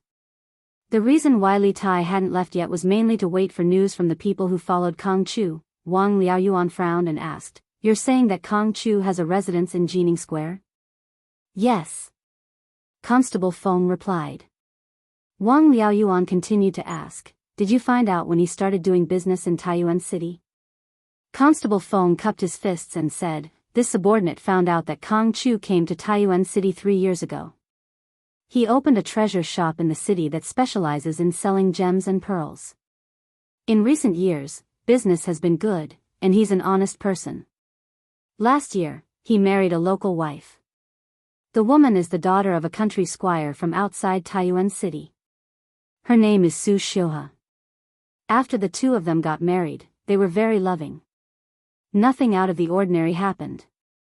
Wang Liaoyuan frowned and didn't say anything. Li Tai asked, "Did you ask Kong Chu's neighbors if any strangers came looking for him or sent him a letter today?" Constable Feng nodded and said, "Your Highness, this subordinate asked an auntie who sells pancakes in front of the Kong residence. She said that in the Kong residence today, other than Kong Chu, there was only an old farmer who carried vegetables in. No one else came in or out of the Kong residence." An old farmer who delivered vegetables? Li Tai's heart skipped a beat and he quickly asked, "What is this old farmer's background? Have you checked?" Constable Feng had obviously done his work well this time. He cupped his fists and replied, "I've asked around. This old farmer is a farmer from Nanha village outside the city. He has a son who lives in the city. He just moved into the city this year and stayed with his son. Basically, he would send vegetables to Kong Chu's house every few days. There's nothing unusual about him." Hearing this, Li Tai couldn't help but frown in silence. Seeing this, Wang Liaoyuan waved his hand at Constable Feng and said, "You did a good job. You can leave now. I have something important to discuss with His Highness." "Here." Constable Feng cupped his fists, bowed, and left. Li Tai raised his head and looked at Wang Liaoyuan. "Provincial Governor Wang, I still think there's something wrong with Kong Chu. Have someone keep an eye on Kong Chu, report to me as soon as you find anything strange." Although Kong Chu looked normal on the surface, Li Tai's intuition told him that Kong Chu was definitely hiding something. Wang Liaoyuan had been an official for so many years, so he was still alert. He also felt that there was something wrong with Kong Chu. Hearing this, he nodded and said, "Okay. I'll make the arrangements." Li Tai nodded and stood up. "If that's the case, I'll leave this to Provincial Governor Wang. I still have other matters to attend to, so I'll take my leave first." Although Dugu Xian had been assassinated and the hidden assassin in the city hadn't been caught, the Academy's task of building a relay station still had to continue. It might even have to be sped up. This was because Li Tai didn't know how many more obstacles he would face. He wanted to be as quick as possible. Otherwise, he might not be able to complete the task in 2 months. Wang Liaoyuan's heart skipped a beat as he cupped his fists. The hidden danger in the city hasn't been dealt with yet. It's best if Your Highness doesn't go out for the next few days. If Your Highness insists on heading to Dragon Mountain, you can bring the Imperial Guards and the Bing Province barracks soldiers along. Clearly, Wang Liaoyuan could tell that Li Tai wouldn't stop because of the assassin, so he reminded him. Li Tai nodded and said, "Okay. I understand. I'll be careful." With that, Li Tai put his hands behind his back and walked out the door. Taiyuan City was destined to not be peaceful today. In fact, Taiyuan City hadn't been peaceful for the past 2 days. Yesterday, the Wang family's forces on the surface and in the dark had been searching for Zhu Xiacheng and Kang Chang'an in the city. Yesterday, Taiyuan City was buzzing with activity.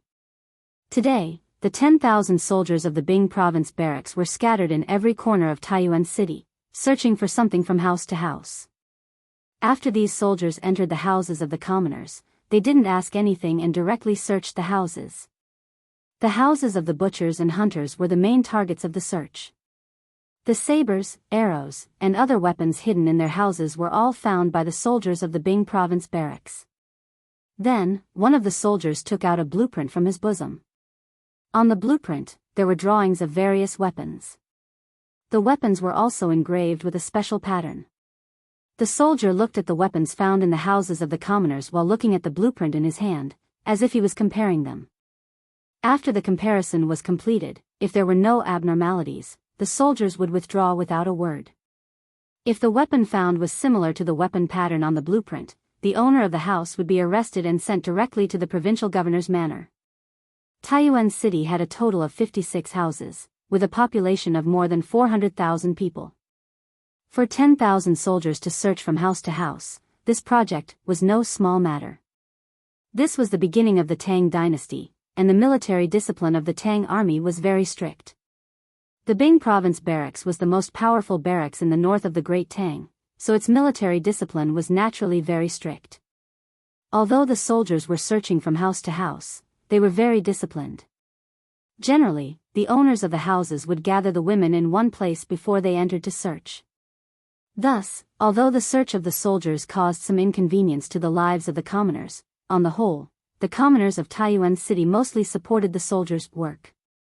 Of course, there were always exceptions to everything. Not everyone was willing to cooperate with the search. Some of the rich and powerful families in the city were often unwilling to let the soldiers go in and search. After all, they were all big families and businesses. If the soldiers went in and damaged something during the search, the losses would be great. Moreover, the great clans had many secrets. If the soldiers discovered something shameful about the owners of the houses during the search, wouldn't they suffer a great loss? Thus, when the owners of the great clans heard that the soldiers were coming to search, they couldn't help but order their servants to stop them.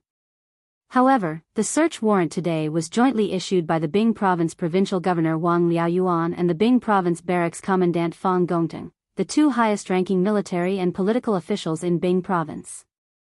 The soldiers would carry out this search warrant unconditionally. The servants and guards of the great clans who wanted to stop the search were all knocked to the ground. If the owners of the houses still didn't know what was good for them, they would be arrested and sent to the provincial governor's manor along with those who had hidden suspicious weapons in their houses. Thus, for a moment, Taiyuan City could be said to be in chaos. At the same time, Longshan seemed to be completely unaffected by Taiyuan City. According to the division of tasks that Li Tai had assigned in the morning, the members of the 5th and 6th teams took out measuring tools and began to survey the buildings of the Longshan Boy Temple. The measuring tools they took were all from Yanhuang College. At the beginning of this year, the Academy officially established the second and third trump card project. The second trump card project was to improve the telegraph and increase the transmission distance of telegrams. The third trump card project was mainly to establish measurement standards and make standard measuring tools. After nearly half a year of hard work, the Academy had not only established its own measurement standards committee to establish unit standards for some new physical quantities, but also worked together with the workshop of the Interesting Pavilion to produce a batch of precision measuring instruments. These instruments would provide a standard reference for all similar instruments in the future, and they would be calibrated as soon as they changed. The measuring instruments held by the students on Longshan included a ruler, a large triangular ruler, and even a tape measure. The units of these measuring instruments were not the inch, chi, or zhang commonly used in the Tang Empire, but the new units proposed by the Measurement Standards Committee of the Academy according to Li Zixuan's idea: millimeter, centimeter, decimeter, and meter. Although 1 centimeter of these measuring instruments was not strictly equal to 1 centimeter of modern measuring instruments, it was not important. In ancient times, if one wanted to make precision production, the ancient measurement units had to be subdivided. At this time, the smallest unit of length was 1 inch, about 333 centimeters, which obviously could not meet the requirements of precision production. Thus, Li Zixuan not only proposed millimeters, but also smaller units such as microns. The Academy was currently making more precise measuring instruments such as vernier calipers. Mr. Mo, we have finished measuring the inside and outside of the boys' temple. We think that the height here can meet the requirements of the construction of the telegraph relay station. We can even directly build the telegraph relay station in the meditation room on the second floor of the boys' temple. In this way, we don't need to build an additional high platform for the telegraph relay station, and we can save a lot of time. Near noon, the 8 students of the 5th and 6th groups found Mo Chui. One of the students handed the drawing in his hand to Mo Chui and reported seriously. Mo Chui took the drawing and looked at it carefully. The students had drawn the structure of the boys' temple according to a certain scale when they were surveying the area. They had marked the dimensions of the key areas. Those who knew the new engineering drawing method invented by Li Zixuan would be able to understand it at a glance. Yes. Very good. Your judgment is right. Based on the height of the boys' temple and Dragon Mountain, it is completely feasible to build the telegraph relay station in the meditation room on the second floor. But where should we put the generator? Have you thought about Pangsheng? After glancing through the drawing, Mo Chui nodded with a look of approval. Then, he asked another question. The telegraph machine needed electricity, and the telegraph relay station naturally needed electricity as well. And they definitely couldn't use batteries.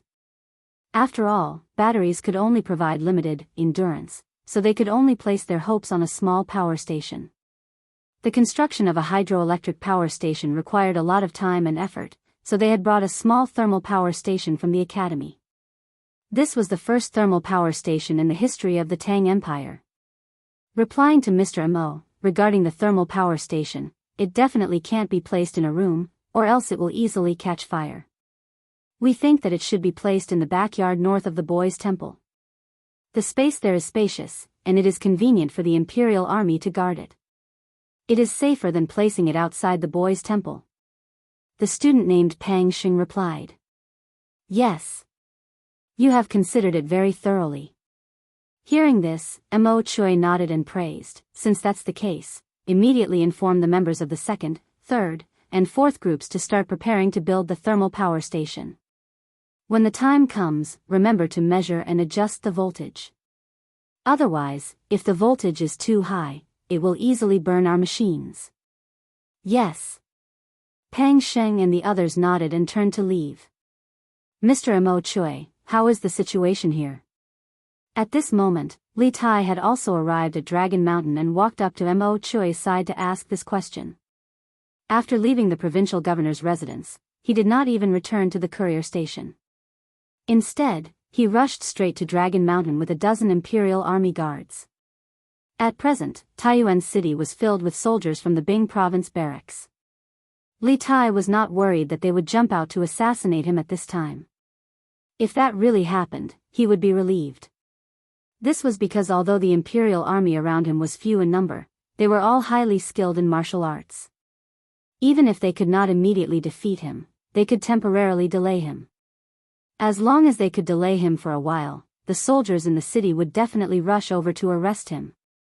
Hearing the familiar voice behind him, Mo Chui was startled and quickly turned around. When he saw that it was Li Tai, he sighed in relief and said, "Pang Sheng and the others have completed the survey. We all think that we can directly build the telegraph relay station in the meditation room on the second floor of the Boy Temple. At this moment, I have Jia Jiayin and Li Yan lead people to build a thermal power station in the backyard of the Boy Temple." Hearing this, Li Tai's expression was faintly excited. "Good. It would be best if we can directly build the telegraph relay station in the meditation room on the second floor of the Boy Temple. This way, we can save a lot of work and a lot of time." However, this thermal power station was only a preliminary success in the workshop. Now that we want to put it into practical use, I'm afraid there will be some problems in the process. For the next 2 days, let's focus on making the thermal power station run smoothly. Qingke, your worries are not without reason. We'll do as you say. After we switch the thermal power generator this time, it will save us a lot of trouble next time. Mo Chui nodded. Then he frowned and asked with a worried expression, "By the way, Qingke, how is General Dugu's situation now?" In the morning, when he, Li Tai, Dugu Feiying, and the others went to Dragon Mountain, they were chased back by the Imperial Army. Therefore, Mo Chui knew about the assassination of Dugu Xian. However, to avoid causing panic, he did not tell the rest of the students. Chapter 1878. General Dugu has been poisoned. Fortunately, there is a doctor in Source Peak City with excellent medical skills. The poison in General Dugu's body was removed and he is now out of danger. On Dragon Mountain, Li Tai's face was solemn as he spoke to Mo Chui. "Poisoned. Is it that serious? It seems that the assassins came prepared and wanted to kill General Dugu. Source Peak City doesn't look safe. We must be more careful." Mo Chui's face turned cold when he heard this. Mo Chui was naturally clearly aware of how important Dugu Xian was to this group. It wasn't an exaggeration to say that Dugu Xian was the guardian of their group. If Dugu Xian was killed, then the possibility of them returning safely from this trip to the north was extremely small. They had just arrived in Source Peak City and Dugu Xian had been assassinated. Moreover, the other party had directly tried to kill Dugu Xian. It was hard to believe that the assassin's next move was not targeting them, so Mo Chui's heart was now filled with vigilance. Li Tai understood the meaning behind Mo Chui's words. He nodded and said, "The current Source Peak City is indeed treacherous and full of hidden murderous intent. However, Mr. Mo Chui, you don't have to worry too much. The provincial governor's office has already obtained some clues about the assassins. Just now, 10,000 soldiers from the Bing province barracks have entered the city and are working with the provincial government bailiffs and Wang family guards to search for the assassins. With such an inescapable net, even if they can't catch the assassins, I believe they won't dare to come out again. We only need to build the telegraph relay station in the shortest time possible. Then, we can leave Source Peak City and head to Yunzhou." Hearing this, Mo Chui's heart calmed down a little. He sighed lightly and said, "In this way, Source Peak City will be heavily guarded in the next few days. Everyone's safety will be guaranteed. Once we finish building the telegraph relay station, General Dugu's injuries will be more or less healed. At that time, I will be able to relax a little." Li Tai nodded and said, "Although Source Peak City is heavily guarded now, everyone still needs to be careful. According to the rules we set earlier, no one is allowed to act alone." Mo Chui nodded and said, "As it should be. I will remind the students a few more times. Thank you for your concern, Mr. Mo Chui. The Cloud Mountain is surrounded by dense forests and numerous rocks. If we combine the changes of Taoism's 1 origin, 2 forms, 3 talents, for symbols, 5 elements, 6 directions, 7 stars, 8 trigrams, 9 palaces, and 10 directions together with the mechanics of Moism, we can indeed trap those trespassers. At the foot of the Cloud Mountain, a delicate and pretty Taoist boy who was about 10 years old and dressed in a green Taoist robe gently tapped his forehead with his finger, and then said with a serious expression. However, the words that came out of his mouth did not sound like something a child of his age would say. That's right, this little Taoist boy was the grandson of the celestial master sect of Longhu Mountain, Zhongheng. In the morning, after the group from Dragon Tiger Mountain settled down in the courtyard of Cloud Mountain, they followed Qianqing and Mo Huai to the foot of Cloud Mountain to survey the terrain. Their main mission this time was to go down the mountain to gain experience. To be precise, they were going to the Tang Empire's joint medical hall to gain experience. However, at this time, the academy was building the mountain guarding formation, and Mo Huai had asked Qianqing for help. How could Qianqing not help? Therefore, helping the academy build the mountain guarding formation became the first task of Qianqing, Zhongheng, and the others after leaving the sect. Haha. You have good eyesight. I was previously instructed by Taoist Li Chunfeng, and he also suggested this at that time. However, I and Taoist Li Chunfeng are not proficient in setting up formations, so we have to trouble the Celestial Master sect with this matter. Hearing this, Mo Huai could not help but look at the little Taoist boy with slight surprise. He probably did not expect a little Taoist boy from the Celestial Master sect to have such profound attainments in formations. Thinking of this, he could not help but feel more confident in the construction of the mountain guarding formation of the academy. Qianqing looked at Zhongheng lightly and did not say anything. Young people were somewhat arrogant and vain. Zhongheng could read the Taoist canon at such a young age, so naturally, he wanted to show his talent in front of others. Qianqing did not say anything to stop him, because who had not been young and frivolous? Chapter 1879. Lord Guard, the soldiers of the Bing province barracks have already entered the city. They're working with the Yamen runners and the Wang clan guards to search every household in the city. They're only searching for weapons. It's said that the Yamen runners have a blueprint in their hands, and the weapons found in the houses will be compared to the blueprint. If the patterns are similar, the owner of the house will be captured and brought to the provincial governor's residence. It seems that the great Tang Yamen already knows that we've obtained weapons from Kong Chang'an. In the innermost room of Tongfu In's heavenly guest room, the tall man called Sky Eagle from before was solemnly bowing to the leader, guard leader, who was not very handsome but always liked to hold a feather fan. There's no need to think. The Yamen must have already sensed that we've obtained weapons from Kong Chang'an. The middle-aged man waved the feather fan in his hand without the slightest hint of panic on his face as he spoke to Sky Eagle. It's all thanks to Lord Guard's wisdom to have our brothers bury the weapons in advance. Otherwise, none of us would have been able to escape this great search. The tall man called Sky Eagle clasped his hands, a look of relief on his face. It truly had been this Lord Guard, who had ordered them to bury all their weapons and lay low for the next few days.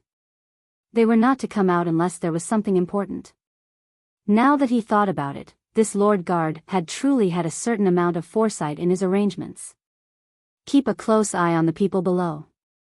Don't let them rashly show themselves, especially Xian Yi. This fellow has always thought highly of himself and likes to underestimate his enemies. We can't let him cause any trouble at this critical juncture. The Lord Guard frowned as he warned. This subordinate will do as you bid. Sky Eagle clasped his hands in acknowledgement. After a moment of hesitation, he tentatively asked, Lord Guard, may I ask what our next step is? The next step, the Lord Guard's eyes flashed, and after a moment of thought, he said, I've already sent a messenger pigeon back. Right now, we just need to wait for the Kaghan's reply and reinforcements. Until then, all of us will carefully hide in the city and wait for an opportunity to move. If we have the chance to capture 1 or 2 Yanhuang College students and teachers, that would be for the best. Of course, this is only the most ideal situation. What's most important is that we don't expose ourselves. With our current strength, we don't have the strength to face the great Tang authorities head-on. When Heavenly Eagle heard that, he cupped his fists and said with a solemn look, Lord Guard, rest assured. This subordinate definitely won't let the brothers be willing to be exposed. But right now, most of the people from Yanhuang College are in Longshan. They must have chosen a location there. Are we going to let them do whatever they want in Longshan? Lord Guard frowned and said indifferently, even if we want to interfere in this matter, I'm afraid we don't have the strength to do so. Right now, there must be a large number of soldiers guarding the Dragon Mountain. If we go there, I'm afraid we'll be walking right into their trap. Let's wait for 2 more days. Once our reinforcements arrive, we'll coordinate from the inside and the outside to completely take Taiyuan. Anyway, what Yanhuang College wants to build isn't something that can be completed in a few days. Heavenly Eagle nodded and cupped his fists as he said, Lord Guard is wise. This subordinate will pass down the order to all the brothers to be careful and lay low for the time being. Lord Guard waved his hand and said calmly, don't worry. Yes. Go. If you don't have anything important to do in the next 2 days, don't come and see me. Chapter 1880. Dugu Xian was attacked by an assassin and almost died. Taiyuan City, the provincial governor's residence. Li Junxian had rushed over in a hurry, and when he learned from Wang Liaoyuan what had happened in Taiyuan City in the last 2 days, he couldn't help but be alarmed. When Li Er had sent him to Taiyuan City to protect Li Tai's group, he had believed that this would be an easy mission. After all, Taiyuan City was a major city in the north of the Great Tang, and its security was naturally much better than that of a small county on the northern border. Moreover, Li Tai had 1,000 Imperial Army soldiers protecting him, so he would probably be in a lot of danger. But to Li Juanxian's surprise, the moment he arrived in Taiyuan City, the city was sealed and martial law was imposed.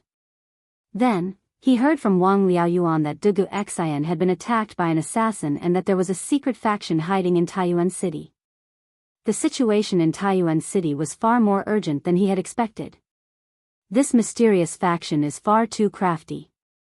They used bait to confuse us, and then by revealing that they had abandoned their son, they lured General Dugu to the southern part of the city, giving them a chance to strike.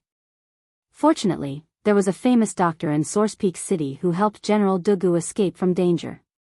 This official has already ordered the Bing Province barracks to search the entire city for the assassins and strengthen the patrols in the city. Presumably, this group of people will go into hiding for a short period of time and won't dare to stir up trouble again. Wang Liaoyuan clasped his hands as he spoke to Li Junxian. He was also deeply surprised and shocked by Li Juanxian's arrival. Li Junxian was the commander of 100 cavalry, and this cavalry was Li Er's most trusted and elite force. Li Juanxian's arrival meant that Li Er was extremely concerned about Li Tai's safety. This placed Wang Liaoyuan under great pressure. After all, Li Er had given him 7 days to solve the case. Li Juanxian's arrival was a covert attempt by Li Er to put pressure on him. How is His Highness's safety? Does the mysterious faction in the city already know why His Highness and the students from Yanhuang College have come to Taiyuan City? Wang Liaoyuan's words did nothing to ease Li Juanxian's nervousness and wariness. He suddenly remembered something important and sternly asked. Although Li Tai's mission in Taiyuan was top secret, Li Junxian was one of Li Tai's most trusted subordinates, and he was also one of the commanders tasked with protecting Li Tai. He naturally knew about it. Thus, Li Junxian was well aware that if Li Tai's goal in coming to Taiyuan City was revealed, there was a high chance that the step would send people to sabotage, even assassinate them.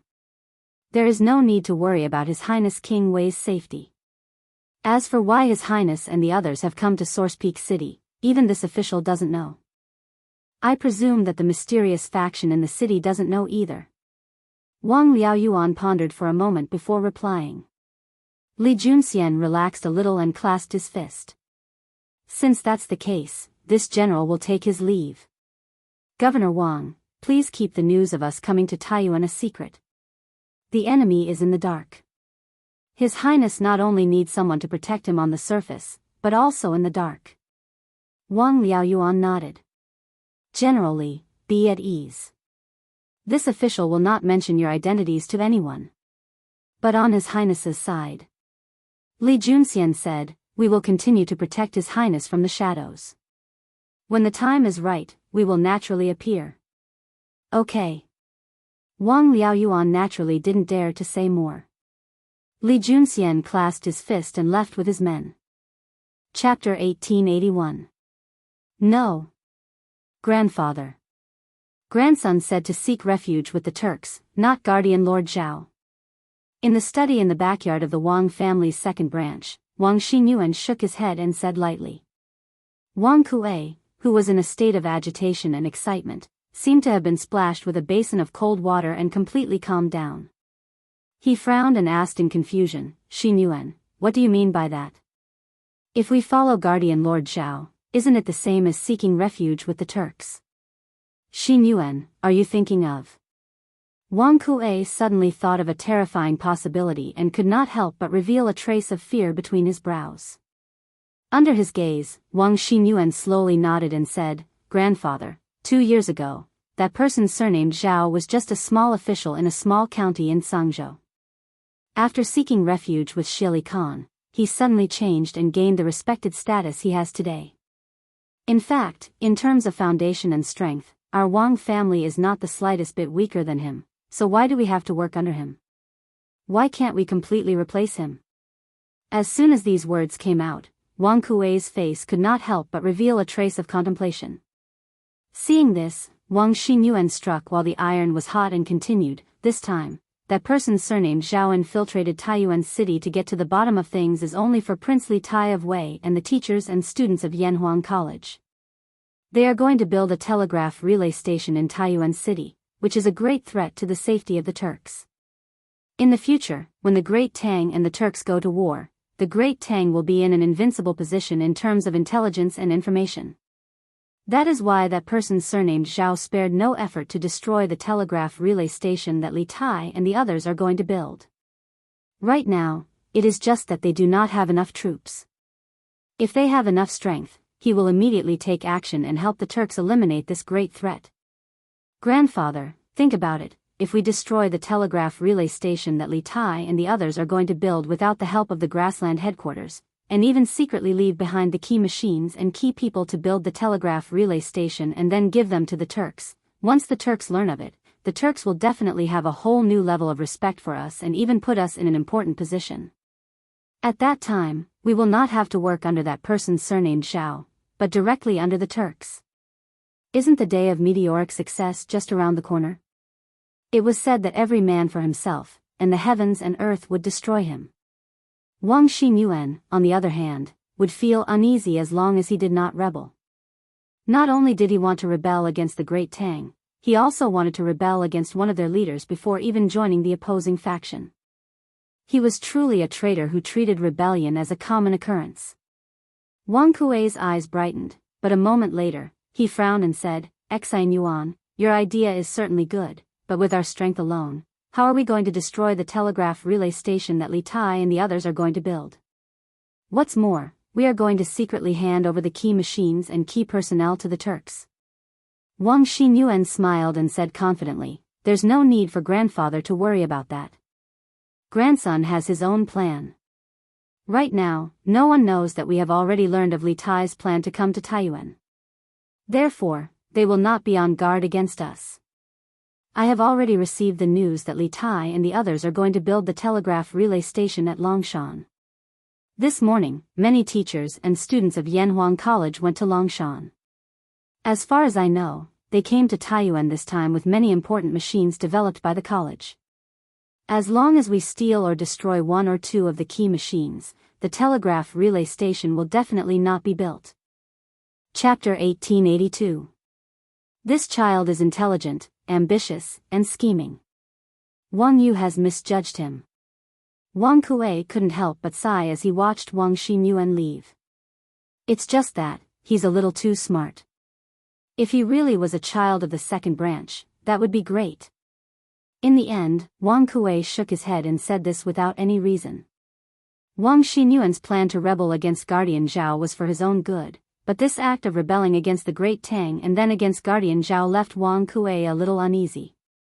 He was worried that Wang Xinyuan would one day break free from his control, and even more worried that Wang Xinyuan would one day betray him. Wang Li, come in. After some time, Wang Kuei's complexion returned to normal, and he raised his head and called out to the door. Second Elder. Wang Li, dressed in plain clothes, pushed open the door and entered. After closing the door, he cupped his fists and greeted Wang Kuei. You should have heard what this old man said to Xi Yuan just now, right? Wang Kuei looked at Wang Li and indifferently asked. Yes, this subordinate heard it all. While Wang Xinyuan and Wang Kuei were talking in the study, Wang Li had been standing under the great banyan tree not far from the study. On the one hand, he had been keeping watch for the two in the room to prevent anyone from sneaking in and eavesdropping. On the other hand, this could be considered Wang Kuei's arrangement. Wang Kuei knew that as a Grandmaster realm expert, Wang Li's hearing was sharper than ordinary people's. Even at such a distance, he would definitely be able to hear what was going on in the room. Since you've heard it all, this old man won't repeat it. Starting today, you and your subordinates must all obey Xinyuan's orders. Xinyuan's words are equivalent to this old man's words. All of you must strictly obey them, understand? Wang Kuei sternly said. Wang Li's expression turned solemn as he bowed and cupped his fists. Second elder, be at ease. This subordinate will do our best to assist young master. This child is intelligent and ambitious. Wang Yu has misjudged him. Wang Kuei couldn't help but sigh as he watched Wang Xinyuan leave.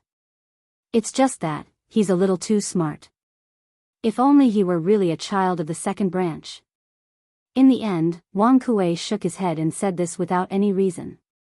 Wang Xinyuan's plan to betray Guardian Zhao was for his own good, but this betrayal of the Tang Empire and then of Guardian Zhao made Wang Kuei feel a little uneasy. He was worried that Wang Xinyuan would break away from his control one day, and even more worried that Wang Xinyuan would betray him one day. Wang Li, come in. After an unknown period of time, Wang Kuei's complexion returned to normal. He raised his head and shouted towards the outside. Second elder.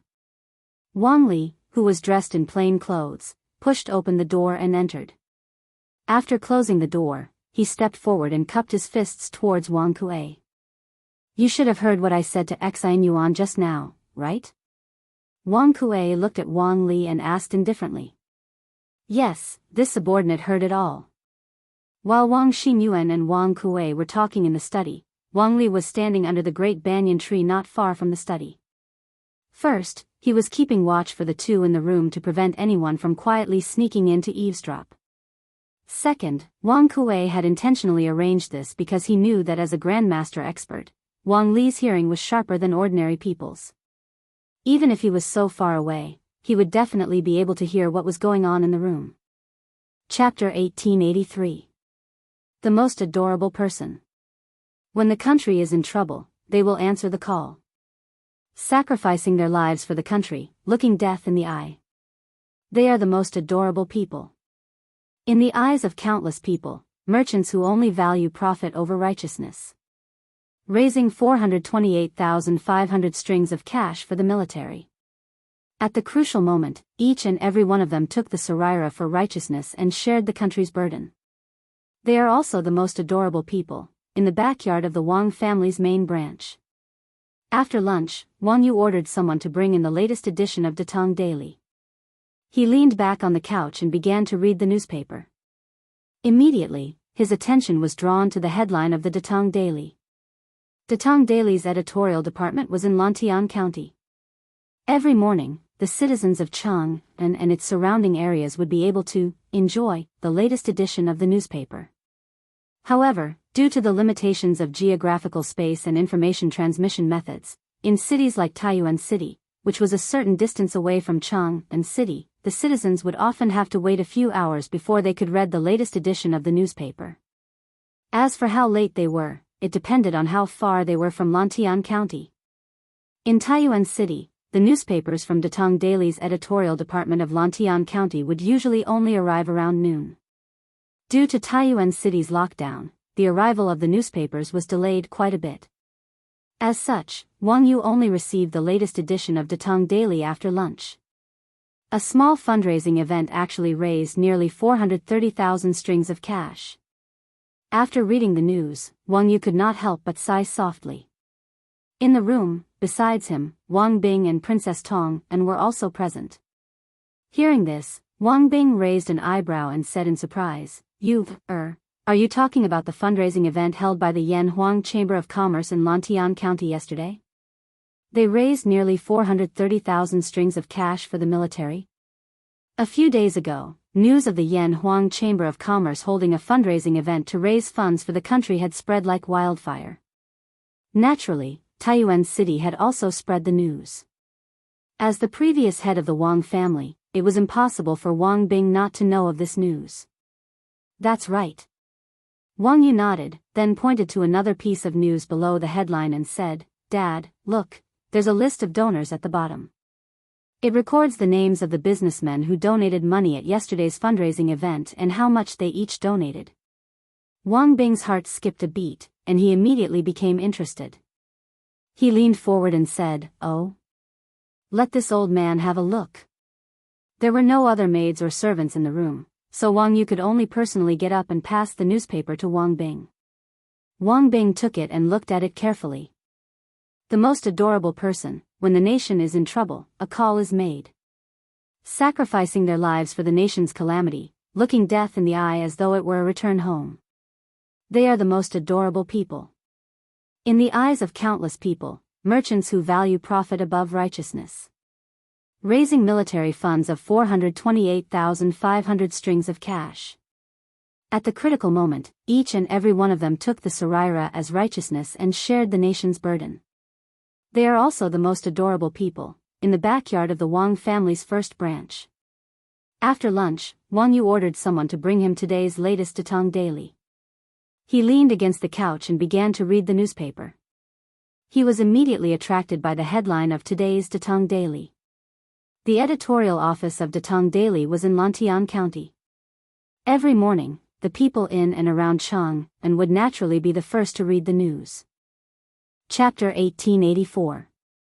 The reason why Wang Yu and Princess Tong didn't return to Suizhou directly from Qizhou and instead came to Taiyuan was because Wang Rinbiao had married a commoner and angered the elders. Wang Yu was worried that this matter would affect Wang Rinbiao's position as the heir of the Wang family, so he brought Princess Tong back to the ancestral home to mediate. At the time, Wang Yu had intended to persuade the elders with an important argument. Imperial power was at its peak, and Li Zishuan was also favored by the emperor. Since Li Jingchu was Li Zishuan's adopted sister, she could be considered a match for Wang Rinbiao. The Wang family couldn't offend Li Zishuan because of this matter. Moreover, when Lu Qingqing of the Lu family of Fanyang and Li Jingxian of the Li family of Zhao County found out that Wang Rinbiao had married Li Zishuan's adopted sister, they all left for Lantian County to participate in the fundraising event. In the beginning, the elders of the Wang family didn't believe that Li Jingxian and Lu Qingqing would participate in the fundraising event. To be precise, they didn't think that the arrogant 5 families and 7 hopes would bow to a small marquis. In addition, Wang Yu only speculated that Li Jingxian and Lu Qingqing would go to Lantian County to participate in the fundraising event. There was no direct evidence, so Wang Yu didn't argue with Wang Kuei and the others on this point. But now, the donation list published by Datong Daily was a solid slap to the faces of Wang Kuei and the others. Didn't you say that it was impossible for Li Jingxian and Lu Qingqing to participate in the fundraising event? Then why were their names on the list? And the 2 of them donated 30,000 strings of cash each? This old man heard that the sudden martial law in the city has something to do with Prince Wei and the group from Yanhuang College? In the backyard of the Wang family's main house. Wang Bing suddenly thought of something and asked after seeing Wang Yu leave and instruct the servants to deliver the newspapers to the other elders. Replying to father, it was the commander of the imperial army, Dugu Xian, who came to Taiyuan with Prince Wei. He was assassinated in the southern part of the city this morning. The Bing provincial governor speculated that this group of assassins was likely to harm Prince Wei. In addition, after His Majesty learned of the situation in Taiyuan through the telegraph, he issued an edict to the provincial governor's office to enter the city to capture the assassins. Hearing Wang Bing's sudden concern, Wang Yu paused for a moment before replying truthfully. What? The Duga clan's kid was assassinated in Taiyuan City? His Majesty even issued an edict to the provincial governor's office through the telegraph? Hearing this, Wang Bing said with a slightly shocked expression. Yes, father. Wang Yu nodded and then said, this child has already ordered all of the Wang family's hidden guards to assist the provincial governor's office in searching for the assassins in the city. Our Wang family has been operating in Source Peak City for many years. If we don't contribute at this time, I'm afraid it won't be justifiable. Moreover, if something happens to Wei Wang and the teachers and students of Yanhuang College in Taiyuan City, I'm afraid that our Wang family will also be implicated. Wang Bing stroked his beard and agreed, You did the right thing. Wei Wang was one of the emperor's most beloved princes. He could not allow anything to happen to him in Source Peak City. Moreover, since my cousin is on good terms with the Marquis of Yong, and our Wang family cannot let anything happen to his student in Source Peak City. Therefore, the Wang family cannot stand by and do nothing. Send out all of the Wang family's secret guards and try to find the assassin as soon as possible. Yes. Father. Wang Yu cupped his hands and replied. At this moment, there was a knock on the door. A servant shouted from outside, reporting to Patriarch, there is a messenger pigeon from Chang'an. It is an imperial edict from the imperial palace. Chapter 1885. Make way. Make way. Compared to Taiyuan City's martial law, Lantian County's side was peaceful, no different from usual. However, at noon, there were groups of bailiffs carrying paper and paste, shuttling through the streets and alleys. They pasted 2 notices on the walls of every key intersection. Not long after, the notices attracted many passers-by. His Majesty has decreed that the 713 people who participated in the charity event yesterday were selfless and generous. They were in the interest of the nation. As a reward, the merchants who donated money yesterday will receive the same amount of tax exemption this year. The same goes for Lantian County. Such a notice immediately attracted everyone's attention, especially the merchants. Isn't this the imperial decree that His Majesty issued this morning to reward the merchants of the charity event? Soon, someone recognized the source of the content in the notice. It was an imperial edict of commendation issued by Li Er in the morning.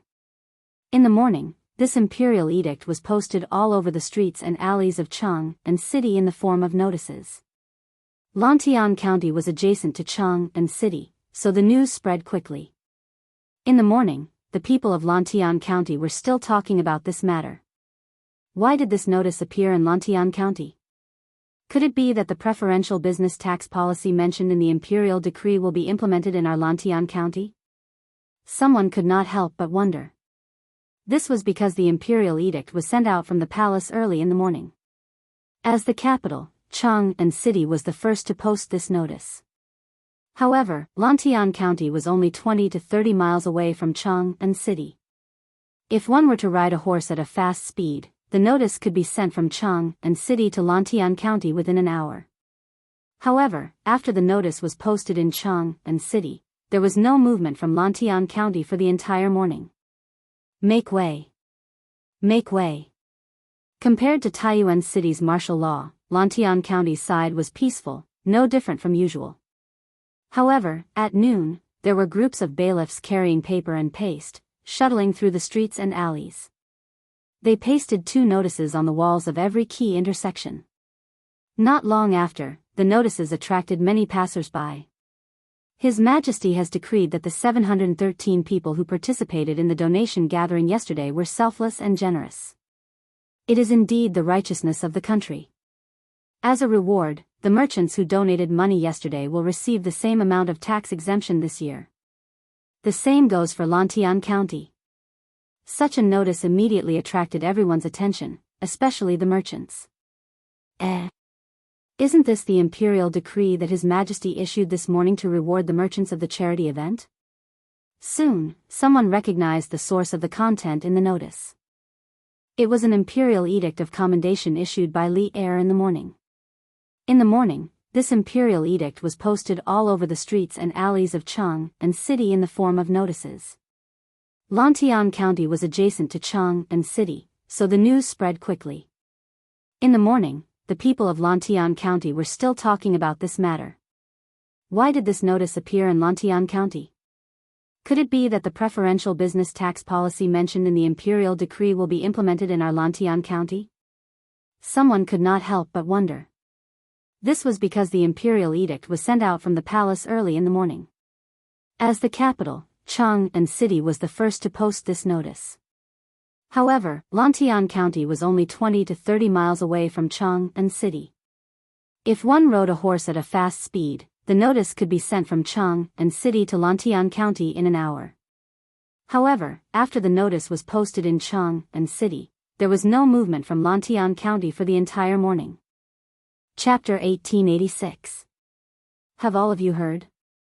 It is said that the old Khan told the young Khan in a dream that the great Khan had lost his virtue, usurped the throne and persecuted his nephew. Longevity Heaven is furious and will send frost at the end of the 7th month. What? There's such a thing? Could it be that the young Khan made up a lie to get out of trouble? That's right. It's summer now, how can there be frost on the grassland? Isn't this a fool's dream? What nonsense are you talking about? Even if the young Khan wanted to make up a lie, why would he dare to make it in the name of Longevity Heaven? That's true. But such a strange thing as frost in summer has never happened in thousands of years. How can it happen this year? And it's only a few days to the 8th month. Oh. It's the 8th month in 3 days. Sigh. Whether the rumor is true or not, it seems that the great Khan wants to kill the young Khan. If the old Khan was still alive and saw this scene, I wonder what he would think. Say, if the phenomenon of frost does appear in the next 3 days, does it mean that the great Khan has really angered the Longevity Heaven? On the prairie today, there were suddenly some rumors and slanders among the various tribes. Although the content of the rumor was a bit unbelievable, the people who spread the rumor all made it sound very convincing. Most importantly, the rumor mentioned the everlasting heaven. As a prairie man, no one dared to make fun of the everlasting heaven. In this way, this seemingly absurd rumor gained much more credibility, allowing it to quickly spread among the Turkic common people and soldiers. This was a public opinion attack from the bottom up. When it was close to noon, many tribe leaders began to notice this rumor. Some of them scoffed and did not believe it at all. Some of them were thoughtful and thought that there was no smoke without fire. Some of them urgently gathered their trusted subordinates to discuss the hidden meaning behind this rumor. Have you all heard? It is said that the old Khan told the young Khan in a dream that the great Khan had lost his virtue, usurped the throne and persecuted his nephew.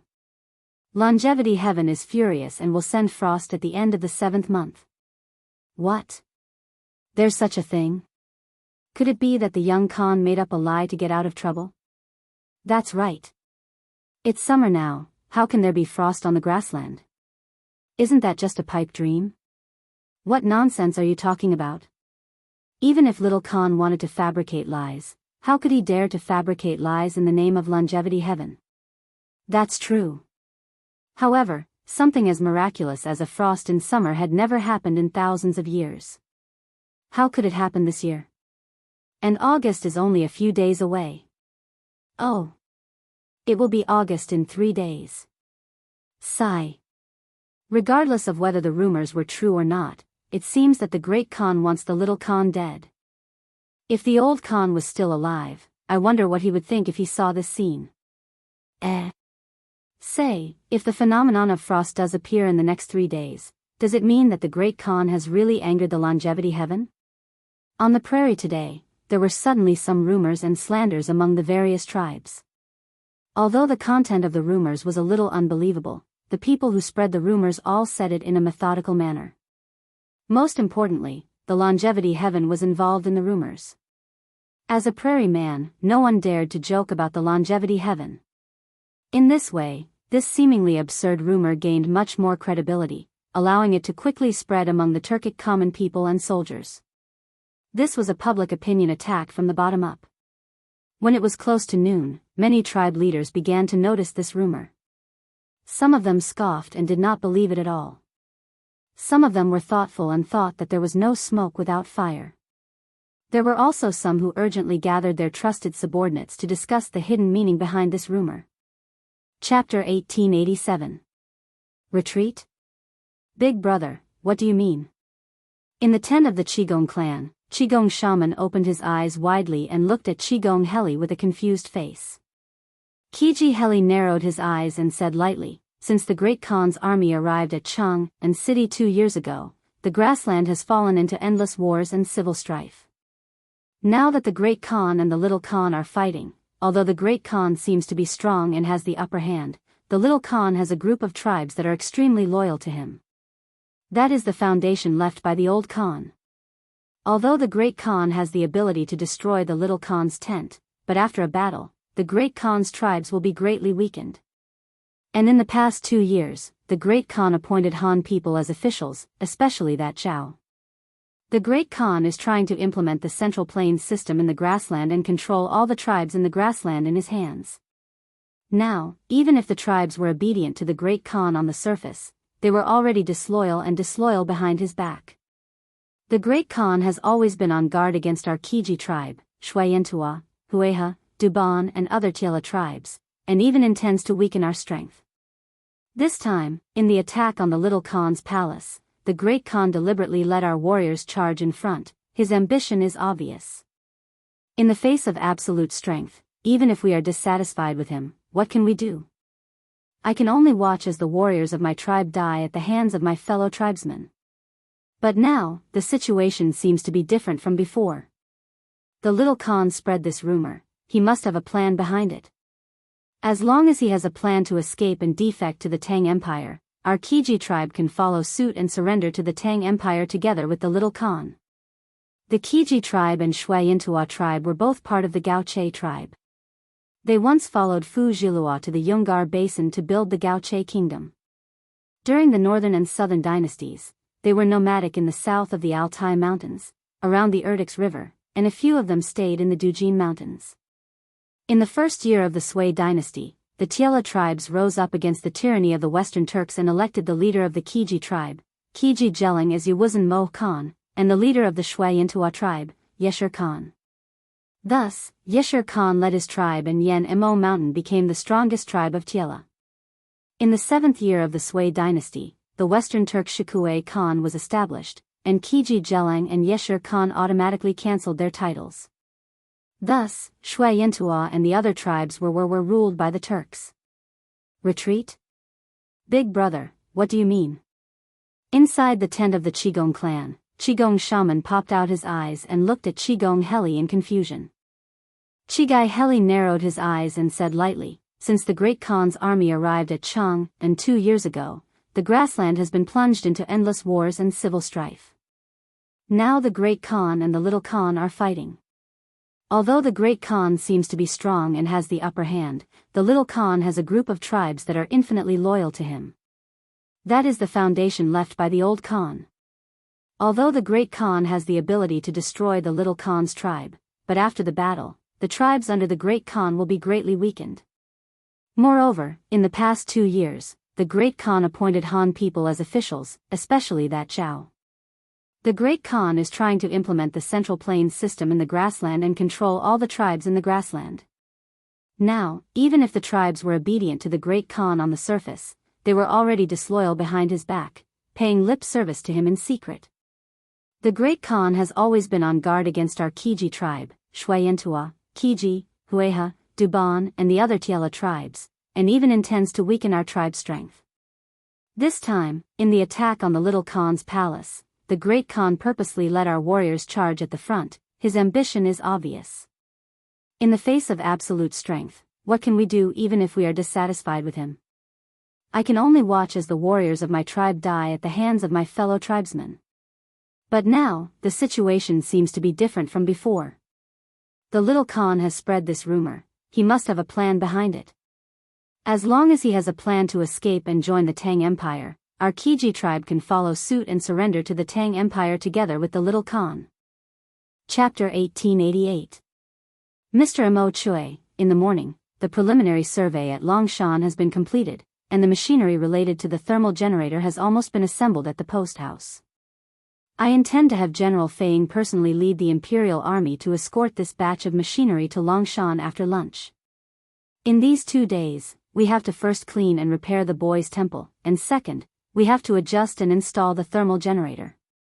As for the coal needed for the thermal generator, I'll leave it to you and the other gentlemen to purchase it quickly in Taiyuan City.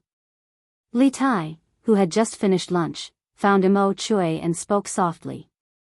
In the morning, Li Tai and the others had carried out various surveys on Dragon Mountain and determined the location of the telegraph relay station.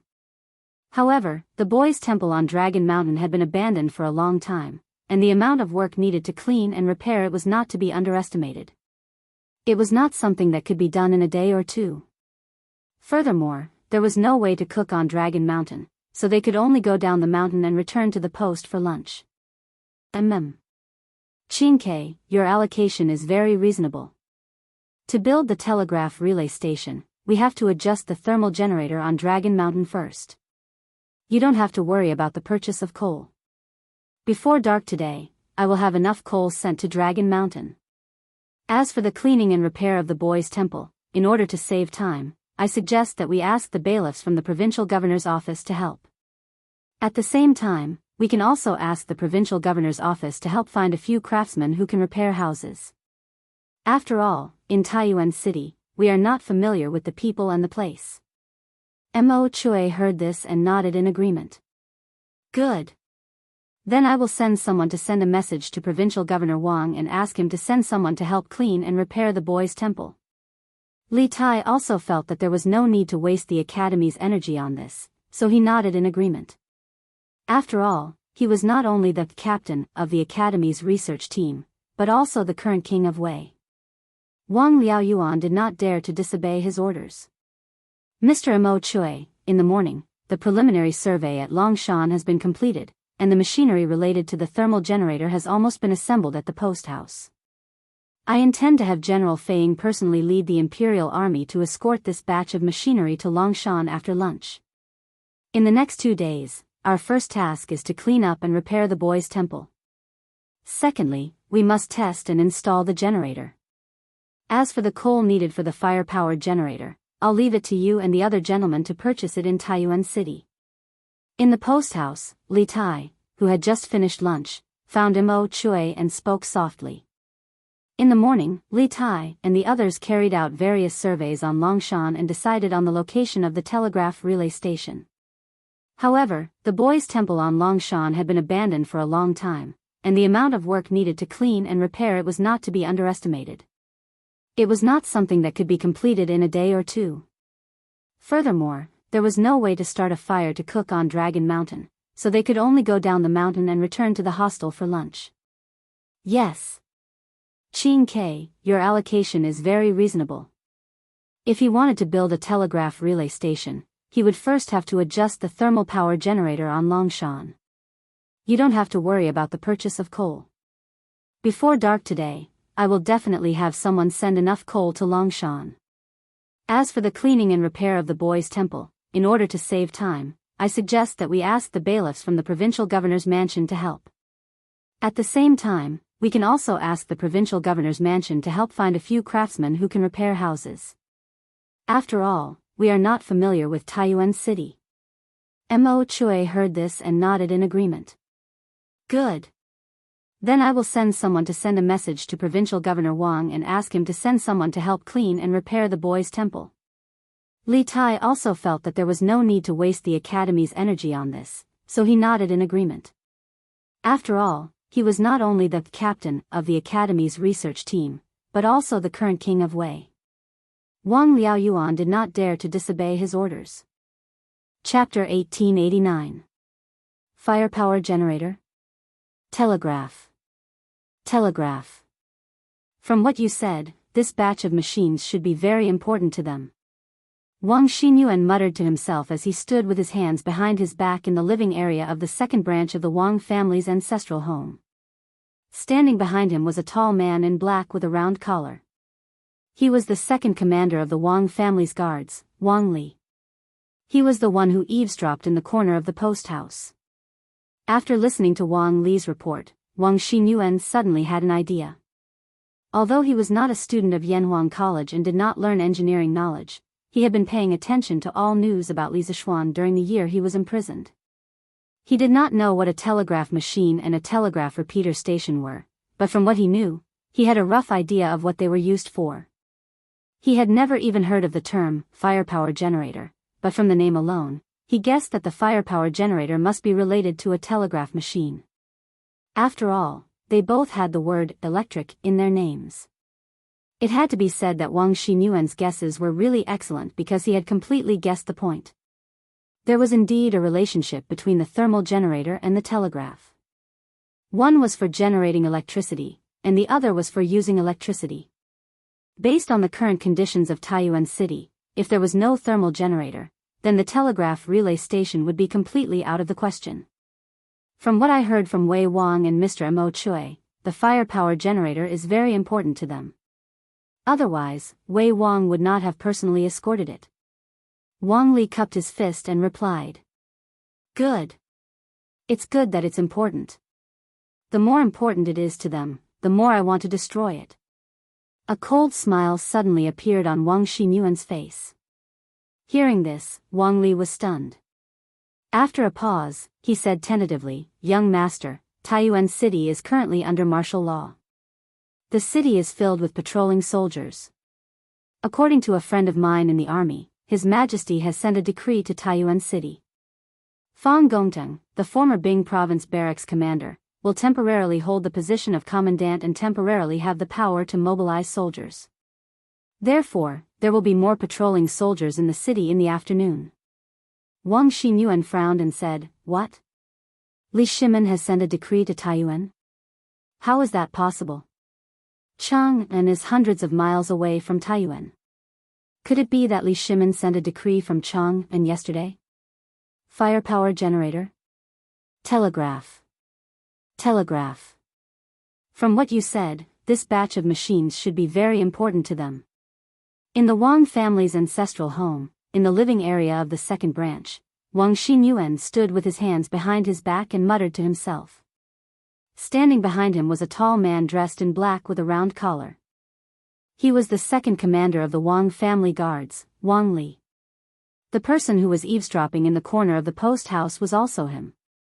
After listening to Wang Li's report, Wang Xinyuan suddenly had an idea. Although he wasn't a student of Yanhuang College and hadn't learned any engineering knowledge, he had been paying attention to all news about Li Zishuan during his imprisonment for more than a year. He didn't know what a telegraph and a telegraph relay station were, but from some of the known information, he had a general idea of what these two things were used for. He had never even heard of the term firepower generator, but just by hearing the name, he could guess that the firepower generator must be related to the telegraph.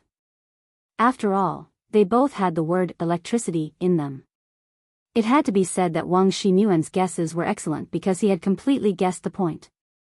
The firepower generator and the telegraph were indeed related. One was to generate electricity, and the other was to use electricity. Moreover, based on the current conditions of Taiyuan City, without the firepower generator, the telegraph relay station would be completely out of the question. From what this subordinate heard from Wei Wang and Mr. Mo Chui, this firepower generator is very important to them. Otherwise, Wei Wang wouldn't have personally escorted it. Wang Li cupped his fist and replied. "Good. As long as it's important. The more important it is to them, the more I want to destroy it." A cold smile suddenly appeared on Wang Xinyuan's face. Hearing this, Wang Li was stunned. After a pause, he said tentatively, "Young master, Taiyuan City is currently under martial law. The city is full of patrolling soldiers. According to a subordinate's friend in the army, His Majesty has already sent a decree to Taiyuan. Fang Gongteng, the former Bing Province barracks commander, will temporarily hold the position of commandant and temporarily have the power to mobilize soldiers. Therefore, there will be more patrolling soldiers in the city in the afternoon." Wang Xinyuan frowned and said, "What? Li Shimin has already sent a decree to Taiyuan? How is that possible? Chang'an is several hundred li away from Taiyuan. Could it be that Li Shimin sent a decree from Chang'an yesterday? Firepower generator? Telegraph. Telegraph. From what you've said, this batch of machines should be very important to them." In the Wang family's ancestral home, in the living area of the second branch, Wang Xinyuan stood with his hands behind his back and muttered to himself. Standing behind him was a tall man dressed in black with a round collar. It was the second commander of the Wang family's guards, Wang Li. The person who was eavesdropping in the corner of the post house was also him. After listening to Wang Li's report, Wang Xinyuan suddenly had an idea. Although he was not a student of Yanhuang College and did not learn engineering knowledge, he had been paying attention to all news related to Li Zishuan during his imprisonment for more than a year. He did not know what a telegraph machine and a telegraph repeater station were, but from what he knew, he had a rough idea of what they were used for. He had never even heard of the term firepower generator, but from the name alone, he guessed that the firepower generator must be related to a telegraph machine. After all, they both had the word electric in their names. It had to be said that Wang Xinyuan's guesses were excellent because he had completely guessed the point. The firepower generator and the telegraph were indeed related. One was to generate electricity, and the other was to use electricity. Moreover, based on the current conditions of Taiyuan City, without the firepower generator, the telegraph relay station would be completely out of the question. From what this subordinate heard from Wei Wang and Mr. Mo Chui, the firepower generator is very important to them. Otherwise, Wei Wang would not have personally escorted it. Wang Li cupped his fist and replied. Good. As long as it's important. The more important it is to them, the more I want to destroy it. A cold smile suddenly appeared on Wang Xinyuan's face. Hearing this, Wang Li was stunned. After a pause, he said tentatively, Young master, Taiyuan City is currently under martial law, and there are patrolling soldiers everywhere. According to a friend of mine in the army, His Majesty has sent a decree to Taiyuan. Fang Gongteng, the former Bing Province barracks commander, will temporarily hold the position of commandant and temporarily have the power to mobilize soldiers. Therefore, there will be more patrolling soldiers in the city in the afternoon. Wang Xinyuan frowned and said, What? Li Shimin has already sent a decree to Taiyuan? How is that possible? Chang'an is several hundred li away from Taiyuan. Could it be that Li Shimin sent a decree from Chang'an yesterday? Firepower generator? Telegraph. Telegraph. From what you said, this batch of machines should be very important to them. In the Wang family ancestral residence, in the living area of the second branch, Wang Xinyuan stood with his hands behind his back and muttered to himself. Standing behind him was a tall man dressed in black with a round collar. He was the second commander of the Wang family guards, Wang Li. The person who was eavesdropping in the corner of the post house was also him. After listening to Wang Li's report, Wang Xinyuan suddenly had an idea. Although he was not a student of Yanhuang College and did not learn engineering knowledge, he had been paying attention to all the news about Li Zishuan during his imprisonment for more than a year. He did not know what a telegraph and a telegraph relay station were, but from some of the known information, he had a general idea of what these two things were used for. He had never even heard of the term firepower generator, but just by hearing the name, he could guess that the firepower generator must be related to the telegraph. After all, they both had the word electricity in their names. It had to be said that Wang Xinyuan's guess was excellent because he had completely guessed the point. The firepower generator and the telegraph were indeed related. One was to generate electricity, and the other was to use electricity. Based on the current conditions of Taiyuan City, without the firepower generator, the telegraph relay station would be completely out of the question. This subordinate heard the meaning of the conversation between Wei Wang and Mr. Mo Chui. This firepower generator is very important to them. Otherwise, Wei Wang would not have personally escorted it. Wang Li cupped his fists and replied. Good. It's good that it's important. The more important it is to them, the more I want to destroy it. A cold smile suddenly appeared on Wang Xinyuan's face. Wang Li was stunned when he heard this. He paused and said tentatively, Young master, Taiyuan City is currently under martial law. The city is full of patrolling soldiers. According to a subordinate's friend in the army, His Majesty has already sent a decree to Taiyuan. Fang Gongteng, the former Bing Province barracks commander, will temporarily hold the position of commandant and temporarily have the power to mobilize soldiers. Therefore, there will be more patrolling soldiers in the city in the afternoon. Wang Xinyuan frowned and said, What?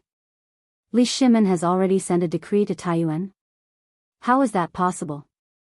Chang'an is several hundred li away from Taiyuan. Could it be that Li Shimin sent a decree from Chang'an yesterday? Firepower generator? Telegraph. Telegraph. From what you've said, this batch of machines should be very important to them. In the Wang clan's ancestral home, in the living area of the second branch, Wang Xinyuan stood with his hands behind his back and muttered to himself. Standing behind him was a tall man in black with a round collar. It was the second commander of the Wang clan's guards, Wang Li. The person who was eavesdropping in the corner of the post house was also him. After listening to Wang Li's report, Wang Xinyuan suddenly had an idea. Although he was not a student of Yanhuang College and did not learn engineering knowledge, he had been paying attention to all news related to Li Zixuan in the past year or so of being imprisoned. He did not know what a telegraph and a telegraph relay station were, but from some of the known information, he could roughly guess what these two things were used for. He had never even heard of the term firepower generator, but just by hearing the name, he could guess that the firepower generator must be related to the telegraph. After all, they both had the word electricity in their names. It had to be said that Wang Xinyuan's guesses were excellent because he had completely guessed the point. The firepower generator and the telegraph were indeed related. One was to generate electricity, and the other was to use electricity. Based on the current conditions of Taiyuan City, without the firepower generator, the telegraph relay station would be completely out of the question. This subordinate heard the meaning of the conversation between Wei Wang and Mr. Mo Chui. This firepower generator is very important to them. Otherwise, Wei Wang would not have personally escorted it. Wang Li cupped his fist and replied. Good. It's good that it's important. The more important it is to them, the more I want to destroy it. A cold smile suddenly appeared on Wang Xinyuan's face. Hearing this, Wang Li was stunned. After a pause, he said tentatively, Young master, Taiyuan City is currently under martial law. The city is full of patrolling soldiers. According to a subordinate's friend in the army, His Majesty has already sent a decree to Taiyuan. Fang Gongteng, the former Bing province barracks commander, will temporarily hold the position of commandant and temporarily have the power to mobilize soldiers. Therefore, there will be more patrolling soldiers in the city in the afternoon. Wang Xinyuan frowned and said, What? Li Shimin has already sent a decree to Taiyuan? How is that possible? Chang'an is several hundred li away from Taiyuan. Could it be that Li Shimin sent a decree from Chang'an yesterday? Firepower generator? Telegraph. Telegraph. From what you've said, this batch of machines should be very important to them. In the Wang family's ancestral home, in the living area of the second branch, Wang Xinyuan stood with his hands behind his back and muttered to himself. Standing behind him was a tall man dressed in black with a round collar. It was the second commander of the Wang family's guards, Wang Li. The person who was eavesdropping in the corner of the post house was also him. After listening to Wang Li's report, Wang Xinyuan suddenly had an idea. Although he was not a student of Yanhuang College and did not learn engineering knowledge, he had been paying attention to all news related to Li Zixuan during his imprisonment for more than a year. He did not know what a telegraph machine and a telegraph repeater station were, but from what he knew, he had a rough idea of what they were used for. He had never even heard of the term firepower generator, but from the name alone, he guessed that the firepower generator must be related to a telegraph machine. After all, they both had the word electric in their names. It had to be said that Wang Xinyuan's guesses were excellent because he had completely guessed the point. The firepower generator and the telegraph were indeed related. One was to generate electricity, and the other was to use electricity. Moreover, based on the current conditions of Taiyuan City, without the firepower generator, the telegraph relay station would be completely out of the question. From what this subordinate heard from Wei Wang and Mr. Mo Chui, the firepower generator is very important to them. Otherwise, Wei Wang would not have personally escorted it. Wang Li cupped his fist and replied. Good. As long as it's important. The more important it is to them, the more I want to destroy it. A cold smile suddenly appeared on Wang Xinyuan's face. Wang Li paused and said tentatively, Young master, Taiyuan City is currently under martial law. The city is full of patrolling soldiers. According to a subordinate's friend in the army, His Majesty has already sent an edict to Taiyuan. Fang Gongteng, the former Bing Province barracks commander, will temporarily hold the position of commandant and temporarily have the power to mobilize soldiers. Therefore, there will be more patrolling soldiers in the city in the afternoon. Wang Xinyuan frowned and said, "What? Li Shimin has already sent an edict to Taiyuan? How is that possible? Chang'an is hundreds of miles away from Taiyuan. Could it be that Li Shimin sent an edict from Chang'an yesterday?" Chapter 1890. Humph. Barbarian man, you are playing dumb in front of this Khan. Inside the palace, Shili couldn't stand Barbarian man's sloppy attitude. He snorted coldly with an angry look on his face. Then, he didn't beat around the bush with the crowd and said bluntly, "Everyone here knows who benefits the most from this rumor. Now that Tuli is surrounded by this Khan's army of 300,000, seeing that there is no hope of breaking out, he sent people to spread this rumor in an attempt to make this Khan lose heart and morals on the prairie. His intentions are truly worthy of death. Great Khan is wise. Barbarian man also thinks that this rumor is related to Tuli." Seeing Shili angry, Barbarian man's expression became more or less serious. After all, he also didn't want to provoke Shili. He put away his mischievous smile and cupped his fist towards Shili. Of course, Barbarian man was sitting down when he spoke. This guy didn't even move his butt, let alone stand up. Humph. The current situation has something to do with all of you. Shili slapped the table in front of him and pointed at the leaders of the various tribes sitting below him. He said coldly, 10 days ago, this Khan transferred 300,000 elite troops from your tribes and already surrounded Tuli's court. Tuli's remaining troops only have a little more than 100,000 troops. Your 300,000 troops actually couldn't break through Tuli's court within 10 days. Is it because your troops are too incompetent, or are you deliberately passively accepting the battle to buy time for Tuli? As soon as these words came out, the hall, which was still relatively peaceful just now, suddenly became cold and austere. If Shili really put the hat of passively accepting the battle on any one of them, they wouldn't be able to bear it. The 10 tribal leaders sitting below all changed their expressions slightly. Chiguan Heli spoke at this time, "Great Khan, please calm down. Great Khan, please judge clearly. It's not that our warriors are weak in battle. Although Tuli only has a little more than 100,000 remnant troops, these troops are all elite troops and strong generals. Presently Tuli's troops are besieged by us. People of the Central Plains have a saying, cut off the cauldrons and sink the boats, like a cornered beast will still fight. Under this kind of desperate situation, the troops and horses under Tuli's command are fighting valiantly without fear of death. In the previous several battles, our Chiguan tribe has lost more than 1,000 warriors. Our losses are disastrous. Therefore, Tuli has been attacking for a long time. It is definitely not because we are passively fighting back." Facing Shili's post-battle accountability, Chiguan Heli must stand up for his own tribe, and at the same time, speak up for the warriors of the other tribes who participated in the battle. After all, who asked him and the barbarian man to be the big brothers of the various tribes of Tiela? As the big brother, it was time for him to step up and share the firepower for his little brothers. Brother Healy is right. Tuli's troops have been attacking for a long time without success because they want to fight to the death in a desperate situation. It's not that we are passively accepting the challenge. Great Khan, please judge clearly. My Shui Yintua tribe has already lost more than 3,000 warriors. None of my warriors retreated a single step when we were fighting against Tuli's tribe. I beg the Great Khan for your judgment. My Ba Yegu tribe has already lost more than 2,000 warriors and killed more than 3,000 people of Tuli's tribe. We are not passively accepting the challenge. I beg the Great Khan for your judgment. My Hueha tribe has already lost more than 1,000 warriors and killed more than 3,000 people of Tuli's tribe. We are not passively accepting the challenge.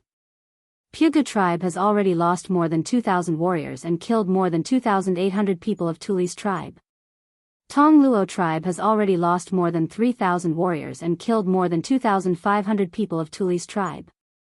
I beg the Great Khan for your judgment. Qigong He Li's words instantly attracted everyone's agreement.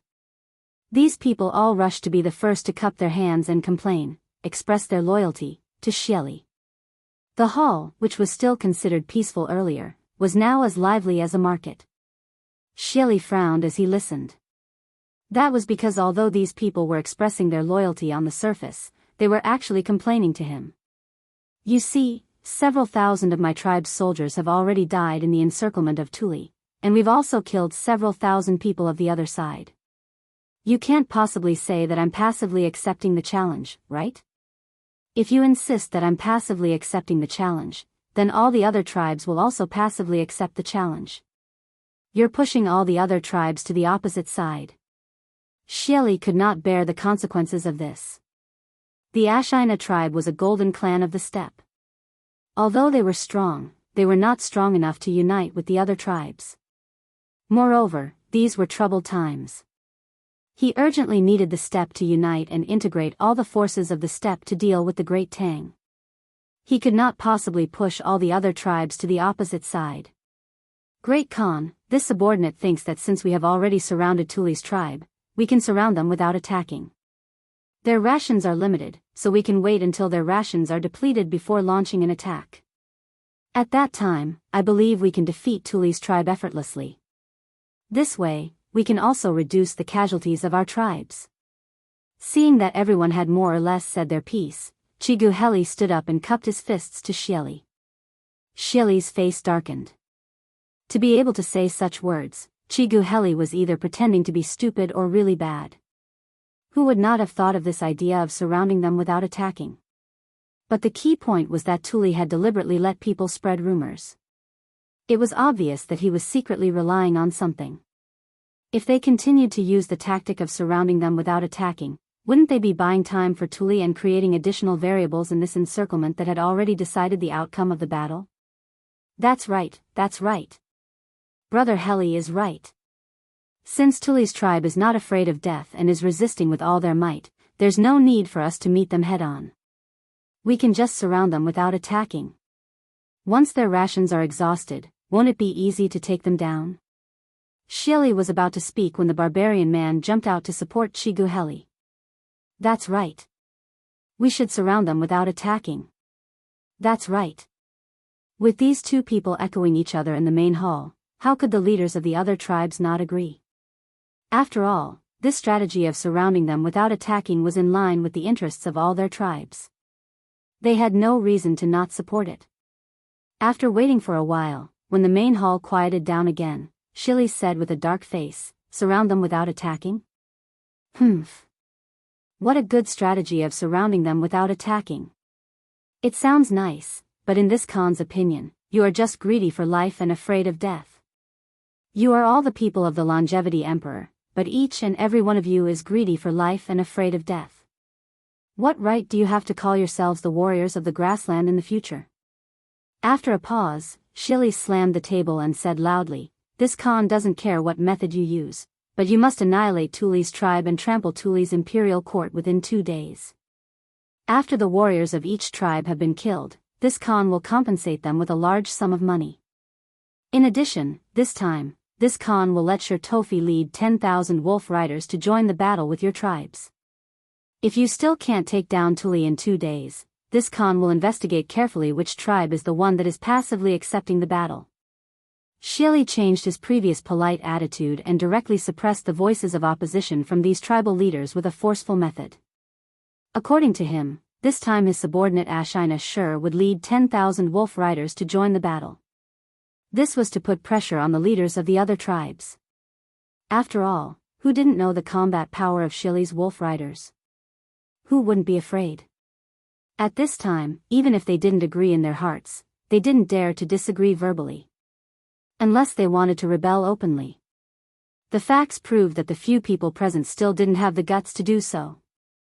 The barbarian man and Chiguheli looked at each other and secretly shook their heads at each other.